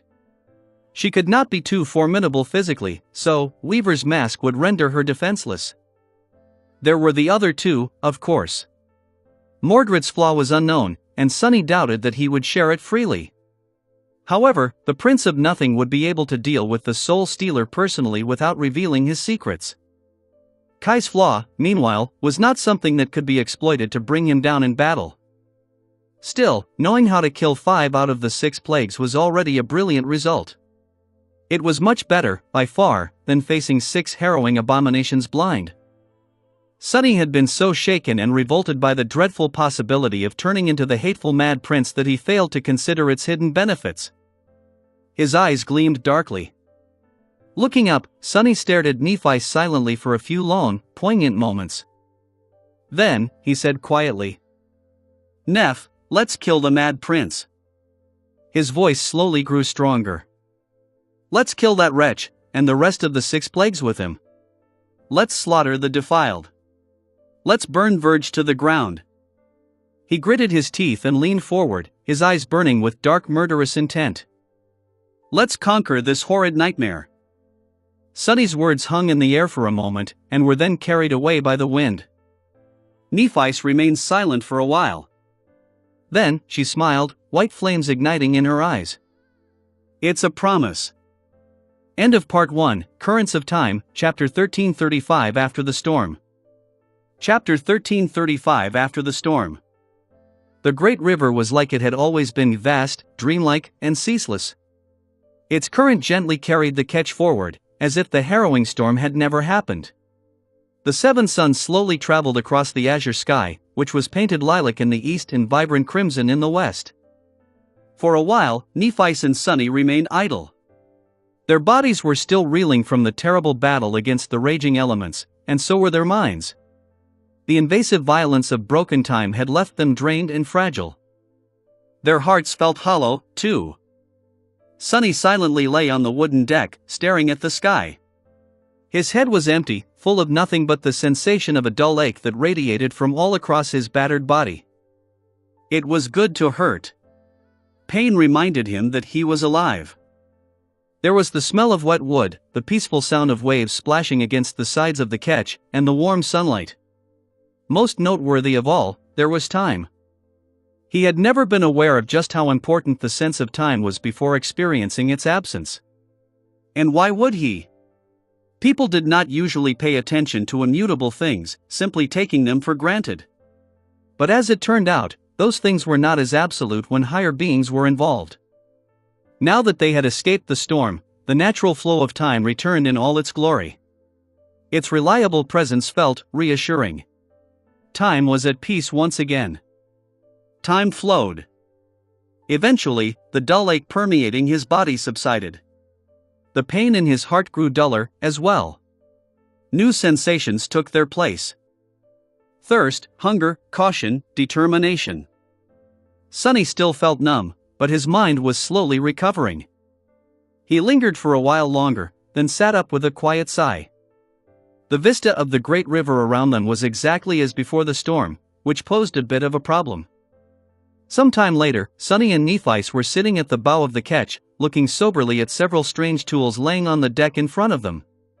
One looked like a bronze astrolabe, another was akin to a sextant, and the third resembled a strange compass. All these had been gifted to them by Enki, and were meant for navigating the great river. Of course, the first one was not really an astrolabe, since there were no stars in the tomb of Ariel. The second one could be considered a sextant, but the set of principles it was supposed to work on was entirely different from the waking world. The third one could indeed show direction, but it was between past, future, dawn, and dusk instead of north, south, east, and west. Sunny and Nephi had learned a fair deal about how to use these tools, but not about why they worked. The great river was not a sphere, like Earth was, and it didn't revolve around a star. Instead, 7 artificial suns revolved around the river. Nevertheless, there seemed to be some sort of curvature to it, which neither of them could explain. It was all a mystery. Before, Enki had been their navigator, but now that she was gone, Sunny and Nephi had to chart the course themselves. Hence, the somber expressions. Nephi sighed. It doesn't make sense. According to this, we are much further downstream than we were supposed to be, weeks worth of sailing away from the lower house. Sunny scratched the back of his head. There was still a current when we were inside the storm. Sure, it was wild and chaotic, but the water still flowed in a single direction. Much faster than usual, at that. So, maybe the storm carried us all the way here. She frowned. But we didn't spend weeks inside it. Did we? He hesitated, not knowing what to say. Time had been broken within the storm, so it was impossible to tell how long they had been fighting against it. It could have been days, or hours, or months. Especially considering the insidious nature of the frozen time in the eye of the storm. Distance was equally hard to measure. They had to have been not too far from Weave up until the point when Enki's protections failed. After that, both Sunny and Nephi's had been completely out of their minds for spell knew how long, losing all awareness of the world. He grimaced. I have no idea, but the fact remains. We are much further downstream than anticipated. So what? It's good news, really. It means that we are already halfway to Fallen Grace. And it's Sybil, dusk. Fallen Grace was situated in the distant past, not that far from the span of the great river that corresponded to when the Sibyls had entered the tomb of Ariel at the height of the Doom War. A long journey still awaited Sunny and Nephi if they wanted to reach the last human city, but half of it seemed to already be behind them. Which was indeed a piece of great news, since the battered ketch did not look like it would be able to survive the perils of the great river for much longer. Nephi lingered for a while, then nodded. You're right. If everything goes well, we might reach our destination in a couple of weeks. Her face darkened. However, what are the chances that it will? Even though this region of the Great River should be safer than the one we come from, it is by no means safe. Without an Enki, they were not going to be able to mask the presence of the ketch from the dwellers of the depths as efficiently. There were battles ahead of them, without a doubt, and while the abominations were supposed to be less powerful downstream, the chances of stumbling onto the defiled increased. Sunny looked at the wooden deck beneath him with a complicated expression. The ketch had endured a lot in the storm. Too much, really. The fact that it was still in one piece spoke volumes about the craftsmanship of the person who had built it. But would it survive a clash with a frenzied nightmare creature? What about one after that, and one after that? His face turned grim. I don't think it will. Nephi seemed to be thinking the same. They were both worried. However, there was nothing they could do. Their only choice was to set sail, and pray to the dead gods. Full of somber apprehension, Sunny and Nephi got to work without delay. They raised the two masts back into position and fastened the sails to them. The steering oar was gone, so they fashioned a new one from the repair materials stored inside the covetous coffer, affixing it at the stern of the ketch with the help of one of Nef's memories, the Dark Shaper. Then, she spoke the names taught to her by Enki and summoned the winds. The ketch flew downstream once again, cutting the clear waters with its bow. Only now, there were 2 people inside of it instead of 3. Sunny's heart ached. The great river glistened as the 7 suns shone brightly on its vast expanse. Time slowly passed, the interior of the boat full of tense silence. While Nephi struggled to sustain the forward momentum of the ketch, Sunny stood at the bow and peered into the water, hoping to sense a potential attack before it was too late. However, they had not seen any nightmare creatures that day. Instead, they saw something that made both Sunny and Nephi freeze, paralyzed by shock. Looking at the dark silhouette that appeared in the distance, floating aimlessly on the waves, they felt an eerie sense of rejection. As if the world surrounding them was nothing but a dream. Eventually, Sunny flinched and asked, his voice full of disbelief. What the hell is it doing here? Chapter 1336 Stench of Fate. Chapter 1336 Stench of Fate. The small dot that had appeared in the distance slowly drew closer as the ketch approached it, guided by Nef's firm hand. At some point, however, she silently released the names, allowing the boat to drift forward on its own. Her gaze was directed forward, a rare rattled expression apparent on her face. Sunny was no different. Paralyzed by shock, both of them froze. After a few moments of stunned silence, he flinched and asked in a trembling voice. What the hell is it doing here?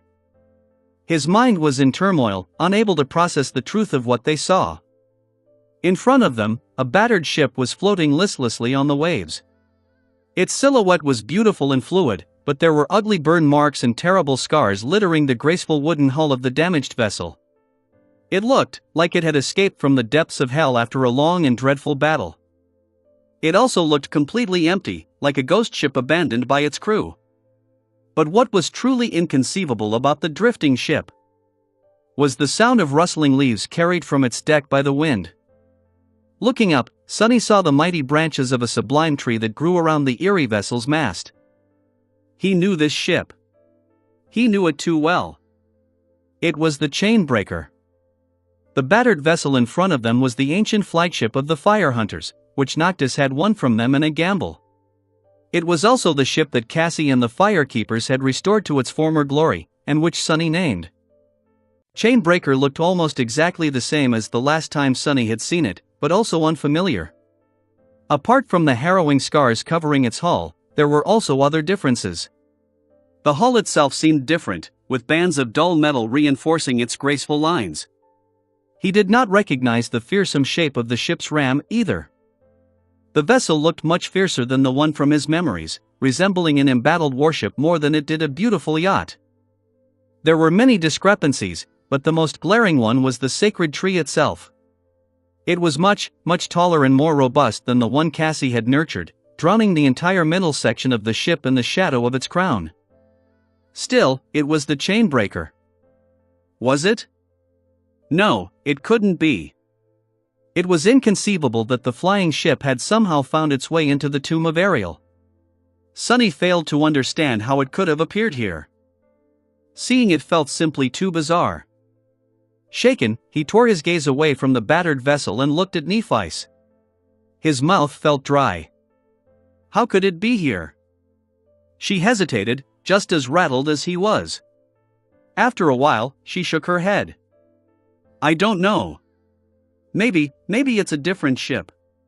The people who built the Chainbreaker could have created more than one vessel. Maybe. Both of them knew that the probability of that being the case was extremely low. Noctis had owned the flying ship for the better part of 1,000 years, and modified it extensively over the centuries. He had been the one who planted a tree from the sacred grove of Heartgod on the ship's deck and created the enchantments that connected the two into a single whole, as well. How could there be another ship like that? Nephice took a deep breath. Or maybe Noctis had visited the tomb of Ariel at some point in time.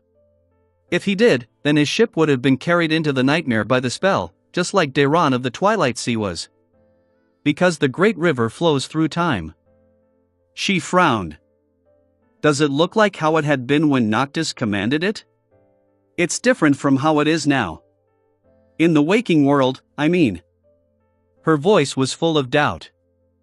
Sonny frowned, then looked at the battered ship once more. After a while, he said with uncertainty. No, it doesn't look like either the past or the present version of Chainbreaker.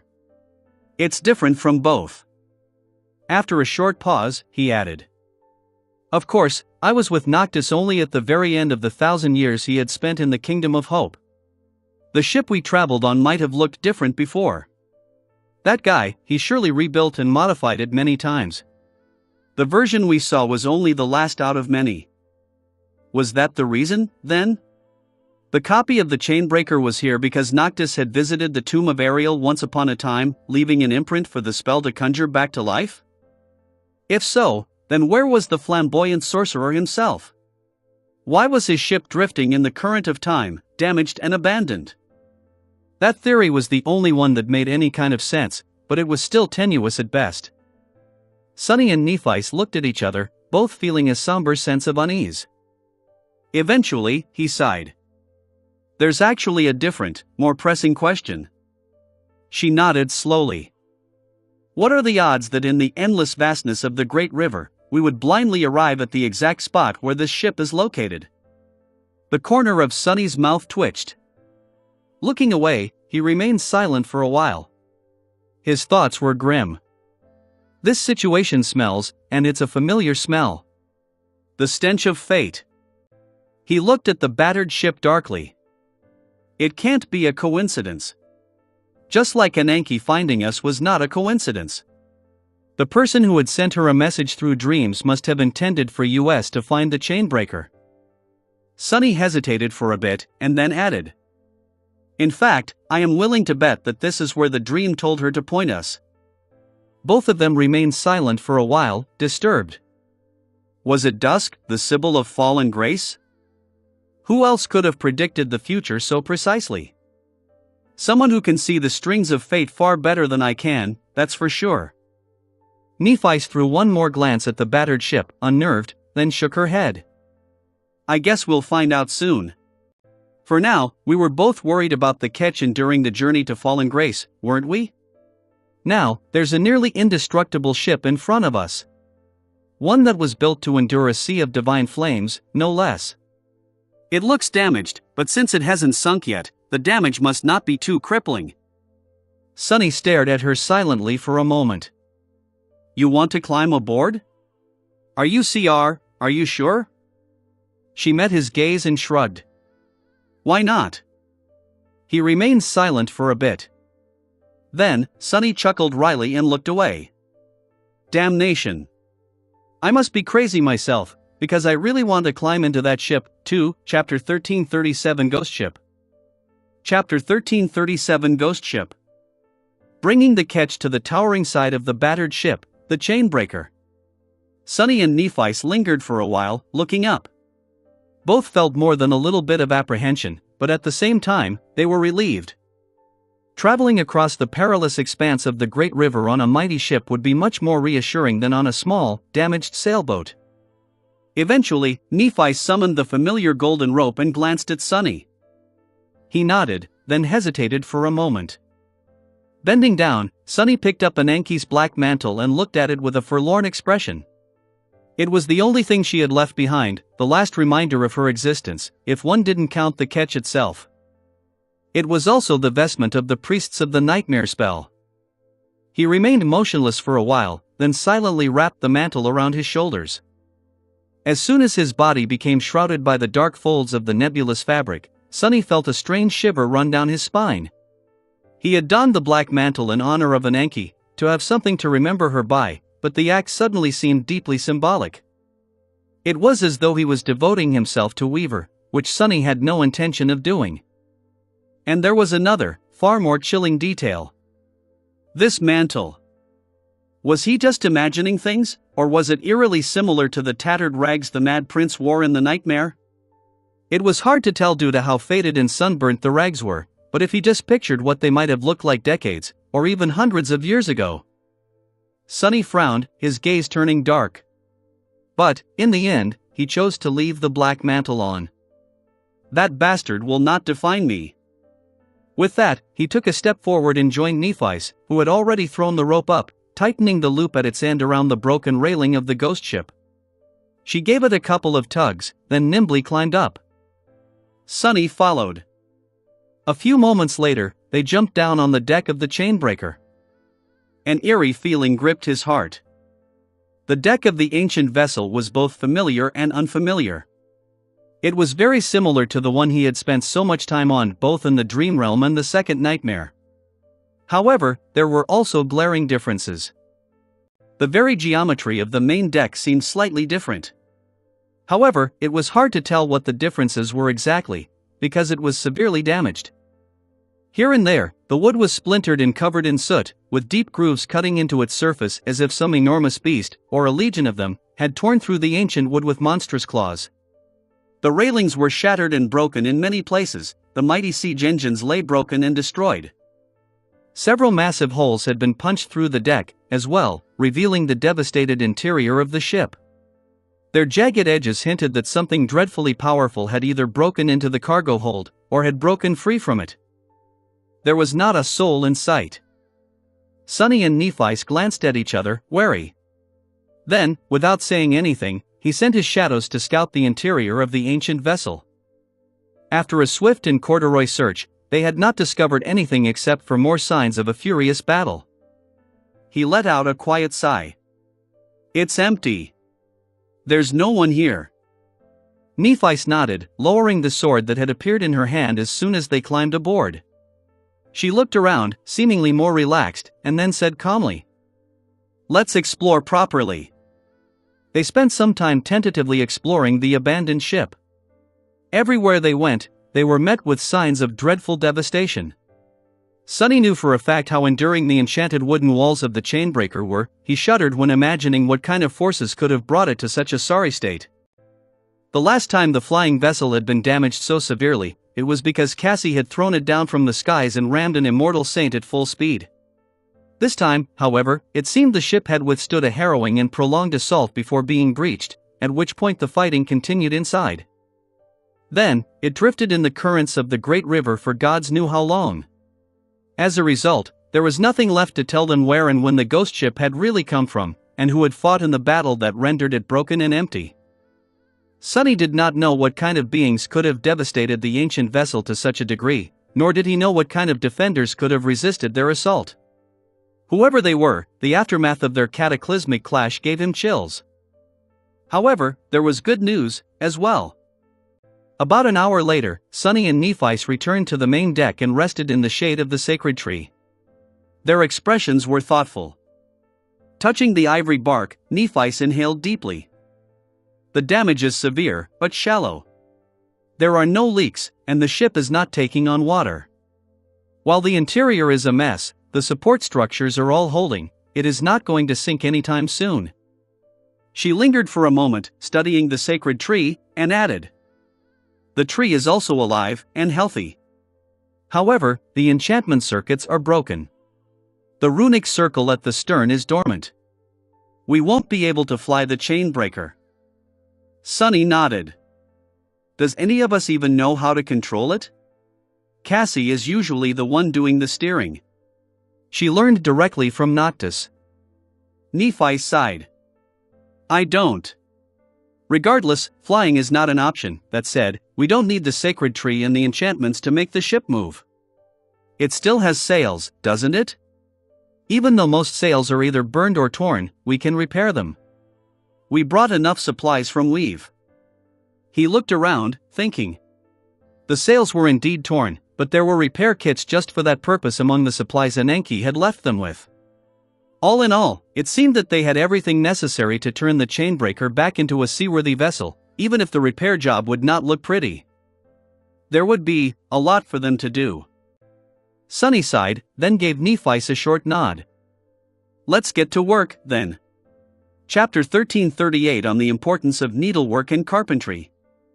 Chapter 1338 on the importance of needlework and carpentry. There was a lot of work to be done, and not enough time. The night was already approaching. Sonny and Nephi hastily cleared one of the compartments, the one that corresponded to the captain's cabin on the actual chainbreaker, intending to use it as shelter. Too tired to cook, they ate a cold supper and went to sleep. Sonny did not forget to summon Saint and Fiend to guard them, while Nightmare protected their dreams. In the morning, both felt more refreshed. Their bodies had mostly recovered from the terrible strain put on them by the storm. Most Ascended would have been rendered weak and helpless by the savage cataclysm for weeks, but Sonny and Nephi each possessed astonishing vitality, because of Bloodweave, she due to the restorative power of her aspect. They got to work as the seven suns slowly rose from the gleaming waters. On the first day, they planned to clear the main deck of debris. With Sonny, Nephi, Saint, Fiend, and Nightmare all working together, the arduous task of moving terribly heavy pieces of wreckage was not too hard. It took longer to sift through them, separating the things that had to be disposed of from those that could be of use later. Even though neither Sonny nor Nephi knew how to repair the siege engines, there was a weak hope that someone in Fallen Grace would. The pieces of splintered wood seemed useless at first glance, but it was still the mystical wood that the chainbreaker had been built of. Simply tossing something like that into the water did not sit right with either of them, not even mentioning how precious of a resource wood was in the tomb of Ariel. There were bent and torn pieces of a strange, supremely durable metal as well. Those were also worth keeping. In the end, they abandoned the upper deck and started clearing the main cargo hold instead. By the time they were done, it was night again, and both were tired. That night, they made a fire under the branches of the sacred tree, and Nephi cooked them food. Her cooking was as delicious as ever, and the quiet rustling of leaves made for a tranquil atmosphere. However, this was the first time since the Dark Island that they shared a proper meal with just the two of them enjoying it. It was so strange. Ananke had not been with them for long, but her absence felt like a gaping hole. Perhaps it was because Sonny and Nephi had witnessed her as a frail old woman, a vigorous matron, a charming young lady, and an innocent child that their time together felt like a lifetime. that lifetime was now behind them, and new hardships awaited ahead. Time was relentless, washing away all things, both inconsequential and those they held dear. On the second day, their efforts to prepare the ship for the voyage were more fruitful. With the cargo hold free of debris, they could neatly store everything that was valuable enough to hold on to there. The main deck was soon cleared. Sunny even washed it, trying to get rid of the soot, grime, and something that resembled dried blood. Or rather, he made Fiend do it while resting in the shade of the sacred tree and sipping on cold water from the endless spring. On the third day, they cleared one of the 2 mess halls. After that, however, Sunny and Nephi stopped. They decided to leave the rest of the inner compartments alone, at least until reaching Fallen Grace. They briefly considered cleaning one of the other cabins to have separate sleeping quarters, but eventually dropped that idea. It was not like they were unaccustomed to spending the nights in close proximity to each other, anyway. Plus, it was safer and neither of them knew when a sudden attack could come, so staying together was a more pragmatic choice. And more familiar. Finally, on the 4th day, they started to work on the sails. Repairing them was much more arduous of a task than Sunny had imagined, but, unexpectedly, he turned out to be excellent at it. Who would have thought? Being good with thread and needle was the last thing Sunny had expected when starting to learn the mysterious sorcery of the Demon of Fate, but that was exactly the side effect he was benefiting from right now. Still, the progress was slow because of just how damaged the sails of the chainbreaker were. Not to mention that they had to take them down, patch them up, and then fasten the sails back up. The masts, booms, and spores required some repairs to be done, too. That task was accomplished by Nephi's with the help of the materials they had brought from Weaver salvaged from the debris of the ghost ship and the Dark Shaper. On the 7th day, they were done with everything they could accomplish in a short amount of time. The chainbreaker had transformed. There were still burn marks and scars on its hull, and the main deck still gaped with wide holes. However, the largest of them were now covered with wooden boards, and it was clear of debris. Saint was standing on the front of the ship with a bow in her hands, serving as their vanguard. Nightmare was hiding in the shadows nearby, while Fiend was protecting the sacred tree. Nephi stepped into the runic circle at the stern of the ancient vessel. The circle itself was inactive, but it was still the natural position to take if one wanted to hold the 2 steering oars of the flying ship. Granted, one of those oars would be useless for now, since it controlled ascent and descent, and the chainbreaker was unable to fly. Sunny was standing by her side.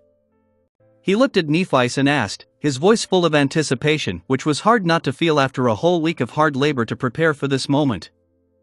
"Are you ready?" Placing her hand on the steering oars, she nodded. "Let's go. We wasted enough time in the future already." Turning away, he inhaled deeply and looked at the length of the graceful vessel. When Noctis had owned it, there was a crew of wooden sailor dolls to work the ship. When the firekeepers claimed it, they were awakened to do the same. Now, however, there were only Sunny and Nephi's had to remain at the stern to guide the chainbreaker. So, it was his job to work the sails. Since Sunny had no intention of jumping from mast to mast like a monkey, whatever a monkey was, he concentrated and called upon the shadows. A few moments later, tenebrous arms manifested themselves into existence all over the ship, pulling on the ropes. It took some concentration to control them all at once, but after the grueling education of the Antarctic campaign, Sunny was more than proficient in using shadow manifestation. The sails slowly rose, and then filled with wind. Coming back to life, the ancient ship turned to face downstream, and then slowly started accelerating. "It's moving!" They were finally on their way to Fallen Grace. Chapter 1339 Moving on. Chapter 1339 Moving on. The chainbreaker was steadily advancing down the great river. The gale Nephi could summon by uttering its name was not powerful enough to push the ship as fast as it had pushed the ketch, but to their luck, the winds were blowing in the same direction. Carried both by their power and the current of time, the graceful vessel rushed forward at great speed. All around them, there was nothing but sunlight and sparkling water. The vast expanse of the great river was beautiful and exhilarating. Of course, great horrors were hiding behind the deceptive facade of its beauty. But nothing had attacked them yet. Life went on. Sitting in the shade of the sacred tree, Sunny felt strangely indignant about that fact. He had been constantly busy during the week they spent patching up the battered ship, which was a mercy. Now that there was really nothing for him to do, Sonny found himself feeling numb and hollow. His lightless soul seemed even darker than usual these days. With a sigh, he closed his eyes and concentrated on the calming sound of the rustling leaves. Just how much can a person endure? He was tired of loss. He was also tired of losing. Sometimes it feels like I was better off not caring about anyone except myself. Those were the days, weren't they? As he smiled crookedly, a familiar voice suddenly resounded from above. Do you mean the days of being a frightened, pathetic, miserable little wretch that not a single person in the world cared about, in turn? Well, I suppose it's indeed the best you deserve. That's how you'll end up anyway, eventually. Opening his eyes, Sonny looked up with a dark expression. The sin of solace was standing above him as if nothing had happened. The loathsome wraith looked like he always had, exactly like Sonny. The bastard was even wearing a perfect copy of an Anki's mantle. His face was full of cold contempt. Sonny scoffed. Wow. Look who decided to show up. I thought you chose to crawl back into whatever pit that had spawned you and never come back. Where the hell have you been? The apparition smirked. Maybe I just got sick of watching you fail, lose, and get people killed all the time. Even imaginary creatures like me have a limit, you know? Ah, of course you don't. You don't know anything, the fool that you are. Sonny stared at him for a while, silent. His eyes were cold and somber. Eventually, he shook his head and said evenly, For someone who hates me so much, you sure are too helpful. Why save me from the mad prince if you feel that way?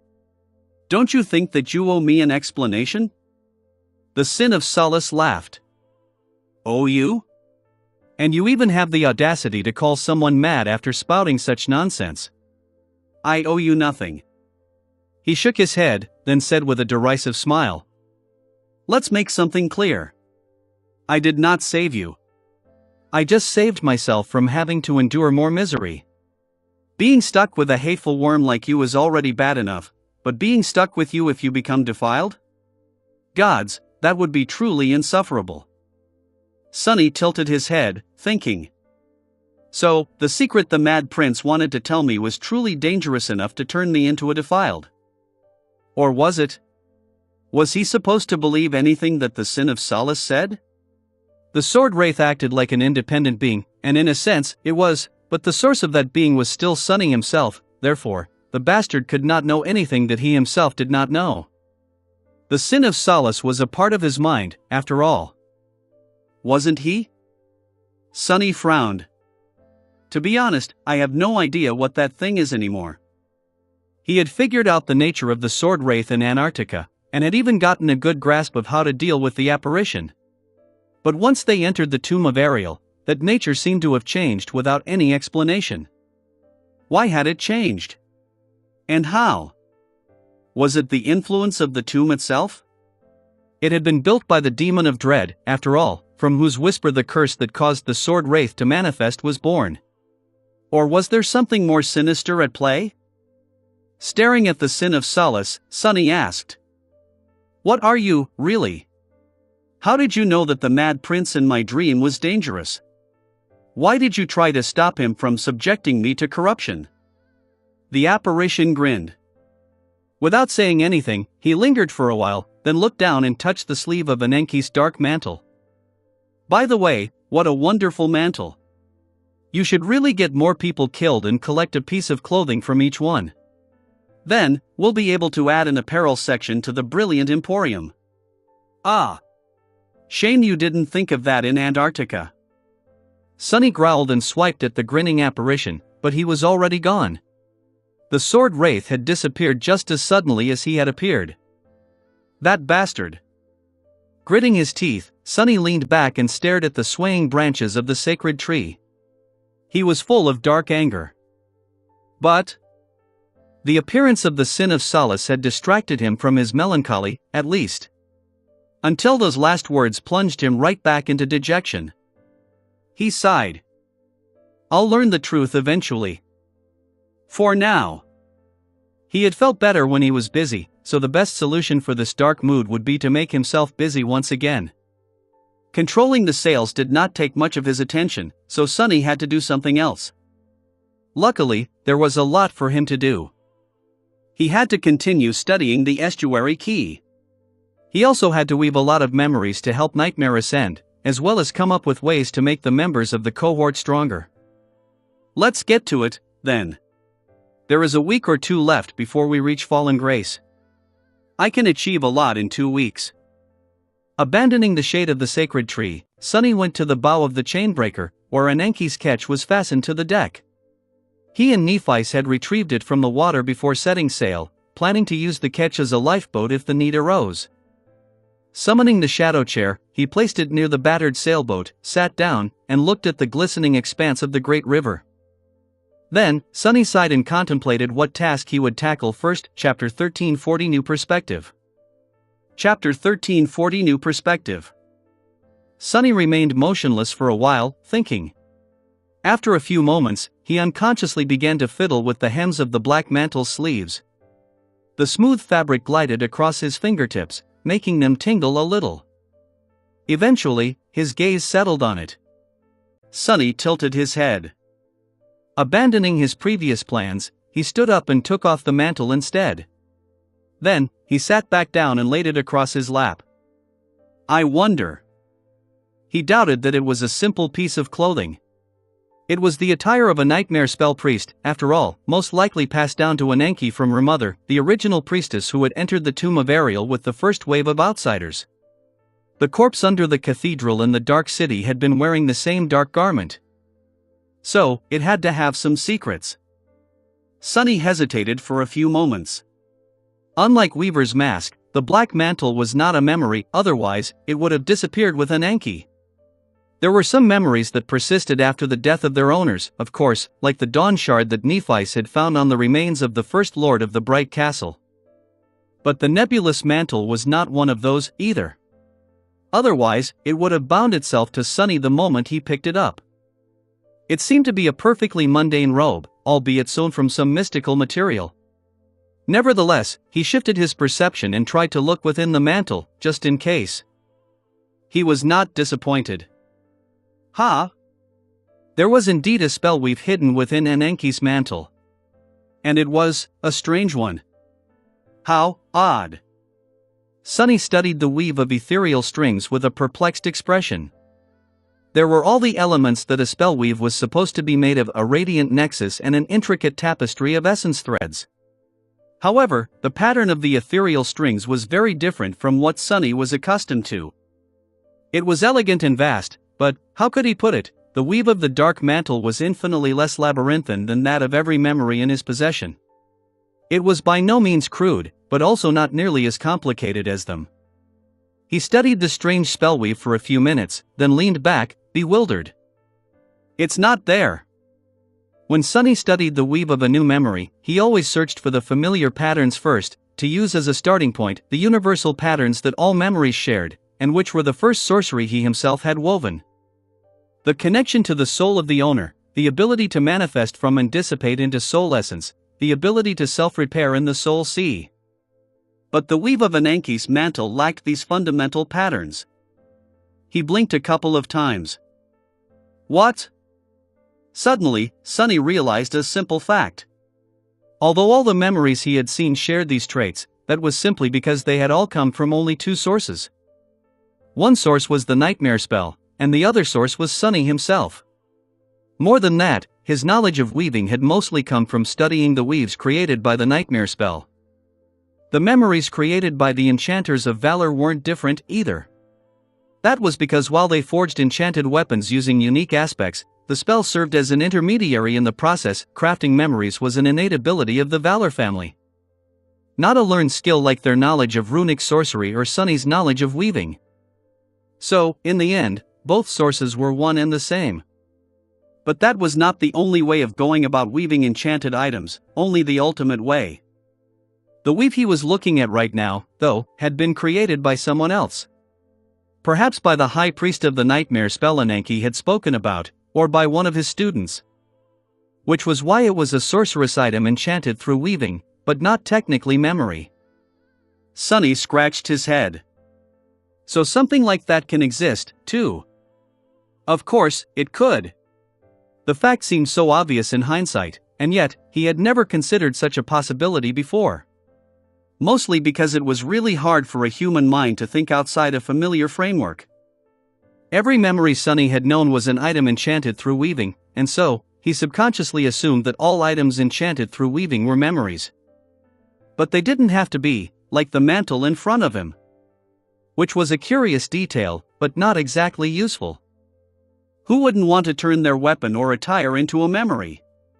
The traits of memories that everyone took for granted were supremely useful.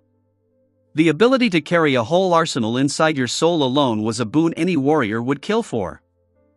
Swords that sharpened themselves, suits of armor that repaired any damage done to them and adjusted themselves to perfectly fit the body of the wearer. There were too many benefits to memories to count. By all accounts, they were the culmination of weaving. Well, technically, the nightmare spell itself was the culmination of weaving, but for all those who weren't inconceivable deities like the demon of fate, memories were the absolute peak of enchantment. However, Sonny's heart still skipped a beat, and his eyes glistened with dark excitement. Ananke's mantle might not have been superior to the powerful memories he possessed. At a cursory glance, its enchantments were nothing special. Its rank and tier were also not that stunning. But to him, it was a priceless treasure, for a single reason. It was because its weave was different from every weave he knew, and much simpler than them at that. Sonny's whole skill as a sorcerer had come from comparing the patterns of different enchantments to each other and trying to deduce the common logic behind them. But all those enchantments followed the principles set by a single creator, the nightmare spell. Now that he had an enchanted mantle that had come from an entirely different school of weaving, his ability to compare and deduce the fundamental principles of sorcery could take a qualitative leap. It was like witnessing an entirely different framework, and gaining a deeper understanding of your own by studying the differences and commonalities between them. It didn't matter how simple the spell weave of Ananke's mantle was. What mattered was that it could not only teach Sonny the unfamiliar ways of its creator but also help him push his own skill forward, by a lot. Just when he needed it. Sonny gripped the smooth fabric in his fists, staring at it intently. After a while, he said quietly, "Thank you, Ananke." With that, he cut out all distractions and concentrated on studying the oddweave. Chapter 1341 Learning the Hard Way. Chapter 1341 Learning the Hard Way. Sonny was more of a copycat than an actual sorcerer. Most of his repertoire consisted of recreating the weaves of various enchantments he had gleaned from his own memories, not creating those of his own. Of course, even that was already a stunning achievement. Armed with nothing but his intelligence and a bit of intuition granted to him by Bloodweave as well as the ability to see weaves, in the first place he taught himself the most fundamental principles of sorcery. The wondrous sorcery of the demon of fate, which very few beings had ever been able to wield. At this point, Sonny had barely taken the first step away from blindly copying the spellweaves, tentatively trying to disassemble and modify them to serve his whims. The siege souvenir, a unique memory he had created to slay the fallen titan Goliath, was the result of these attempts. But Sonny was still a mere novice, all things considered. He was leagues away from true sorcerers, like the mysterious being who had created the estuary key, for example. That weave was simply beyond his imagination. He couldn't even imagine how long it would take him to reach the same transcendent level of mastery. A few hundred years, perhaps? A millennium? So, Sonny had no illusions about his achievements. They were rather astonishing when compared to other modern awakened, but that was only because most of those awakened knew absolutely nothing about sorcery. In the grand scheme of things, his skill was negligible. Or so he thought before taking a look at the weave of Ananke's mantle. Wait, what is going on? The tapestry of ethereal strings shone in the darkness, laid bare in front of his altered eyes. It was much simpler than the infinitely complex weaves created by the spell, but still, wasn't he comprehending it a little bit too fast? It was almost like an open book. That part of the pattern is responsible for enhancing durability, that one has something to do with fire. It's making the mantle inflammable. That one makes it waterproof. Then what do these strings do? Looks familiar. Right. If I scale the size and complexity of this part by a lot, it would be similar to a fragment of living stone. The basic structure is the same, which is also the basic structure of the universal restorative trait of all memories. So it's self-repair, then. Sonny opened his eyes wide and leaned back. What the hell? How was he suddenly so good at reading weaves? Before, he could only feel a slight inkling of understanding about the nature of certain enchantments, but now, he was somehow able to see the intent behind various sections of the ethereal tapestry almost clearly. Despite it being a completely unfamiliar way of weaving, it just looked very understandable. Sonny blinked a couple of times. Don't tell me. A sudden guess appeared in his mind. He gave the black mantle a dubious look, then let out a small laugh. I'll be damned.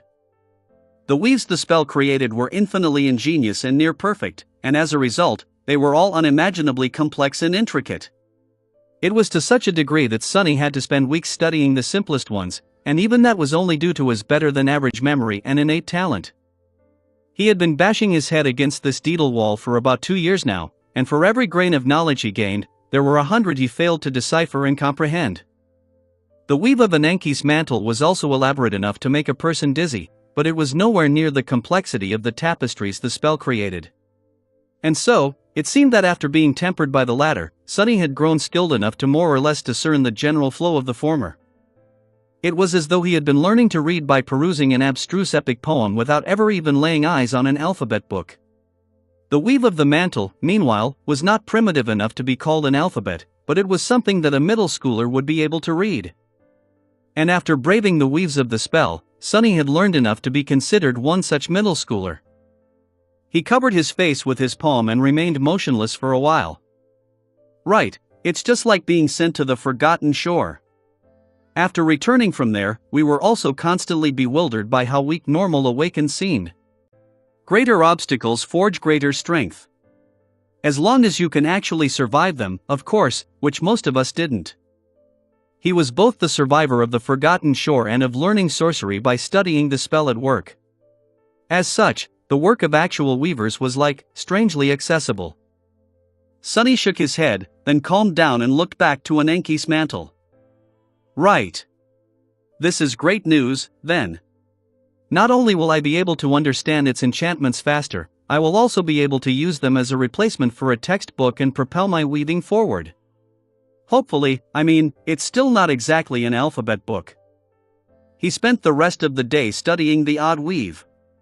It was not simple by any means, but after suffering the appalling complexity of the immaculate weaves created by the spell, Sonny almost enjoyed the process. In the end, he realized that the black mantle was not that mysterious of an item.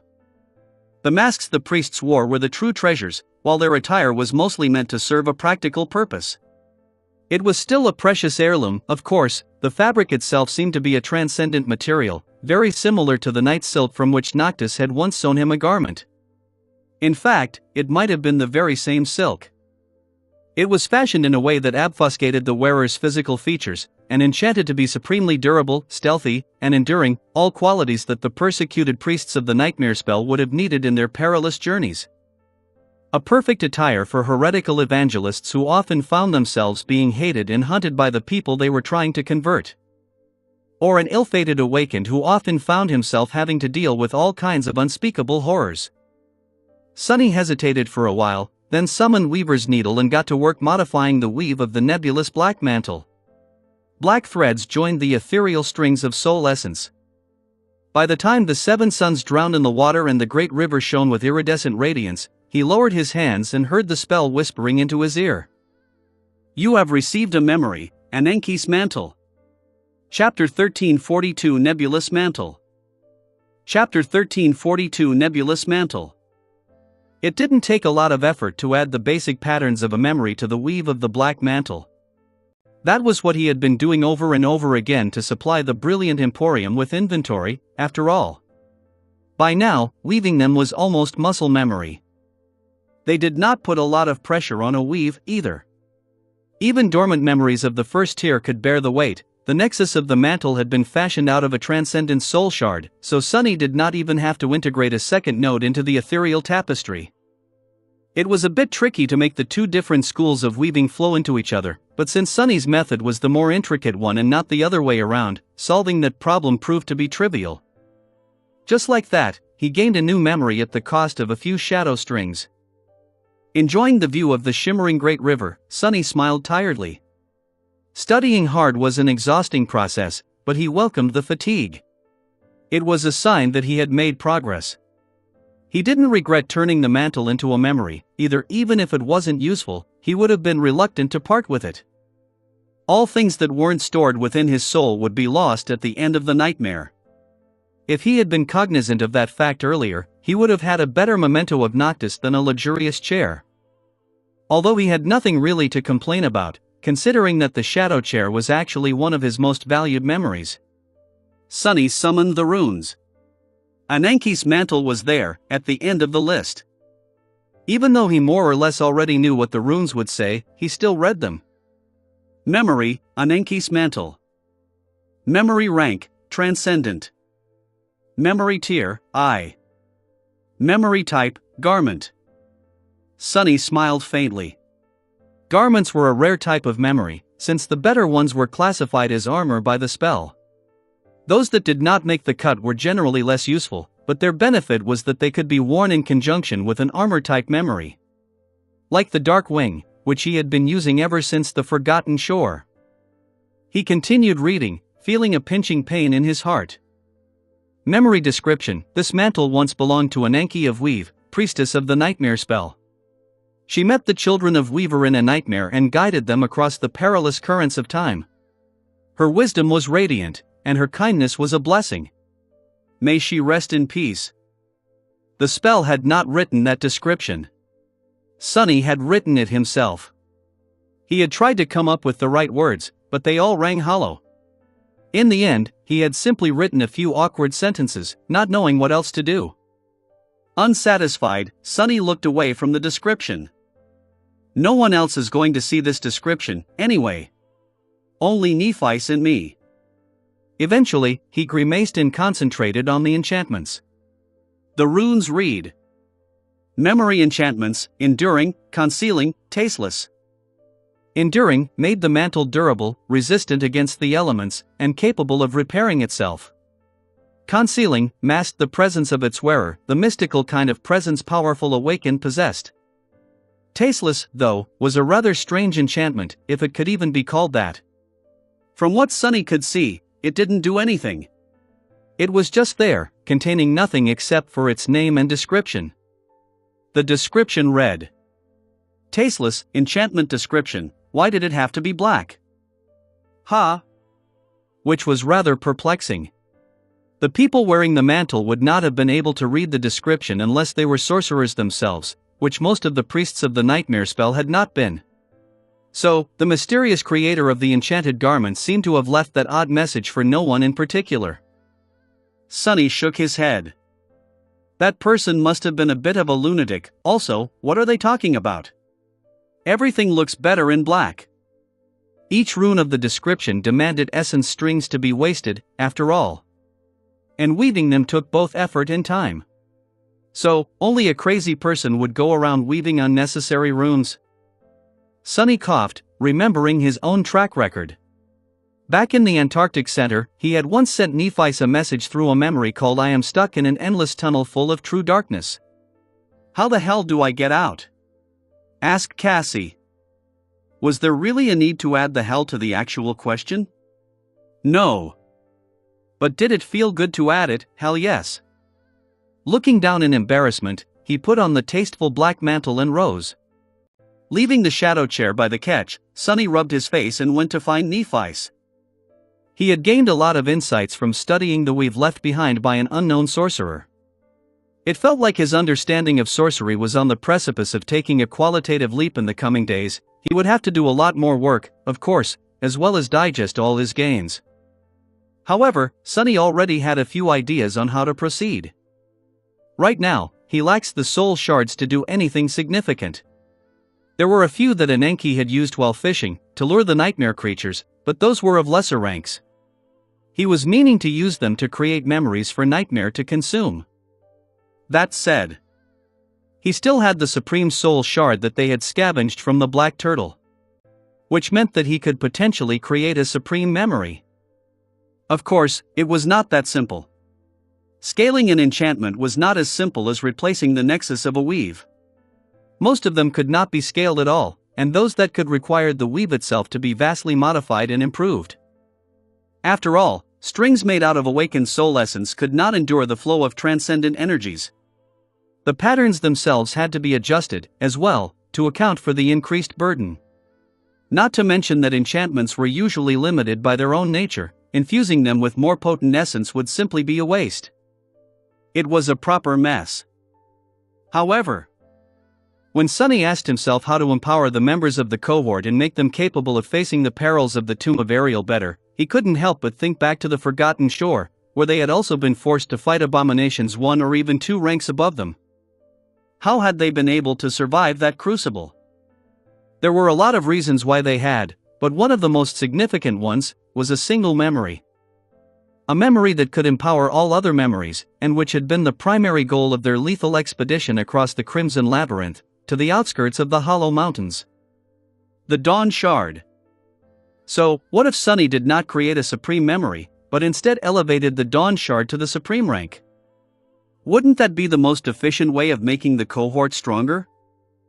Erdiel's note, holidays, yeah, so I won't be available for the coming days. That means no chapters. We'll release them when I'm available again.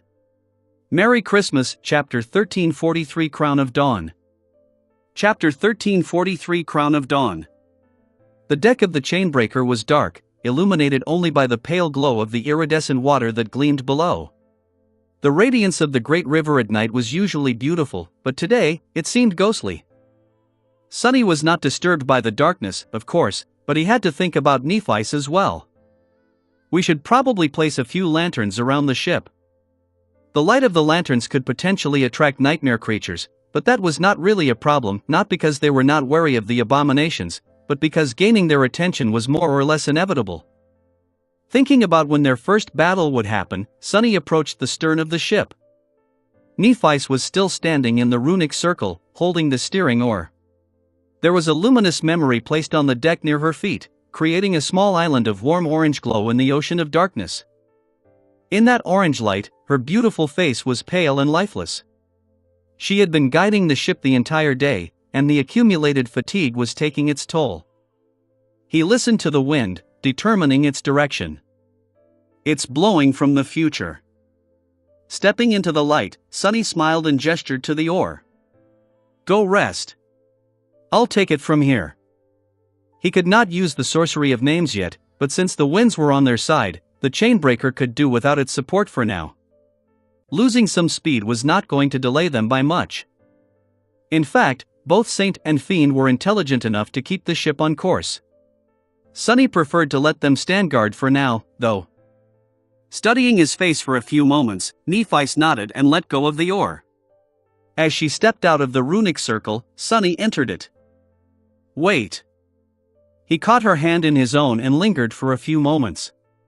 She stared at him with an incredulous expression. That memory of yours, the Crown of Dawn. Can you lend it to me for a few days? Nephi raised an eyebrow. Sure. Why? Sunny simply shrugged. I want to see if I can improve it a little. Don't get your hopes up, though, chances are, nothing will end up happening. It's worth a try, at least. She hesitated for a couple of moments. Then, a spark of energy traveled from her hand into his own. The spell whispered, its voice as enigmatic as ever. You have received a memory, Dawn Shard. Sunny smiled. Thank you. Now, go rest. I'll wake you up if some abyssal horror attacks us from below the waves, I promise. Nephi stared at him somberly. You could have just said sweet dreams, you know? He grinned. Oh, I do. But where's the fun in that? Shaking her head, Nephi freed her cool hand from his grasp, picked up the luminous memory, and left. Sunny remained standing in the darkness for a while, staring at the empty space where she had just been. Then, he sighed, glanced at his empty hand, and placed it on the steering oar. Ah! It's so lonesome, sailing across a river of unholy Titan's blood in the dark. With that, Sunny summoned the Dawn Shard. A simple band of bright metal appeared in his free hand, decorated with a single gem. The crown of dawn did not look that impressive at first glance. It was more austere than opulent, and yet, that simple circlet was the reason Sunny, the members of the cohort, and the firekeepers had been able to return from the forgotten shore. Its single enchantment was extraordinarily powerful. The Dawn Shard empowered all memories in a large radius around it. Back on the forgotten shore, that empowerment had been strong enough to elevate the awakened weapons of the Dreamer army to resemble ascended ones in terms of lethality. Which was an inconceivable boon, considering that there was no limit to the number of memories the Crown of Dawn could enhance. It was a passive enchantment, as well. That was how they had been able to slay fallen abominations. Sadly, its usefulness diminished more and more as Nephice and her allies grew stronger and acquired better equipment after escaping the Forgotten Shore. The Dawn Shard could still empower ascended memories to a substantial degree, but nowhere near elevating them to an entire new rank. The effect on transcendent memories was even more modest. Considering the type of enemies Sunny and the members of the cohort would have to face in the third nightmare, that augmentation was all but insignificant. But what if he elevated the Crown of Dawn itself from an ascended memory to a supreme one? Sunny doubted that he would be able to perform a flawless alteration. But even if he managed to make the Dawn Shard as powerful as a transcendent memory by outfitting it with a supreme soul shard, the result would already increase their chances of prevailing against great nightmare creatures by a lot. Before, he would not have even dared to try. But now, he had two advantages. The first one was the push studying in Enki's mantle had given him. The second one was the nature of the Crown of Dawn itself. The first time Nephice had used it, Sunny saw the weaves of his memories growing more radiant, each nexus an ethereal string shining with brighter light. The augmentation either strengthened the memories by empowering their weaves, or made the weaves stronger to withstand the increased power of the memories. In any case, the result was the same. The essence strings became more robust. And the first memory the Dawn Shard empowered was itself. Its weave was always augmented by its own effect, perhaps that was the reason why this ascended memory could possess such an unreasonable power. So, it was more or less a perfect memory for Sunny to try and transplant the Supreme Shard into. His major concern was that strings weaved from lesser essence would not be able to withstand the burden of channeling superior energies, but what if they were made more durable by those very same energies? The weave of the Crown of Dawn was much too complex for him to recreate, but modifying it was different, probably. He wouldn't know until he took a look. Sunny shifted his perception and peered into the bright metal, trying to discern the underlying weave of the shard memory.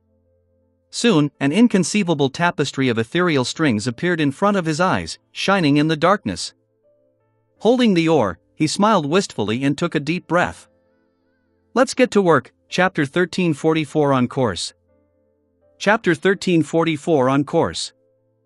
The weave of a shard memory was subtly different from an ordinary one. They possessed some unique qualities, after all, like the ability to remain in existence after the owner's death, or the hidden purpose of manifesting the oath keys after all seven had been gathered in one place. Luckily, Sunny possessed two shard memories of his own, the Midnight and Moonlight shards, so he already knew how to find and isolate these sections of the tapestry, which was supposed to make the task of deciphering the rest of it easier. In theory. In practice, the spellweave of a shard memory was even more labyrinthine than that of a normal memory.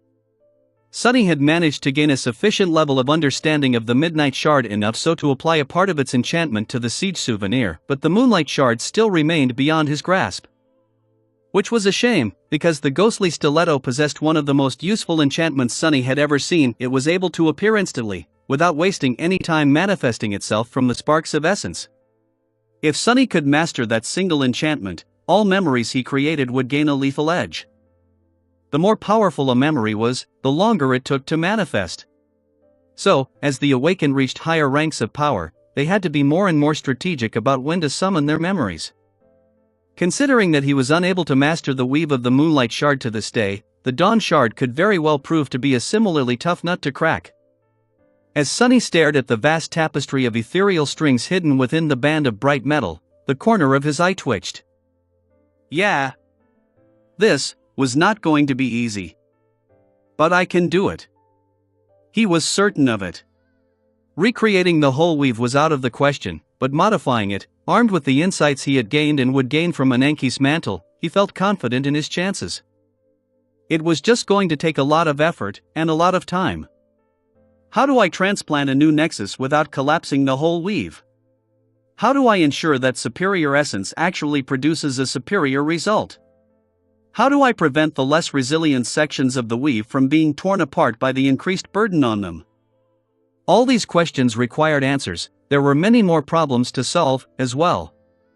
Sunny had never tried something quite as ambitious as turning a powerful ascended memory into a tremendously more powerful supreme memory. One thing was certain: it would require an inhuman level of finesse and precision. It would also require a lot of additional essence strings. And a lot of ingenuity, of course. The task was daunting, but Sunny did not feel discouraged. Instead, he felt almost excited. It beat patching up sails or drowning in a foul mood, at least. Comfortably resting his back against the bending surface of the tall upholstery, he moved the oar a little and peered into the shimmering spellweave. By the time the seven suns rose from the water, Sunny felt like his head was on the verge of exploding. However, he also felt satisfied with his progress.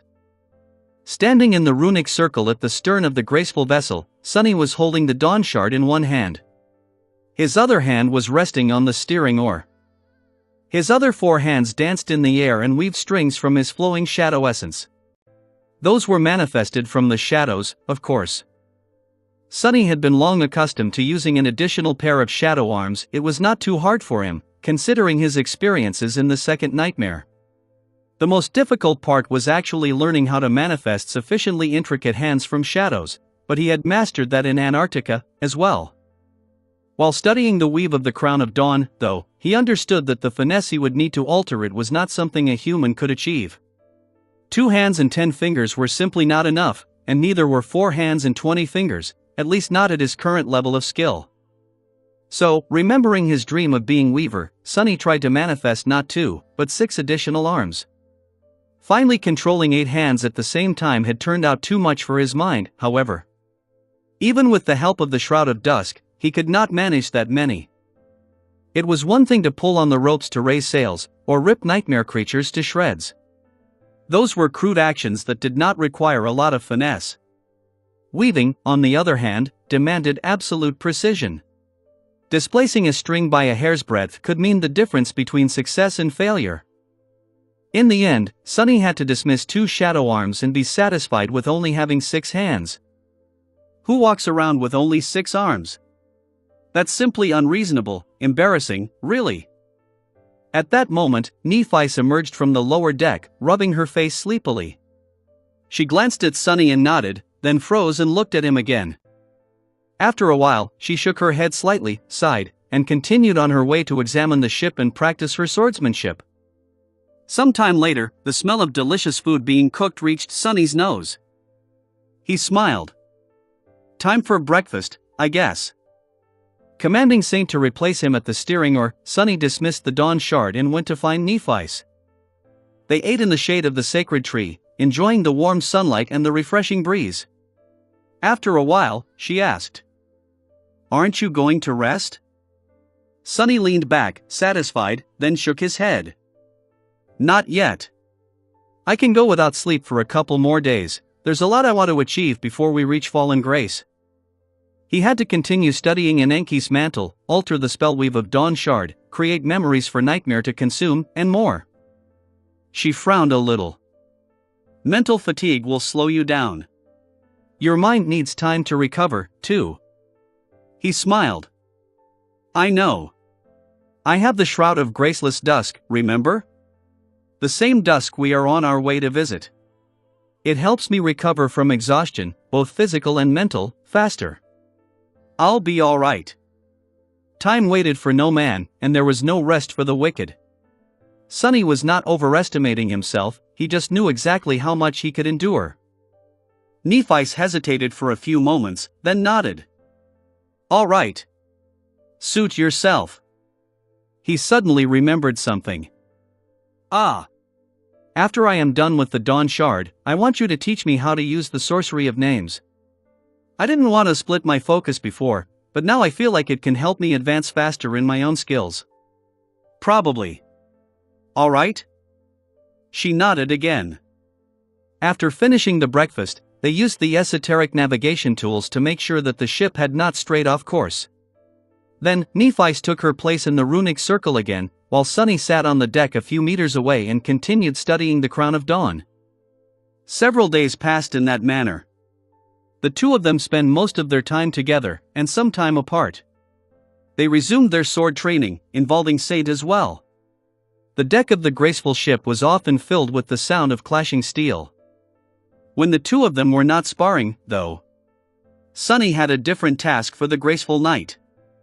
Now that Fiend had grown into a proper devil, it was time for him to learn combat mastery, too.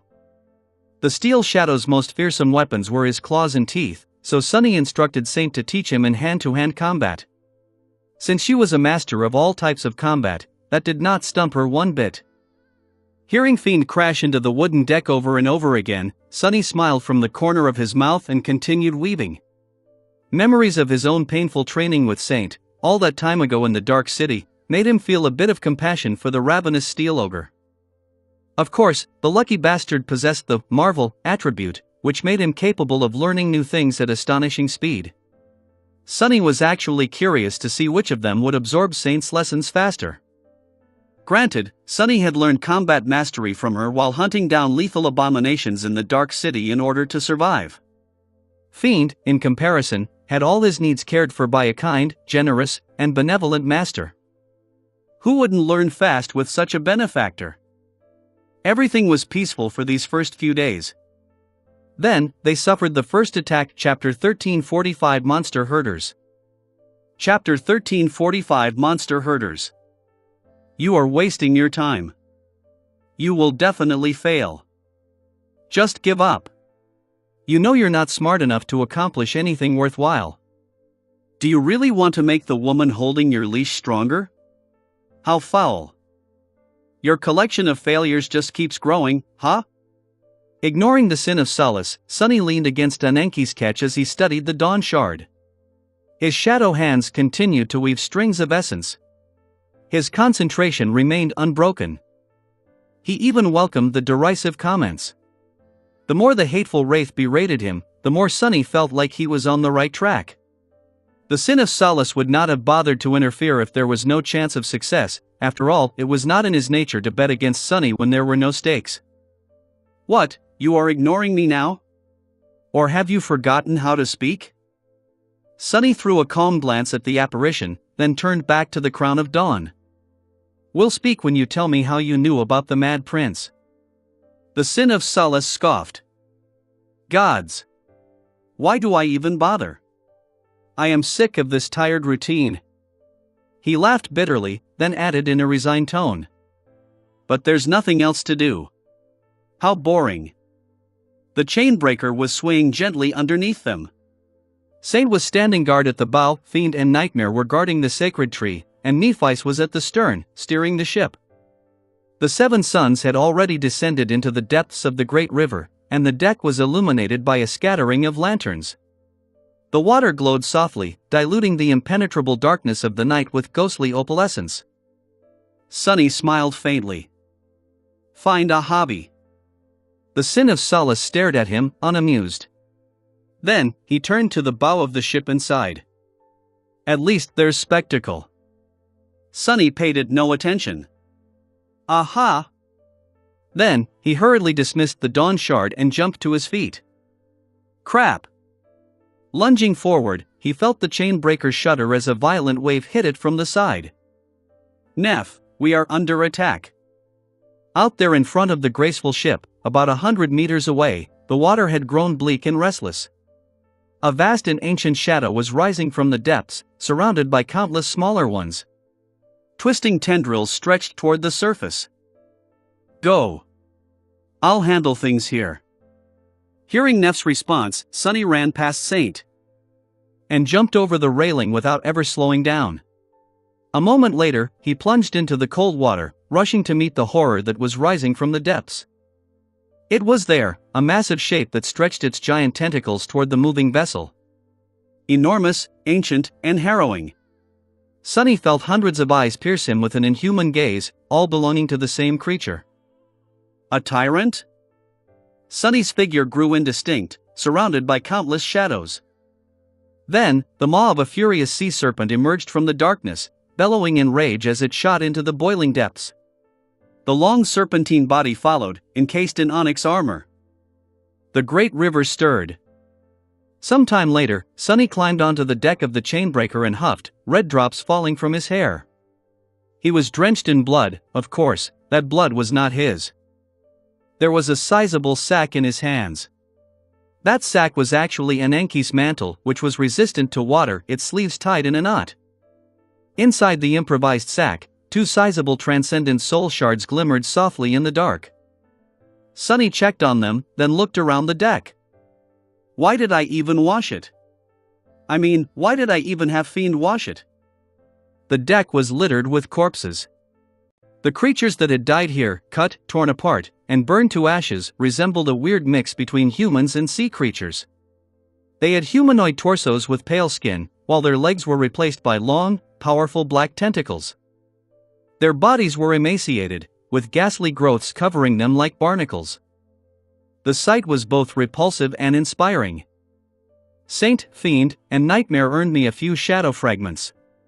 Even better, there are plenty of soul shards to be harvested in addition to the ones I brought back.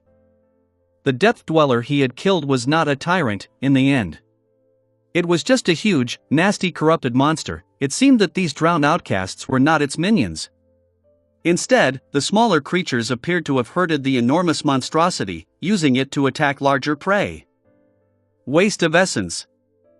If Sonny knew that in advance, he would have used the Nimble Catch and the Sin of Solace to cut the Depth Dweller down.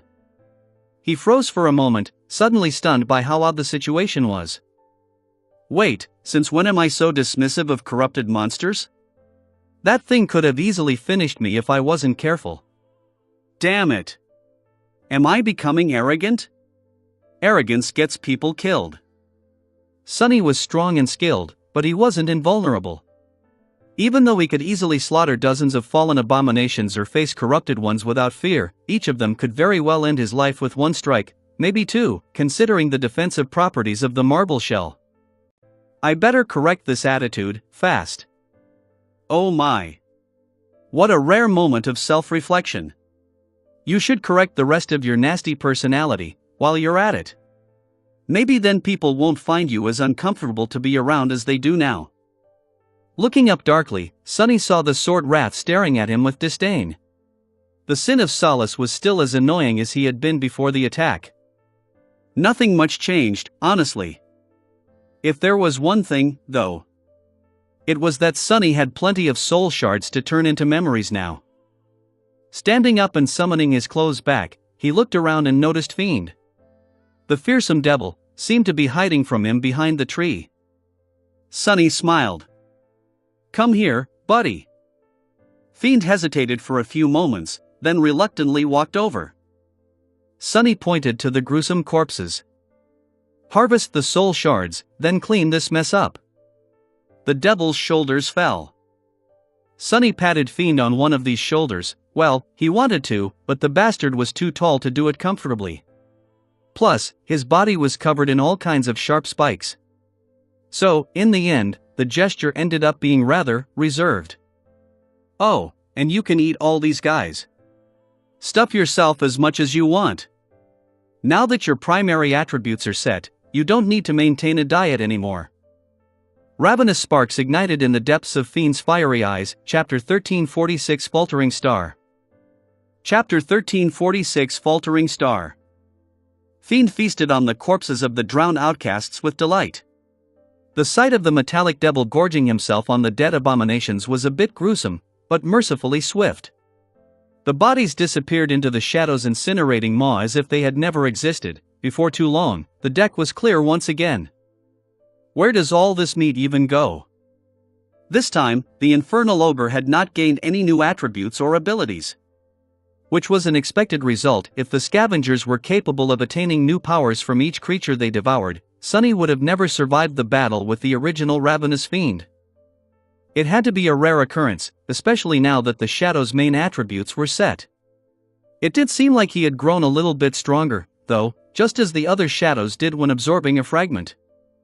Throwing a dubious glance at the satisfied devil, Sunny shook his head and commanded the glutton to go find a mop. While Fiend was washing the blood off the deck, Sunny and Nephice briefly examined the ship and then gathered at the stern to divide the soul shards. Let's just each take half. He looked at the small pile of shimmering crystals, calmly thinking about how to use them best. All of the shards were transcendent.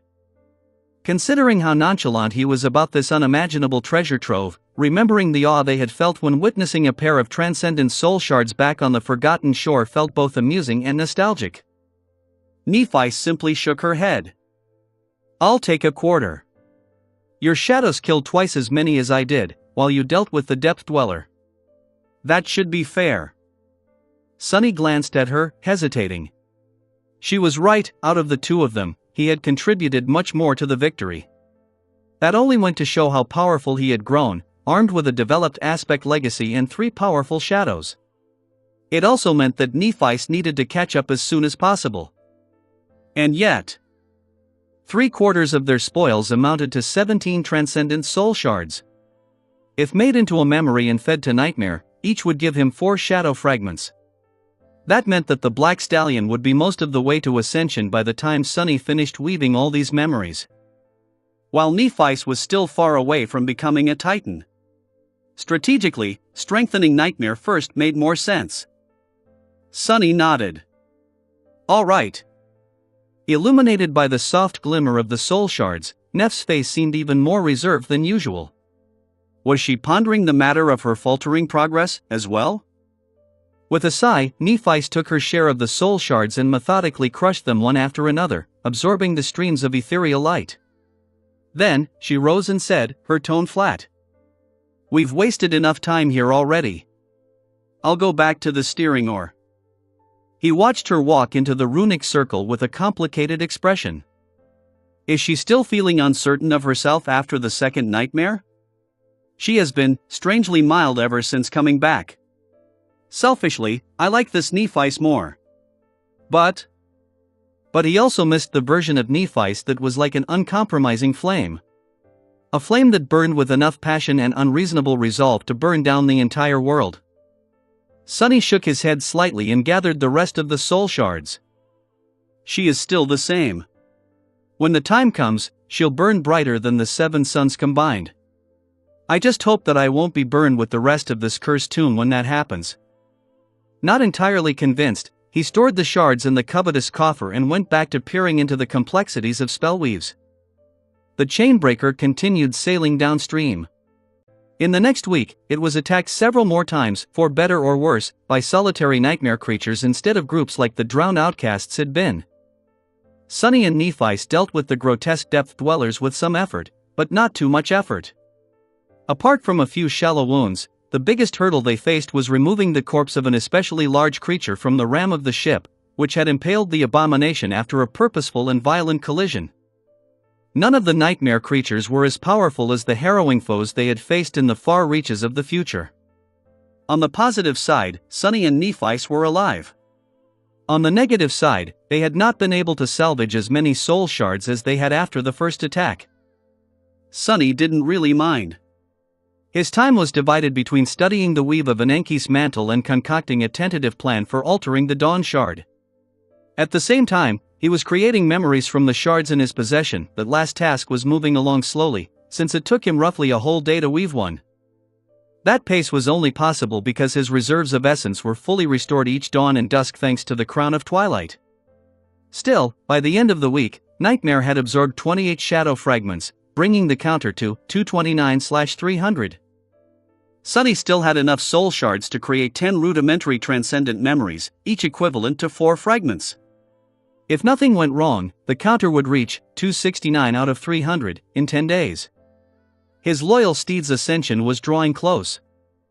By the end of the week, he felt ready to attempt modifying the Dawn Shard. However, because of how important that endeavor was to the conquest of the third nightmare, Sunny decided to go over everything he had learned and envisioned a few more times. Putting the Crown of Dawn away and dismissing the shadow hands, he leaned against the side of the catch and closed his eyes. I've created a sufficient length of essence thread. I've studied the spellweave of the Dawn Shard extensively. I compared the structure of the pattern surrounding the nexus with all the other memories I possess. I've grown accustomed to weaving with 6 hands. He spent 2 days meditating on his plans and mentally going over everything that could go wrong. Finally, just before dawn of the third day, Sunny opened his eyes and manifested 4 shadow arms once again. It's time to begin, Chapter 1347 Trial of Skill. Chapter 1347 Trial of Skill. The hypnotizing tapestry of the spellweave stretched in the darkness in front of him. Countless threads of ethereal light intertwined in a beautiful, but seemingly chaotic pattern, centered around a radiant nexus. There had been a time when these patterns were a complete mystery to Sunny. But although they still remained mystifying and nebulous, he could discern an elegant underlying structure to their dazzling, dizzying arrays now. He could also feel the purpose of various elements of the weave more clearly. The spellweave of the Dawn Shard was not the most complex he had ever seen, but it was more complex than most. Even after isolating the rudimentary enchantments that all memories possessed and the special properties shared by shard memories, the remaining expanse of ethereal strings was Byzantine and daunting. Luckily, his goal was not to recreate the weave from scratch. He also did not intend to alter its function, only its capacity and resilience. As well as transplanting a new, much more potent nexus than the existing one. With a sigh, Sunny summoned the covetous coffer and produced a large, shining crystal from within it. When put together, the band of bright metal and the supreme soul shard he had harvested from the guts of the black turtle looked comical. The soul shard was much larger than the Crown of Dawn, yet it was supposed to become encompassed by it. But that was not an obstacle. Weaves did not exist in the physical sense, anyway.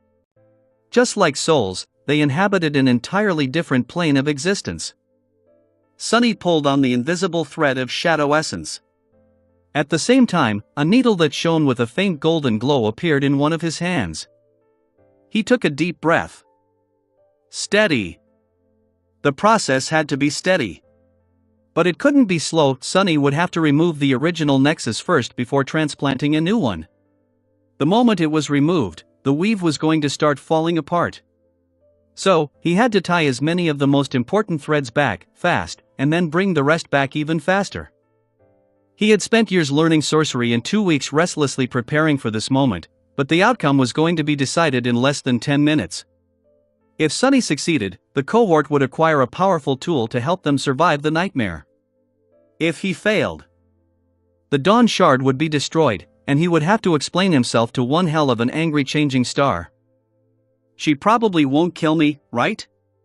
But just in case, I'd better not fail. Of course you will. When have you ever not failed? The sin of Solace was observing the process with a disdainful expression. Sunny was concentrating on the task so much that he had lowered his guard. As a result, the hurtful remark actually cut, for once.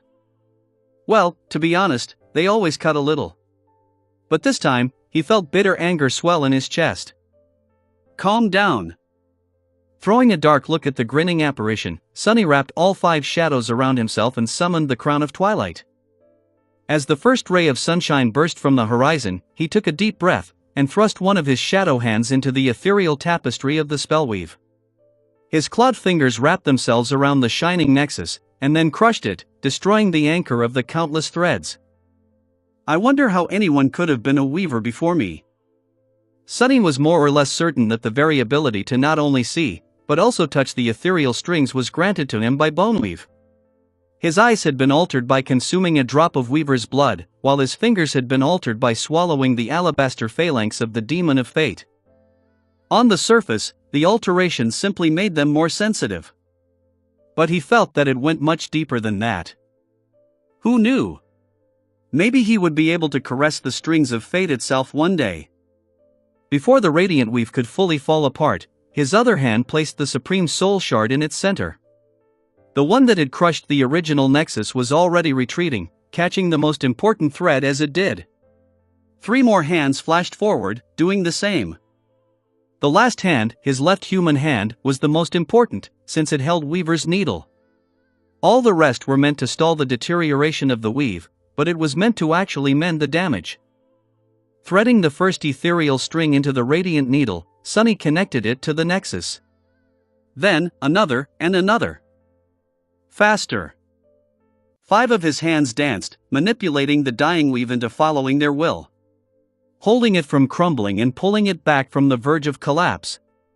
At the precise moment when the new nexus became connected to enough strings to hold it in place, the 6th joined them. What madness made me think that having only 5 fingers is enough? Damnation! I should have learned to have more. Time seemed to have slowed down. Sunny felt the same rush of adrenaline he did during furious battles. His perception subtly changed, turning the world stark and clear. Golden sparks glimmered in the depths of his dark eyes. For a few moments, everything was in a fragile balance. One wrong move, one slightest mistake, and the weave would have reached the point of no return. But Sunny did not make any mistakes. He performed every movement flawlessly, focused to such a degree that all his senses except sight and the tactile feeling of intangible threads sliding through his fingers disappeared.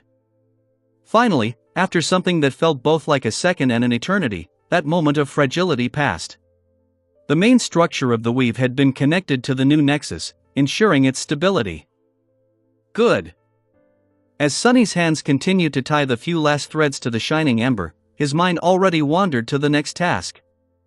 The first step of the alteration had been completed, but the result was still uncertain. The next stage was going to decide whether he would succeed or not, and while it gave him more leeway, it was no less difficult. Chapter 1348 Sorcerer Supreme. Chapter 1348 Sorcerer Supreme. Now that a supreme soul shard replaced the original nexus of the spellweave, the powerful energy contained within it flowed into the radiant tapestry. The ethereal threads shone much brighter, reinforced by their own enchantment. Most of them held.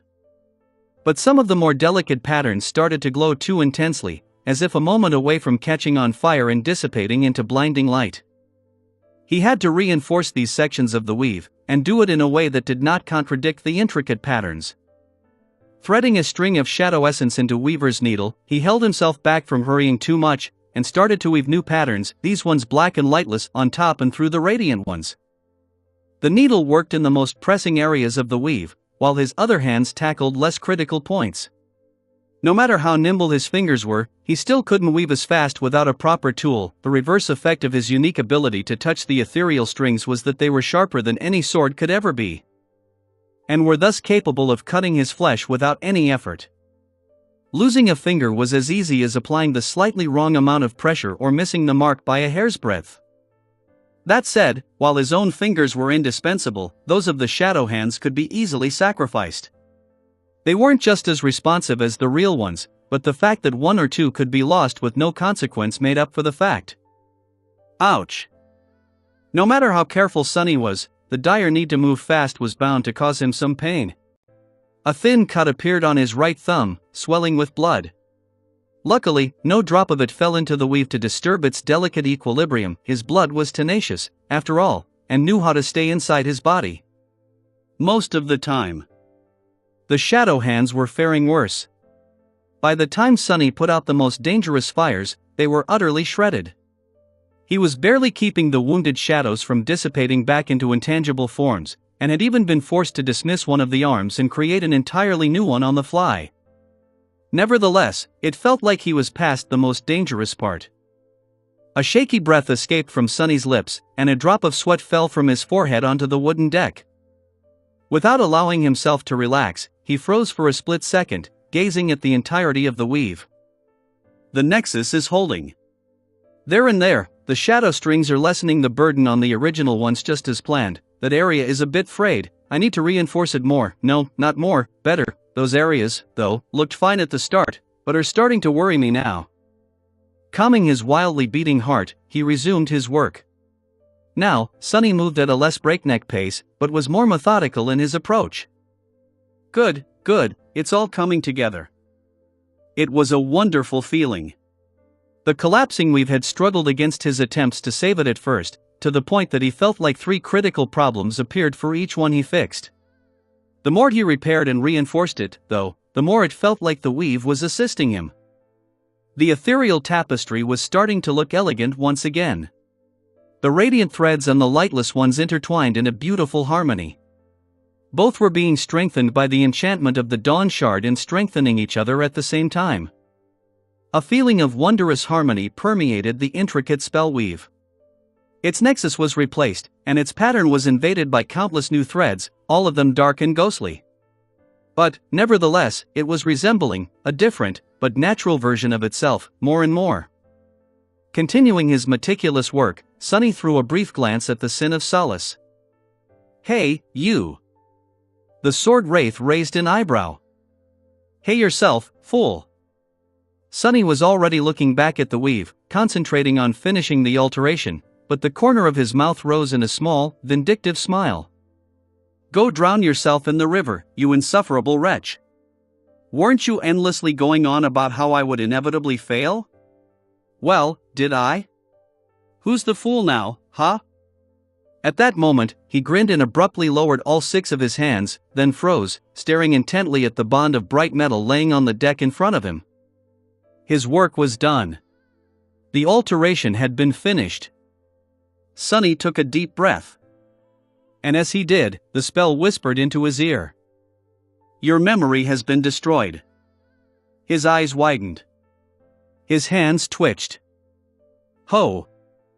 Before the shock could even register in his mind, the spell spoke once more. "You have received a supreme memory, Crown of Dawn." W? Sunny remained frozen for a few moments, then slumped against the side of the ketch. An infuriating growl escaped from his lips. "What? What the hell was that? Are you trying to give me a heart attack, you damned spell? Think before you speak, damn it!" The spell did not answer. Perhaps for the better. After calming down a little, Sunny dismissed the shadow arms and picked up the Crown of Dawn from the deck. His hands were trembling slightly. The eastern horizon was already painted lilac by the rising suns. Looking at the memory he had altered with burning eyes, he lingered for a while, and then said tiredly, "So, your name actually changed to the Crown of Dawn. Ah, how fitting." Before, that had simply been what they called the Dawn Shard, the shard memory of the first lord of the Bright Castle. But it seemed that the spell decided that the alteration he had performed was significant enough to warrant a new name for the newly elevated memory. Was he mistaken, or had the single gemstone adorning the austere band of metal become brighter? Enjoying the view of the bright gem, Sunny inhaled deeply and summoned the runes. The runes read: Memory, Crown of Dawn. Memory rank, Supreme, Chapter 1349 Crowning Achievement. Chapter 1349 Crowning Achievement. Sunny remained motionless for a while, looking at the string of shimmering runes. A sense of profound relief and exhilaration washed over him. He suddenly felt refreshed and invigorated, as if his fatigue had receded a little, his mind clearing. No, not suddenly. Touching the smooth silk of the Shroud of Dusk, Sunny belatedly realized that it was already being augmented by the passive enchantment of the empowered Crown of Dawn. It's working. He closed his eyes for a moment, then took a look at the rest of the runes describing the band of bright metal. They were the same as before, only the rank of the memory had changed. Sunny had expected that. In fact, anything else would have been a cause for concern. The goal of the alteration was to strengthen the existing enchantment, after all, not change it. The Crown of Dawn would still be able to enhance all memories in a large area around it, with no limit to their number. It was just that the augmentation it provided had become much more potent. Most miraculous of all, that enchantment somehow remained a passive one. His eyes gleamed darkly. I think. Armed with that power, the cohort would be able to challenge enemies far beyond their own level of prowess. Which meant that they would have a much higher chance of conquering the nightmare and returning to the waking world alive. Just like they had conquered the forgotten shore and returned from its unforgiving expanse alive. He smiled, then dismissed the Crown of Dawn and rose. Heading to the stern of the ship, Sunny tried to contain his emotions. His face remained neutral, with only a faint smile playing on his lips. Soon, he saw Nephi's. She threw a glance at him with the same calm expression she usually wore, then asked evenly, "What was the shouting about?" Sunny stumbled. "Right. I did curse the spell out, didn't I?" In hindsight, that was probably not wise. He wouldn't put it past the damn thing to know how to hold a grudge. The descriptions it made of him were already vaguely snide, so Sunny shuddered at the thought of what the next one was going to say. Whatever. That will happen later. Right now, though. Walking over to Nephi's, he shrugged. "Oh, it's nothing really. I just got a bit emotional and let the spell have it." "Why, have you never yelled at the spell?" She stared at him dubiously. "Can't say that I have." Sunny coughed. "Well, anyway. Give me your hand." Without waiting for permission, he grabbed it, lingered for a moment, and sent the crown of dawn from his soul into hers. Nephi's turned her head slightly and stared into the distance, or rather, it seemed like she did. In truth, she must have been reading the runes. "Oh. Its name has changed."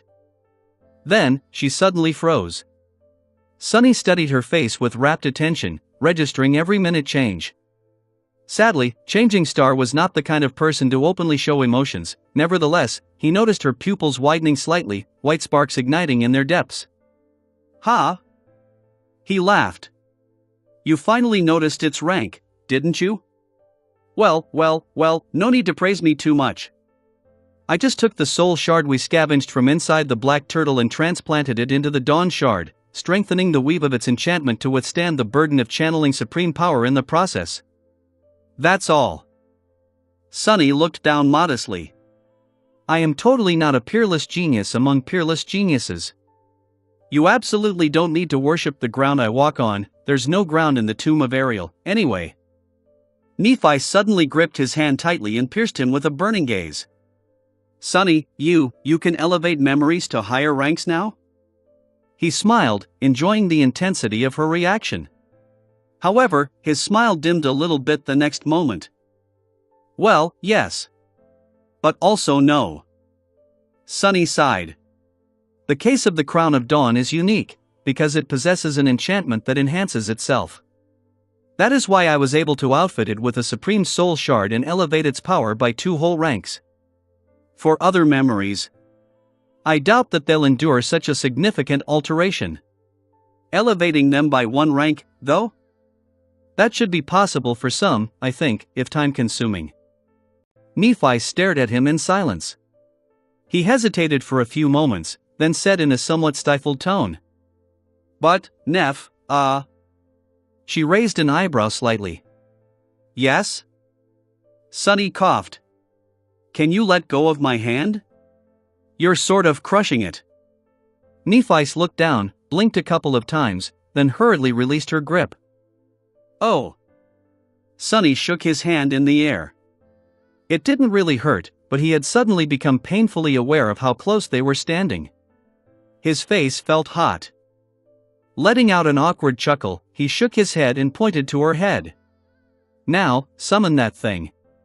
I came here right away, so I don't even know how powerful exactly it had become." Nephi nodded, and a whirlwind of radiant sparks appeared around her. Soon, a band of bright metal manifested itself from thin air, its single gem glistening in the light of the rising suns. "Let's do this." For the next half an hour, Sunny and Nephi were engrossed in testing the effects of the Crown of Dawn on their memories. The results went beyond his wildest imagination. Sunny had thought that his makeshift alteration would cause a loss of potential, resulting in a memory that was a supreme one in name, but not in power. And there was some loss, inevitably, but so little that it could almost be disregarded. Before, the Dawn Shard had been capable of elevating the power of awakened memories to resemble that of ascended ones. It had also been capable of providing a significant boost to ascended memories, and a slight one to transcendent ones. The meaning of power in this context was an elusive one. The augmentation did not only empower the enchantments of the enhanced memories, but also the quality of the memories themselves. Swords would become sharper, armor would become more durable. There was also something else at play. The intangible, mystical quality that made magical materials different from the mundane ones was enhanced, as well, which was why the dreamers of the Dark City had been able to harm and slay enemies of higher ranks with their awakened weapons. The Crown of Dawn functioned in a similar fashion to its predecessor. However, its augmentation was much more powerful. An average awakened weapon was elevated to the level of a peak ascended one, while the most powerful awakened weapons could almost reach the realm of transcendence. Ascended memories were elevated to the level of transcendent ones, while transcendent memories. Sunny grew still, peering into the depths of the Sin of Solace. Under his gaze, the weave of the Jade Jian shone with blinding brilliance. It's not that different from the Crown of Twilight. It is like a supreme weapon. He threw a glance at the silent apparition that stood a few steps away, wearing a somber expression, and suddenly felt a pang of apprehension. Dismissing the Sin of Solace, Sunny hesitated for a few moments, then finally took the Crown of Twilight off his head and studied it. It was benefiting from being in the presence of the Crown of Dawn, as well. The boost was not as striking as it was for the memories of lesser ranks, but still tangible. Nephis, meanwhile, was holding her longsword with a hard-to-read expression. Suddenly, though, her beautiful face was illuminated by a radiant smile. "Sunny, this is amazing. With this, we can." She stumbled over her words, not knowing what to say. Enjoying the rare sight of her smiling brightly, he nodded and looked in the direction where the current was pulling them. His own smile grew a little cold. "Yes." Sunny gritted his teeth. "We can slaughter them all." The winds filled the sails of the chainbreaker, pushing it forward. The past awaited. Chapter 1350 Familiar Pattern. Chapter 1350 Familiar Pattern. By the time Sunny had finished the alteration of the Dawn Shard, they were not that far away from Fallen Grace. Neither he nor Nephis knew the exact distance they had to traverse to find the last city of the Sibyls, but the navigation tools Ananke had left them pointed to its approach. Fallen Grace was situated in the western reaches of the Great River, where the sky was almost always painted crimson by the setting sun. As the chainbreaker sailed deeper into the past, it was also leaving behind the pure light of day. Gradually, the color of the sky above their heads changed. From vibrant azure to breathtaking magenta, and finally to the blood-red blaze of perpetual sunset. It was like sailing into a sea of blood. Sunny stared at the burning sky, awed by its fiery beauty, and its ominous dread. That's not concerning at all. Why would the Sibyls build one of their cities in such a darkly beautiful, but sinister place? Surely, living in the warm sunlight of the central region of the great river would have been much more pleasant. Shaking his head, he returned to the shade of the sacred tree and sat down, resting his back against its white bark. He had just finished weaving another memory for Nightmare, and was not in the mood to start on the next one just yet. His study of the spellweave of Ananke's mantle had also been producing fewer and fewer results. It would never stop being useful to him as a learning tool, but Sunny felt like he was nearing a dead end. He would need to gain more skill as a weaver before looking to the nebulous mantle for more lessons. So, what else was there to do? Feeling restless, he summoned the estuary key out of habit. Staring into the weave of the mysterious memory had become like a ritual by now. Even though Sunny could not understand anything about it, the process itself was calming. However, he had not taken a glance at the key since before attempting the alteration of the Crown of Dawn. Who knew? Maybe passing such an important milestone on his path to becoming a proper sorcerer would change something. "Are you playing with our favorite toy again? Why don't you toss it overboard and be done with it?" The sword wraith stared at him disdainfully from the shadows of the tree. Not paying the apparition any attention, Sunny held up the jagged black stone and peered into its weathered surface. The inconceivable weave of ghostly strings was as unattainable as ever. He studied its dark tapestry, following the twists and turns of the black threads, like he had done 100 times before. What a disappointment! I still can't even start to unravel its mysteries. Among all the odd things Sunny had seen and faced in the Nightmare, the estuary key was perhaps the most bizarre. He still had no idea how this supreme memory of the 6th tier had ended up in his soul sea, or what it was supposed to do. However, after spending countless hours staring at the staggering weave of ghostly strings, he had gained a vague, tentative feeling about it. Sunny was mostly confident that the single, passive enchantment of the estuary key had two distinct effects. He did not know what these effects were, but felt that one was directed outward, while the other was directed inward, affecting the black stone itself, in some manner. The latter was also much more vast and potent than the former. It was unusual that a memory of the sixth tier only possessed a single enchantment. Since it did, that enchantment had to be a powerful one. And most of that power went into ensuring the function of the inward effect. Maybe that's why I wasn't able to discern what exactly the enchantment does. It's only affecting the estuary key itself. Perhaps it was an enchantment that teleported the strange memory into the souls of unsuspecting awakened without their consent? As Sunny was feeling amused with this theory, his gaze suddenly caught on a minuscule part of the inconceivable weave. The lightless tapestry was vast enough that he might have never seen it before, or if he had, Sunny had not paid it any attention. But now, he froze, staring at the inconspicuous pattern. What the hell is that? The pattern looked familiar. Sunny had definitely seen it before, somewhere else. Recently. Which was not that strange in and of itself. The estuary key was a memory, after all, and as such, it shared many small parts of its weave with all other memories, the patterns that created the rudimentary enchantments like the ability to be summoned and dismissed, repair itself, and so on. However, Sunny knew these patterns by heart. He had woven them from scratch many times, after all. And this one was not one of them. Where have I seen it?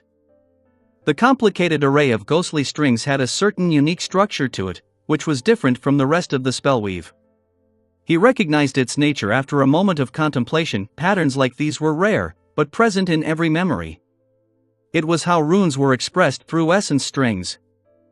Both the runic sorcery and shaping were based on true names, one etching them through a written language, the other invoking them directly. However, weaving was different. It did not rely on words to create enchantments.